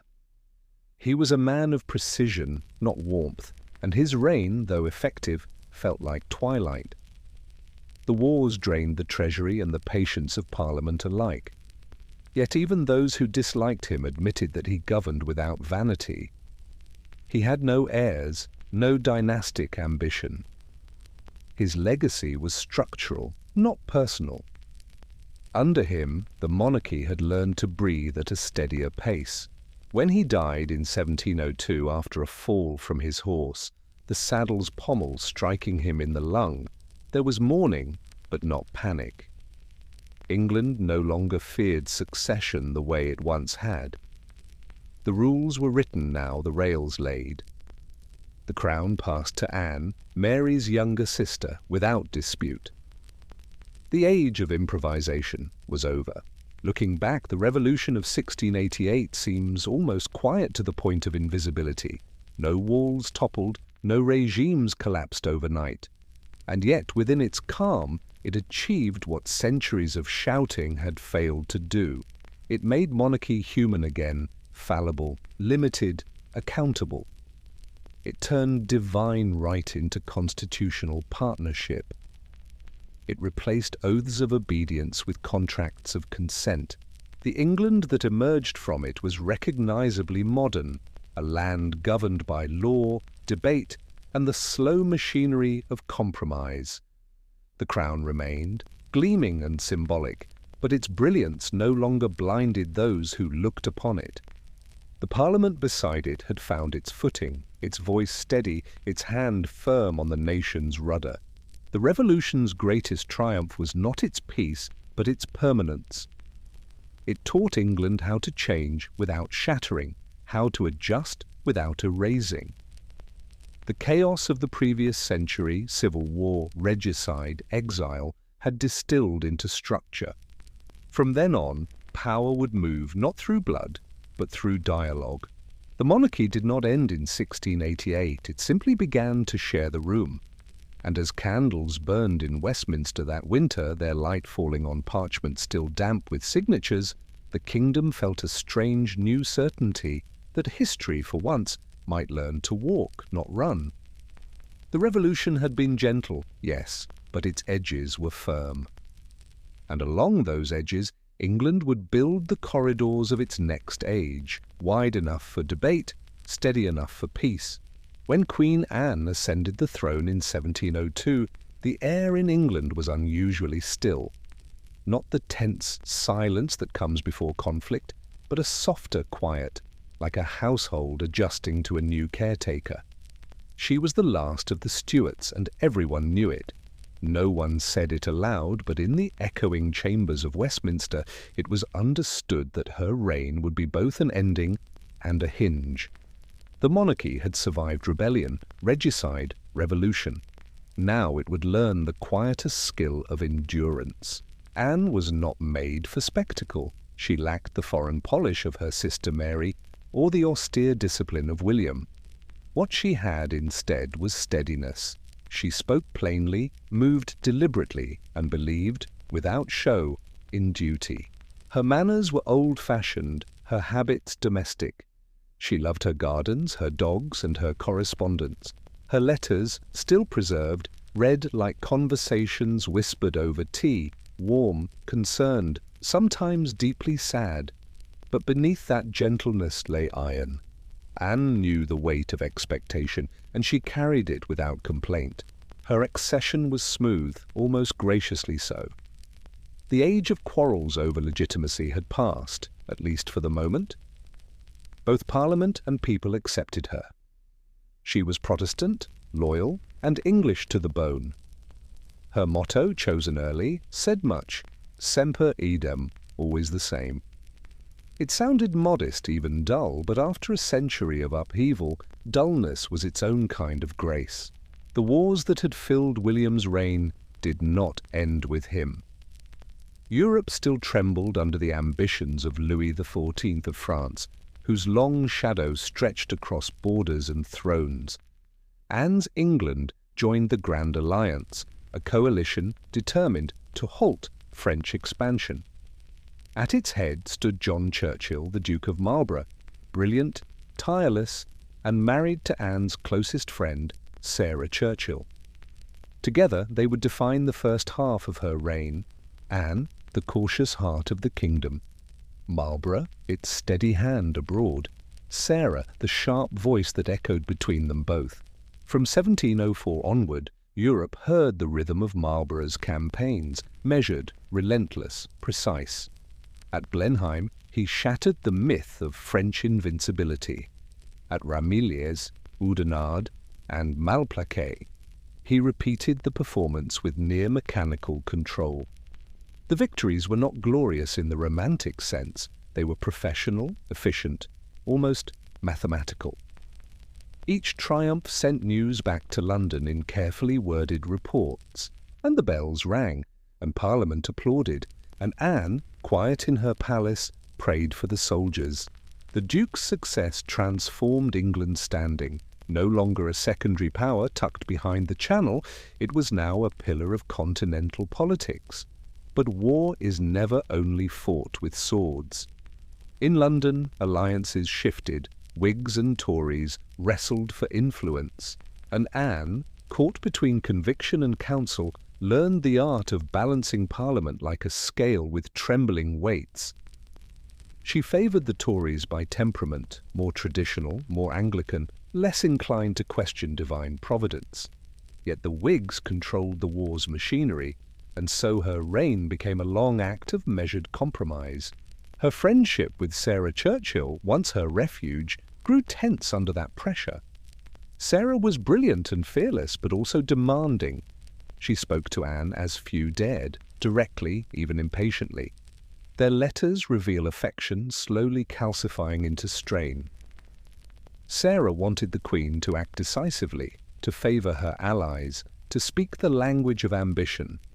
Anne preferred duty, prayer, and silence. By the late 1700s, the friendship had become a battlefield of its own. Into the gap stepped Abigail Masham, a gentler, quieter presence, who offered the Queen comfort rather than counsel. The court, of course, whispered about it endlessly. To them, politics was intrigue, dressed as intimacy. To Anne, it was survival in a world that had always mistaken her kindness for weakness. While soldiers marched and courtiers schemed, something far larger was being woven in Westminster. The idea had lingered for decades, the uniting of England and Scotland under one government, one parliament, one crown. The crowns had been shared since James VI died, but the parliaments still stood apart, their interests often diverging, their tempers frequently flaring. The Act of Union of 1707 changed that. It was less a wedding than a merger, a practical arrangement written in ledgers and legal drafts. England sought security for its northern border. Scotland sought access to the Empire's trade and stability after failed ventures abroad. Negotiations were complex, the opposition fierce, Scottish riots flared, pamphlets accused betrayal, but the logic of economy and empire proved stronger than sentiment. When the Act passed, a new name was inscribed on the maps: the Kingdom of Great Britain. One flag, one parliament, one sovereign. Anne signed the act herself, her hand unsteady but determined. "I desire nothing so much," she wrote, "as the happiness and peace of all my subjects." The words were simple, but they marked one of the most profound constitutional moments in British history. The union was not a romantic union, it was a working one. Scotland kept its church, its laws, its education. England kept its parliament, expanded now to include Scottish voices. The balance was delicate, but it held. Trade increased, roads improved, and the sense of Britain began to take shape. Not yet a shared heart, but a shared horizon. The crown, once a symbol of separation, had become a bridge. Meanwhile, the war with France dragged on. Victories became statistics, losses faint rumours. The English people grew weary of funding endless campaigns. By 1711, Marlborough's brilliance had turned to burden. His enemies whispered that he profited from the conflict. His allies tired of his dominance. Anne, exhausted by quarrels and loyalty alike, finally dismissed him. It was an end not of affection, but of necessity. She wanted peace, and she would have it. The Treaty of Utrecht in 1713 brought that peace. England gained new territories, new trade routes, and a reputation as the broker of balance in Europe. France, humbled but unbroken, retreated into its own century of introspection. And Anne, who had begun her reign amid drums, ended it amid sighs. Her personal life had been marked by sorrow. 17 pregnancies, no surviving heirs. Her body bore the toll of it, and her letters in later years are laced with fatigue. She ruled from her bed at times, her legs swollen, her breath shallow. But she continued to sign, to listen, to weigh. Even in frailty she remained constant, always the same. In August 1714, at age 49, Queen Anne died quietly at Kensington Palace. The morning was grey, the bells slow. She left behind no child, no dynasty, but a redefined nation, a realm larger, steadier, and more at peace with itself than when she had found it. She had ruled not through grandeur, but through patience, and in doing so had guided the monarchy from the turbulence of revolution into the calm of constitutional maturity. The crown passed, by design and by law, to George of Hanover, a distant cousin with little English and less sentiment. It was a strange succession, bloodline diluted, nationality foreign, but it worked. The machinery Anne had helped steady kept turning. The monarchy no longer depended on charisma or miracle. It ran quietly, like clockwork. In the centuries since, her reign has often been summarized as cautious, even plain. But history's noise has a habit of overlooking stillness. Anne's years were the hinge upon which modern Britain turned. The end of dynastic uncertainty, the beginning of parliamentary permanence. She was the last sovereign to rule over 2 separate kingdoms, and the first to preside over one shared realm. Her age left no epics, no golden legends, only foundations, brick, law, and patience, the kind of legacy that whispers rather than shouts, but lasts far longer. When George I arrived in England in 1714, the rain greeted him first. A fine, persistent drizzle, the kind that made even Londoners sigh, fell across the docks as his ship, from Hanover, moored at Greenwich. He stepped ashore not as a conquering monarch, but as a practical solution. A king chosen by legislation, not lineage of the heart. The Act of Settlement had made him inevitable. He was Protestant, stable, and safely distant from the tumults of old dynasties. Few cheered from affection, but none protested. England, or rather Britain, wanted continuity more than charisma. George was 54, solidly built, cautious, and utterly German in manner. He spoke little English, preferred German servants, and regarded the British political world with the weary suspicion of a man entering a maze he did not design. He trusted his Hanoverian advisers, distrusted everyone else, and spent long evenings reading reports he could barely understand. To him, the monarchy was an office, not an inheritance of emotion.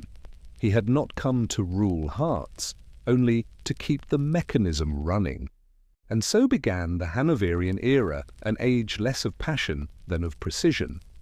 The monarchy shifted from drama to process. It became, slowly and deliberately, part of the nation's machinery.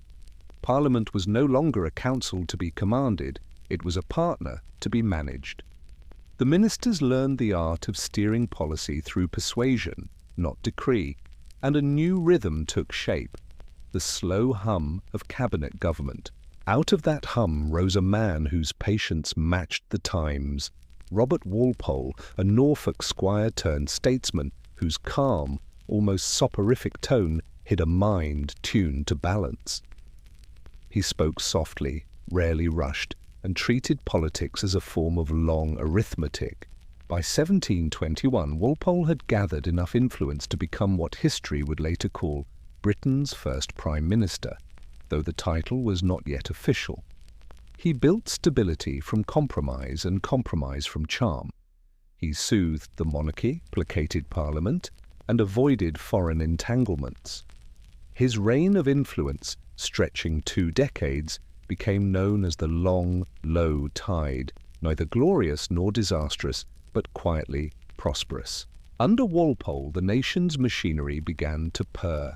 Trade expanded, debts were refinanced, and the South Sea bubble, that early financial catastrophe, was smoothed into recovery by his steady hand. He preferred peace to adventure, believing that wars were bad for credit and credit was the lifeblood of empire. He dined with financiers and poets alike, understood the price of wheat as well as the weight of rhetoric, and often said that to rule Britain was to manage its optimism. The king tolerated him, if not affectionately. George II found Walpole's plainness useful. George II, who succeeded him in 1727, found it occasionally infuriating but still useful. Father and son had quarrelled for years before reconciliation, a family habit that would echo through the Hanoverian line. Neither was eloquent, both were industrious, and together they presided over a kingdom that increasingly ran itself. The royal household, once the engine of policy, now became a quieter cog within a broader system. Decisions moved through ministers and secretaries, power flowed through Parliament, and the king's role began to resemble that of a clock's pendulum, steady, symbolic, essential, but no longer the source of motion. This was monarchy by mechanism, predictable, procedural, and oddly comforting after centuries of upheaval. Yet beyond the calm hum of government, the empire was expanding with a slow, relentless confidence. Ships traced new routes across oceans, their sails fat with wind and ambition. Coffee, sugar, tobacco, silk, and rumour filled the ports. The East India Company ruled half a world away, its accountants as powerful as generals. London became a capital of both empire and speculation, its streets filled with accents from every direction the compass offered. The Hanoverian court might have been grey and restrained, but the city beyond it gleamed with trade. Still, not all growth is harmony. Across the Atlantic, in Britain's North American colonies, another kind of hum began, a restless murmur of independence.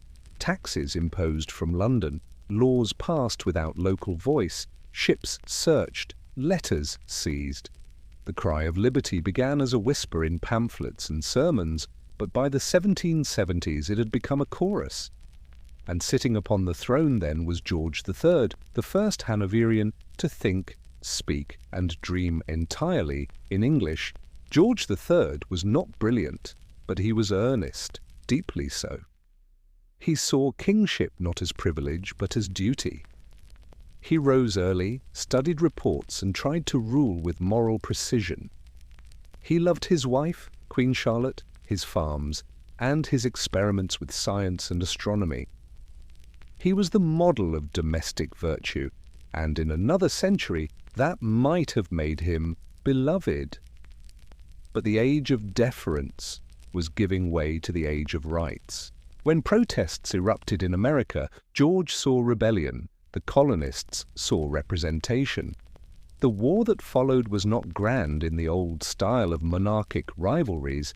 It was bureaucratic, ideological, and deeply human. George believed he was defending the integrity of the empire. Washington and his allies believed they were defining freedom itself. After years of attrition and costly campaigns, Britain's armies surrendered at Yorktown in 1781. For the first time, a piece of the empire had slipped away not by invasion, but by conviction. The loss of America wounded George deeply. He took it not as a political failure, but as a personal one. Yet he did not rage or abdicate. He learned from it, slowly, painfully, and turned his focus inward. If America had gone, India, the Caribbean, and the Pacific still called. Britain turned eastward, its empire remapping itself around trade, diplomacy, and naval strength. The sun, as some began to say, would not set again for a long time. Meanwhile, at home, Britain was changing in quieter ways. Factories began to hum in northern towns. Coal, iron, and steam replaced the older rhythms of wind and muscle. Inventions spread faster than laws could catch them. The Industrial Revolution was not yet named, but its heartbeat was already steady. Canals stitched counties together, machines spun cloth faster than hands ever could, and smoke rose over cities that had once known only bells. It was a new kind of kingdom, no longer defined by crowns but by coal and capital. Then, as if history itself refused to rest, another storm gathered, this one from across the Channel. In France, revolution tore through monarchy, and the guillotine became its metronome. Europe trembled as republics rose and fell like waves. Out of that turbulence marched Napoleon Bonaparte, a general whose ambition seemed to stretch beyond geography. Britain, under George III's ministers, faced him not with revolution, but with endurance. The Navy, under Admiral Nelson, secured the seas at Trafalgar. The army, under Wellington, waited for its moment on land. At home, the king's health faltered. Periods of confusion and silence crept over him, what his physicians called madness, what modern medicine would call porphyria. His letters grew erratic, his speech fragmented, his mind at war with itself. The nation, both loyal and embarrassed, watched as his son, the Prince of Wales, took on the duties of rule as regent in 1811. It was not a coup, but a quiet transfer, a temporary dimming of one candle to keep the room alight. Through all of this, Britain's government held firm.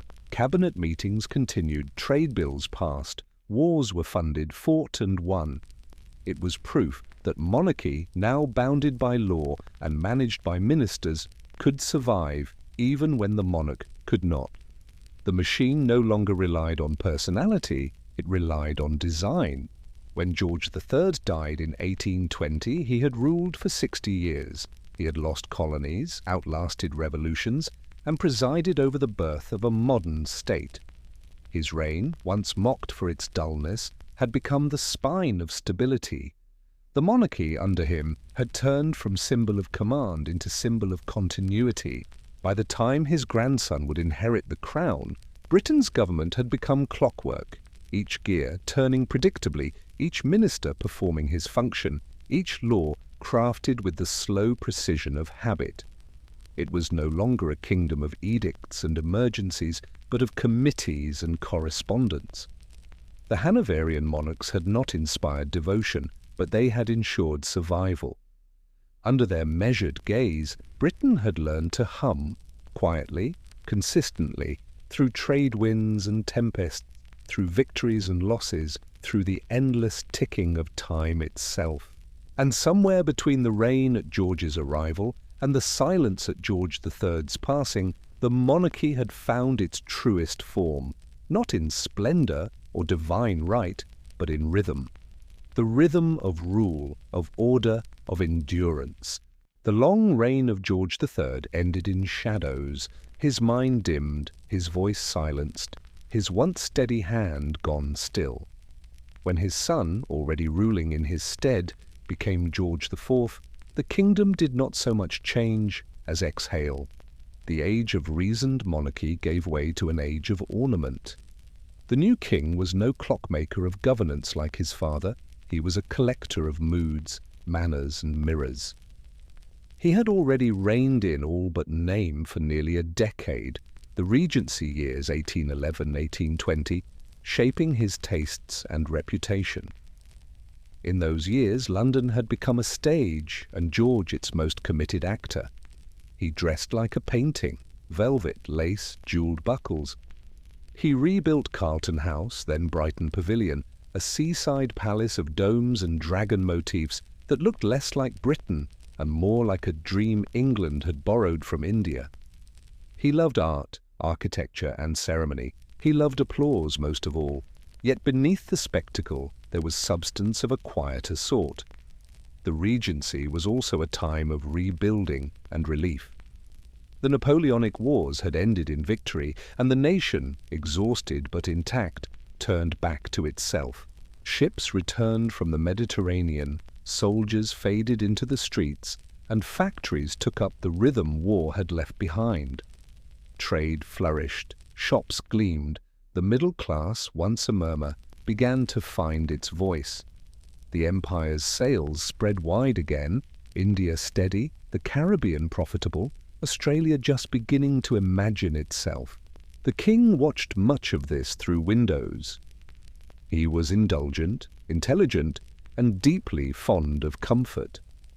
He commissioned new avenues, new parks, new facades, Regent's Park, Regent Street, the neoclassical curve of London's new heart. It was his vanity that built it, but it was also his instinct for spectacle. The capital, once a tangle of medieval streets, began to resemble a modern city, ordered, designed, self-assured. But George's reign, for all its surface elegance, was troubled underneath. His relationships, public and private, were fraught. He quarrelled with Parliament, alienated old allies, and feuded bitterly with his estranged wife, Caroline of Brunswick, whose very name became a rallying cry for those who despised him. When she returned to England in 1820, demanding to be crowned beside him, the scandal consumed the press. Pamphlets mocked the king, crowds jeered outside Westminster. The monarchy, though secure, looked suddenly ridiculous. George retreated deeper into ceremony, his body growing heavy, his temper brittle. He still signed bills, attended councils, and received ambassadors, but his world was shrinking to rooms of satin and portraits of himself in better light. He was a man out of step with the changing tempo of his country. The age of wigs and waltzes was giving way to an age of iron and argument. When he died in 1830, few mourned him loudly. His buildings remained, his debts lingered, his influence quietly folded into architecture and etiquette. He had ruled in the Mirror's Age, an era of reflection, polish, and subtle beginnings of reform. And in that polished surface, England had started to see the outlines of something new. His brother succeeded him, William IV, sailor, blunt-tongued, unadorned. Where George had preferred silk, William wore plain cloth. Where George arranged his words like jewellery, William spoke like a man used to shouting orders over wind. He had spent much of his life at sea, earning the nickname the Sailor King. He was already in his 60s when he took the throne, and unlike his predecessors, he had no patience for pomp. His court was modest, his tastes domestic, his tone direct. And yet in that simplicity there was renewal. William brought with him something monarchy had almost forgotten: accessibility.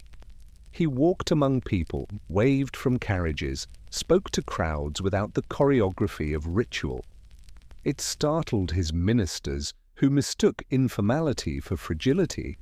But in truth, the crown under William became more human still, a continuation of the slow, quiet transformation begun a century earlier. Politically, however, the seas he navigated were rough.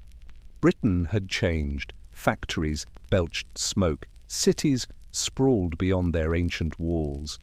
Parliament still represented boroughs that no longer existed, empty villages with 2 voters sending members to Westminster, while new industrial towns like Manchester and Birmingham had no voice at all. Demands for reform were no longer radical, they were reasonable. Petitions multiplied, crowds marched not with muskets, but with banners. The language of rights had become polite, almost practical. William understood little of theory, but he understood tide. He saw that resisting reform entirely would break the vessel. So, with reluctance but resolution, he supported the passage of the Reform Act of 1832. It was not revolution, it was recalibration. A window opened slightly wider, property qualifications for voting were eased, rotten boroughs abolished, and seats redistributed to reflect the country as it actually was. It was cautious, imperfect, but it was movement, and that, after a century of stillness, was momentous. The Act did not make Britain democratic in the modern sense, but it acknowledged that time was. The idea of representation, once abstract, became tangible. Power was no longer a fixed inheritance, it was a conversation, one that would continue, gently but relentlessly, through every parliament to come. While reform unfolded at home, the seas still carried Britain's ambitions outward.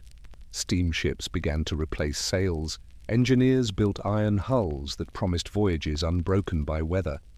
The Navy, ever the spine of empire, adapted faster than any institution on land. Trade expanded into Asia, missionaries followed merchants, and in London's docks tea and cotton moved like tides themselves. The island kingdom, once provincial in spirit, now pulsed with global rhythm. Yet amid progress, the monarchy itself stood in a curious light. William, though dutiful, was aging and childless. His numerous illegitimate children, born long before his marriage, could not inherit. The succession therefore passed to his niece, a young princess named Victoria, barely 18. The prospect of a queen so young, in a world so industrial and restless, filled the court with both hope and anxiety. In his final years, William fretted over her future. He wished her to come of age before his death, to spare the realm a regency he distrusted. He got his wish. In June 1837 he died peacefully at Windsor, his reign brief but significant. The crown passed smoothly once more, the mechanism clicking neatly into its next position. It is tempting to think of the years between 1820 and 1837 as a lull between grander eras, the hangover of George IV's extravagance, the prelude to Victoria's grandeur. But in truth, these were the years when Britain's modern pulse began to settle. Parliament learned how to reform without collapsing. Industry learned how to grow without destroying itself completely. Monarchy learned how to remain visible but not intrusive. Fashion softened into function. Commerce became culture. Ships, shops, and politics each turned not with the flourish of kings, but with the quiet rhythm of citizens. When William died, the people did not cheer or mourn excessively. They simply continued. That perhaps was the mark of maturity, a nation that no longer needed its monarchs to define it. And yet the monarchy endured precisely because it had learned restraint. It no longer ruled the story, but it still stood in the corner of every page, a symbol of continuity as the sentences around it grew louder, faster, and more modern. The stage was ready for a long reign, a reign of empire, invention, and domestic myth. The clock had been wound, the gears set, the lights dimmed just enough for a new figure to step forward. And waiting behind the curtain, quietly prepared and unknowingly immortal, was a young woman whose name would define an age. When Queen Victoria awoke to the sound of carriage wheels outside Kensington Palace in June of 1837, she was not yet 18. Her uncle, William the Fawn, had died before dawn, and in the soft grey light of morning a messenger had come to tell her the news. She was now Queen. The girl rose from bed, composed herself, and received her ministers in a white dressing gown. Those present remarked not on her youth, but on her calm. She listened, nodded, and spoke quietly. It was as if the centuries had paused for her to take a breath. In that moment, Britain's future, the shape of its politics, its empire, its sense of self, shifted subtly.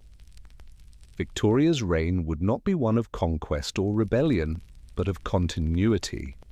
The storms had passed, the machinery of state now ran with the even hum of habit. The crown, once an engine of command, had become an emblem of endurance. And upon that steady foundation, she would build a new kind of monarchy, less divine, more domestic, less a command from above, more a presence within. From the start, she was careful. She read papers daily, asked questions of her ministers, and never allowed herself to be used as ornament. Her first Prime Minister, Lord Melbourne, became both mentor and father figure, guiding her through early protocols and the subtle politics of restraint. He taught her that monarchy, now constitutional, was a performance of steadiness, that her power lay not in decrees, but in demeanour. For a time, she revelled in her independence. The court, newly young and radiant, sparkled with optimism. But in 1840, that brightness deepened into something else. She married Prince Albert of Saxe-Coburg and Gotha, a match that began as duty and became devotion. Albert was serious, methodical, and deeply idealistic. He believed in progress, industry, and education. Where Victoria brought charisma, he brought conviction. Together they formed a partnership that was less romantic drama than working alliance. Albert saw Britain as a workshop of the world, and he treated it as one.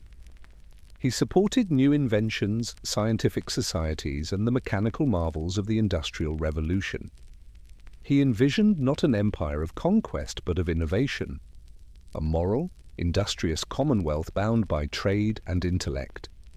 The sound of his age was not cannon fire, but the hiss of steam. Railways laced the land, connecting ports to cities, cities to villages. Iron bridges arched over rivers like the skeletons of a new age. London itself transformed, its skyline rising with smokestacks, domes, and the intricate web of rail lines. Albert's grandest symbol of this vision came in 1851, the Great Exhibition, held in the glittering Crystal Palace at Hyde Park. A vast hall of glass and iron, it housed the inventions of the world, looms, engines, clocks, and curiosities from across the empire. It was both spectacle and sermon, preaching progress with quiet pride. 6 million visitors came to see it. Victoria called it a fairy scene. Albert called it proof that civilization could be engineered, but progress, even when benevolent, casts long shadows. The empire that filled the exhibition halls with wonders also filled its ledgers with colonies. From India to Africa, from Canada to Australia, the map of the world began to blush with red ink. It was empire as cartography, the globe itself becoming a kind of charted confidence. For most Britons, this expansion was abstract, a source of pride more than scrutiny. The empire, they were told, was civilization's gift to the world. Few paused to ask what it took to give it. At home, the monarchy adjusted to this new scale. Victoria's role was not to direct it, but to embody it. She became the symbol of decency, family life, piety, moral resolve. Her household, filled with children and schedules, became a model of order for an age increasingly obsessed with it. Painters depicted her as both sovereign and mother. Engravers turned her face into coin and postage. Through portraits, prints, and eventually photographs, she became both distant and familiar. For the first time, a monarch's image circulated like currency. The people did not know her, but they recognized her everywhere. Then, in 1861, the light dimmed. Albert, still only 42, fell ill with typhoid and died within weeks. The Queen, inconsolable, withdrew from public life. Black crape covered the mirrors at Windsor. Black silk covered her for the rest of her life. She retreated to Balmoral in Scotland, to mountains and mist, to letters and grief. For years she avoided appearances. Ministers wrote of their difficulty convincing her even to sign state papers. The monarchy, so carefully built upon visibility, seemed to vanish into mourning. Yet grief, in time, became its own form of rule. Victoria's mourning turned ritual, and ritual turned myth. Her sorrow, sincere and immense, became the nation's as well. Black fabric filled shop windows, funeral jewellery became fashionable. A culture of sentiment, of loss as virtue, spread quietly through Britain. The industrial age, with all its iron and invention, had found its heart in widow's cloth. During her seclusion, the machinery of empire continued without pause. India came under direct British control. After the rebellion of 1857, the old Mughal order swept aside, and the Queen proclaimed Empress of India 2 decades later. It was both title and illusion, a gesture of grandeur that disguised the strain beneath. For while empire made Britain rich, it also made it restless. Cities grew faster than comfort could follow. Slums filled with the fuel of industry, coal, children, and exhaustion. The poor remained visible in the very streets that celebrated progress. When Victoria finally returned to public view, she did so cautiously. The crowds who had once doubted her cheered instead. Her long sorrow had made her seem not remote, but human. She was no longer simply queen, she was endurance itself. By the 1870s and 80s, her reign had outlasted nearly every statesman of her youth. Prime ministers came and went, Disraeli, Gladstone, Salisbury. Each addressed her with reverence tinged with fatigue. She listened, sometimes agreed, and often smiled through a veil of remembered grief. Her relationship with Disraeli brought a flicker of warmth. He called her the fairy queen, flattered her intelligence, and shared her taste for the theatrical. He understood the power of sentiment as politics. Under him, she accepted the title Empress of India, and her name became the axis around which a quarter of the globe spun. Under Gladstone, austere and moral, she felt less at ease. Their arguments were famous. She thought him pompous, he thought her stubborn. But even their friction showed how far monarchy had travelled. The Queen now debated ministers, not dictated to them. By the century's end, the world had transformed. Electric lights glowed in London streets, telegraph stitched continents together, photography froze time in moments. And in those photographs, Victoria aged before her people's eyes, from fresh-faced sovereign to veiled matriarch.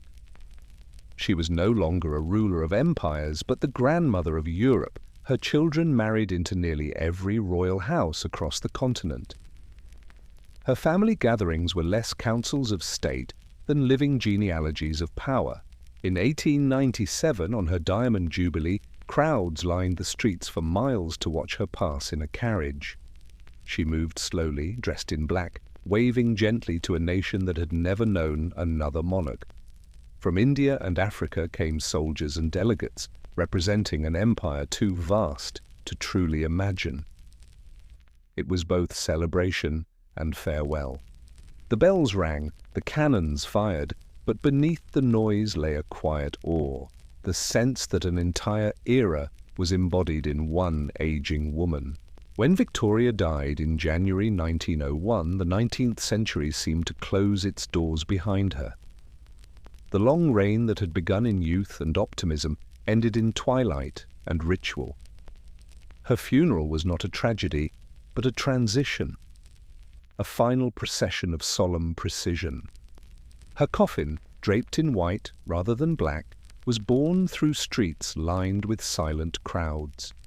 Behind her walked kings, princes, and statesmen, the literal family of Europe. In her absence, Britain would soon find itself in a new and uncertain century. one where the empire she had personified would begin, slowly, to dissolve.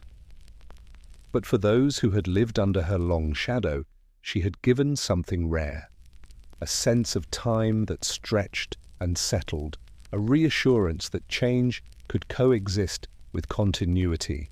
Victoria's reign was not a story of conquest or decree, but of tone, the hum of industry, the hush of mourning, the quiet order of domestic virtue. She had turned monarchy into hearth, empire into household. And though her name would come to define the grandeur of an age, her truest legacy was gentler still, a nation learning through her example that stability could be its own kind of majesty. When the bells tolled for Queen Victoria in 1901, the sound rolled across a world that had come to measure time by her reign. She had been a constant through invention, empire, and grief. Now, for the first time in 64 years, the throne was uncertain again. But the nation did not panic. It had learned how to continue. And stepping into that long shadow came her eldest son, Edward VII, a man who had spent most of his life waiting for the crown that now, at last, sat on his head. Edward was 60 when he became king, already softened by luxury and age, his reputation long stained by scandal and society gossip.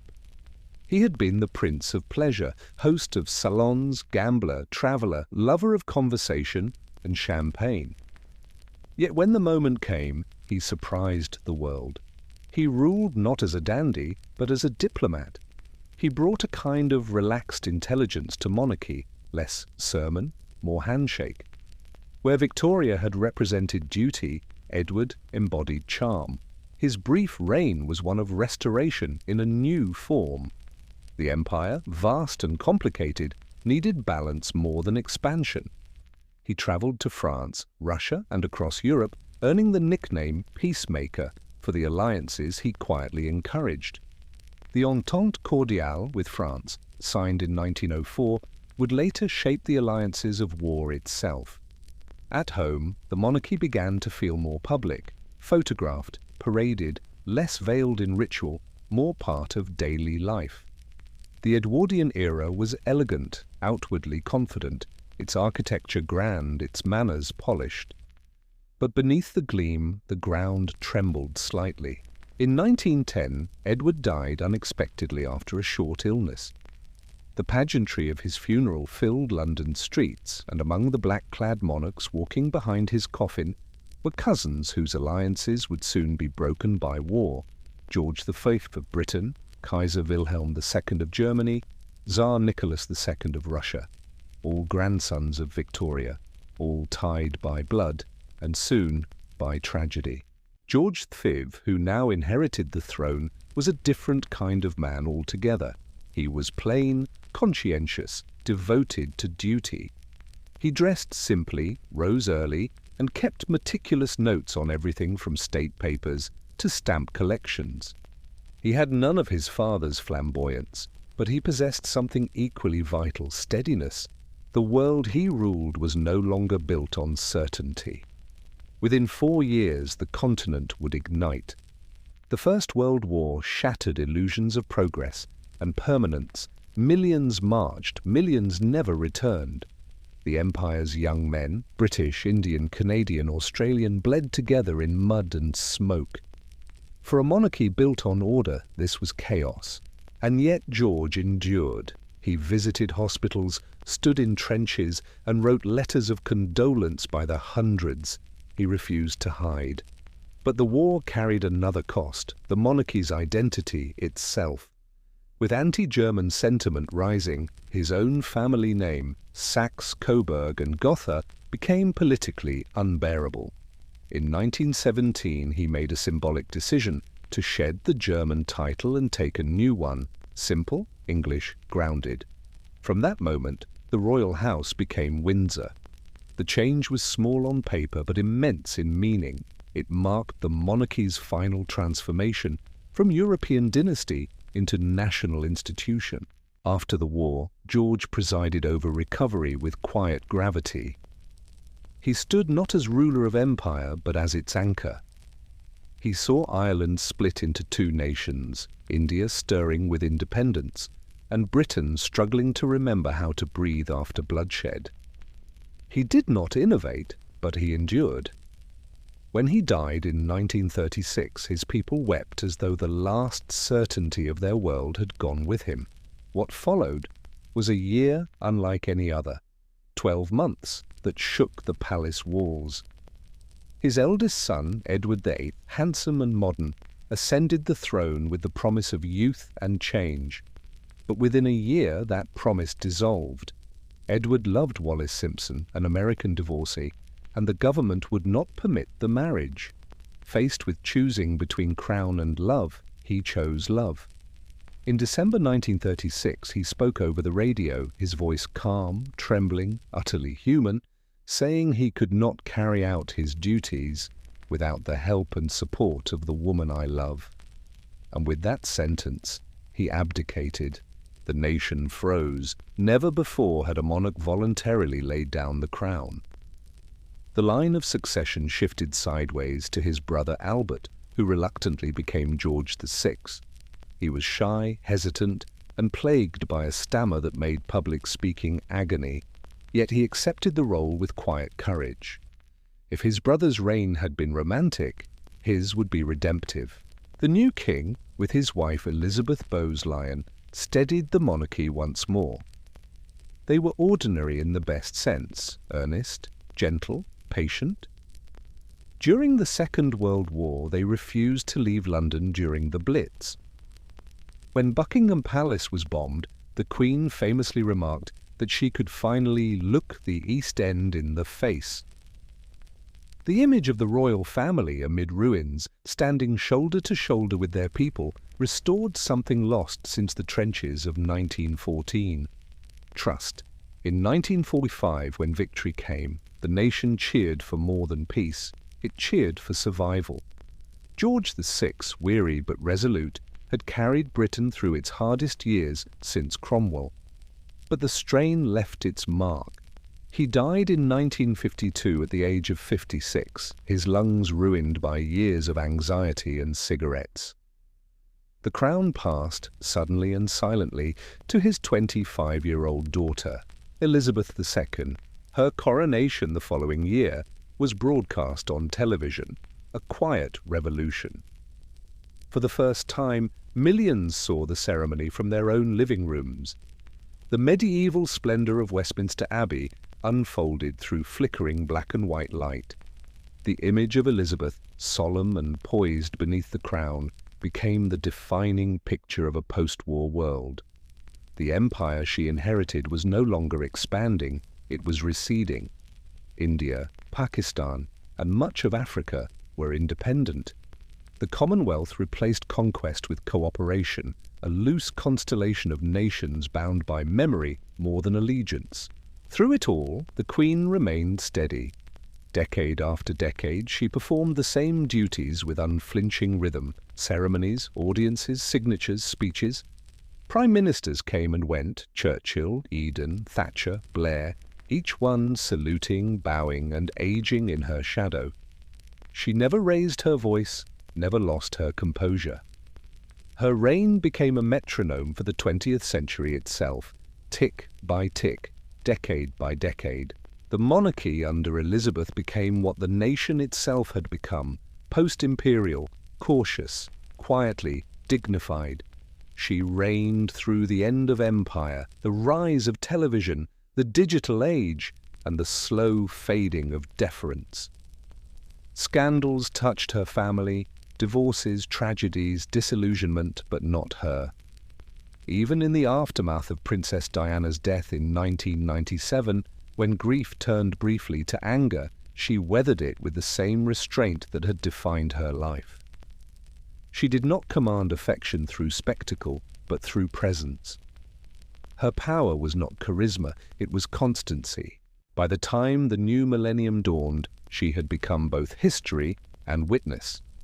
She had met every leader of her time, from Kennedy to Mandela, and had watched the Union Jack raised and lowered in places where once it had seemed eternal. Her world had shrunk from empire to island, from dominion to dialogue. And still she smiled, gently, knowingly, as if aware that her greatest act was to remain. In her later years, as the shadows lengthened across her reign, the rituals continued with softened edges, garden parties, parades, jubilees. She moved more slowly, but her presence never dimmed. When she celebrated 70 years on the throne in 2022, she was no longer simply monarch. She was memory itself, a living thread to a century most had only read about. That September, when she died at Balmoral, the world exhaled as it had at Victoria's passing, not in panic, but in reverence. For 70 years, she had been the still point around which Britain turned, the quiet in the machinery, the heartbeat beneath ceremony. Her coffin, draped in the royal standard, was carried through London in silence. Crowds lined the streets again, some weeping, others only watching, as though unsure whether they were saying goodbye to a person or an age. And so another long reign ended, the longest in British history. From Edward VII's laughter to Elizabeth II's stillness, a century and more had passed, an age of weather, of thunder and calm, of loss and adaptation. The monarchy had changed shape again and again, from empire to memory, from power to presence. It had learned how to survive by stepping back, how to speak by saying little. Through wars, abdications, revolutions, and technology, it had found its purpose not in command, but in endurance. The Windsors had stood in every kind of weather, and though the skies above them had shifted 100 times, the crown, quiet and reflective, still gleamed in the same slow light. When the world woke to the news that Queen Elizabeth II was gone, the reaction was not one of shock, but of stillness. She had been there for so long that her absence felt like a change in the weather, subtle, inevitable, and immense. For 70 years she had outlasted empires, ideologies, and generations. And now, with quiet ceremony and a nation's bowed head, the crown passed once more. Not to a conqueror or reformer, but to a man long prepared for the role. Charles III had spent a lifetime in waiting, the longest apprenticeship in British history. He had known the weight of the crown before he ever wore it. Through decades of speeches, causes, and controversy, he had learned the art of patience. He had watched the institution adapt through time and tension, and when his moment finally came in 2022, he did not seize it. He simply stepped forward as if continuing a sentence that had begun long before him. His accession was less an event than an unfolding. The mourning of his mother blurred into the quiet choreography of succession. Proclamations, oaths, and black-suited courtiers moving with timeless precision. The machinery of monarchy, practiced and polished, clicked seamlessly into motion. The crown, polished and waiting, was not an object of desire, but of duty. Charles ascended not into an empire, nor even into a singular national certainty, but into a mosaic, a united kingdom layered with complexity. Scotland restless, Wales reasserting its voice, Northern Ireland balancing peace on a fine thread, England weary but loyal in habit. Beyond them, a commonwealth of nations, once colonial, now conversational, looked toward the new monarch with cautious familiarity. He was not the architect of their relationship, but its caretaker. From the beginning, Charles III signaled that his reign would be quieter, smaller, yet somehow more personal. Where his mother had ruled by reserve, he would rule by attention. He had long spoken of the environment, architecture, and the slow erosion of tradition. Now as king, those concerns no longer seemed eccentric, but prophetic. His was a monarchy in dialogue with the modern world, one that acknowledged climate anxiety, social change, and the delicate balance between relevance and restraint. The coronation, held in 2023, reflected this balance perfectly. It was steeped in ancient ritual but trimmed to suit an age less enchanted by grandeur. The music was new and old in equal measure. The crowns gleamed under soft electric light. The ceremony still took place in Westminster Abbey, but the air inside was different. Less triumph, more continuity. It was not a declaration of divine right, but a quiet promise of stewardship. The anointing, the oaths, the applause, they were not acts of possession, but of service. And yet, even as tradition endured, it began to breathe differently. Cameras moved closer. Live streams carried the liturgy to every continent. The once sacred distance between monarch and people became transparent, almost conversational. The crown, that ancient emblem of hierarchy, now existed in a world that valued openness, and Charles, to his credit, seemed to understand. He smiled more often than his predecessors had dared. He spoke plainly. He allowed humanity to filter through ceremony. In his early months, he travelled across the Isles, from the cobbled streets of Edinburgh to the green hills of Wales, to cathedrals and schools and factories where the air hummed with cautious affection. He was met not with cheering crowds of old, but with something gentler, curiosity, familiarity, a kind of collective exhale. The people did not expect miracles, only presence, and presence, after all, was what the monarchy did best. The challenges facing him were unlike those of any monarch before. The empire was gone. The wealth of the crown was scrutinized, its relevance debated in headlines and online forums. The monarchy had become both institution and content. Its ceremonies watched in real time, its family dynamics dissected by millions. To rule in this world was to be both timeless and trending. But Charles, now in his 70s, did not compete with the noise. He leaned into stillness instead. He let the cameras linger, the silence speak. His reign, though young, already carried the sense of measured reform. He trimmed royal households, simplified titles, and emphasized service over spectacle. He spoke of sustainability not as policy, but as inheritance. Even his manner of speech, slow, reflective, deliberate, seemed designed to soothe rather than startle. In an age that moves too fast, his calmness felt, almost paradoxically, modern. The Commonwealth, too, began to shift. Some nations openly considered republican futures. The question of monarchy's purpose beyond Britain was no longer taboo. It was expected, and yet few moved abruptly. The bonds that remained were not of empire but of memory, a shared sense of continuity that outlasted flags and constitutions. For Charles, the task was not to command allegiance, but to listen, to accompany. The crown was no longer the center of gravity. It was a point of reference, a gentle pulse in a widening circle. Within Britain, the monarchy's relationship with the public continued its quiet negotiation.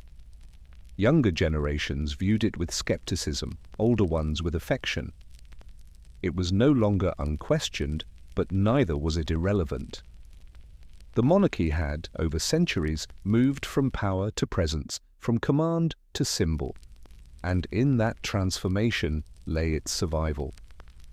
As long as the institution adapted just slightly faster than the world's impatience, it endured.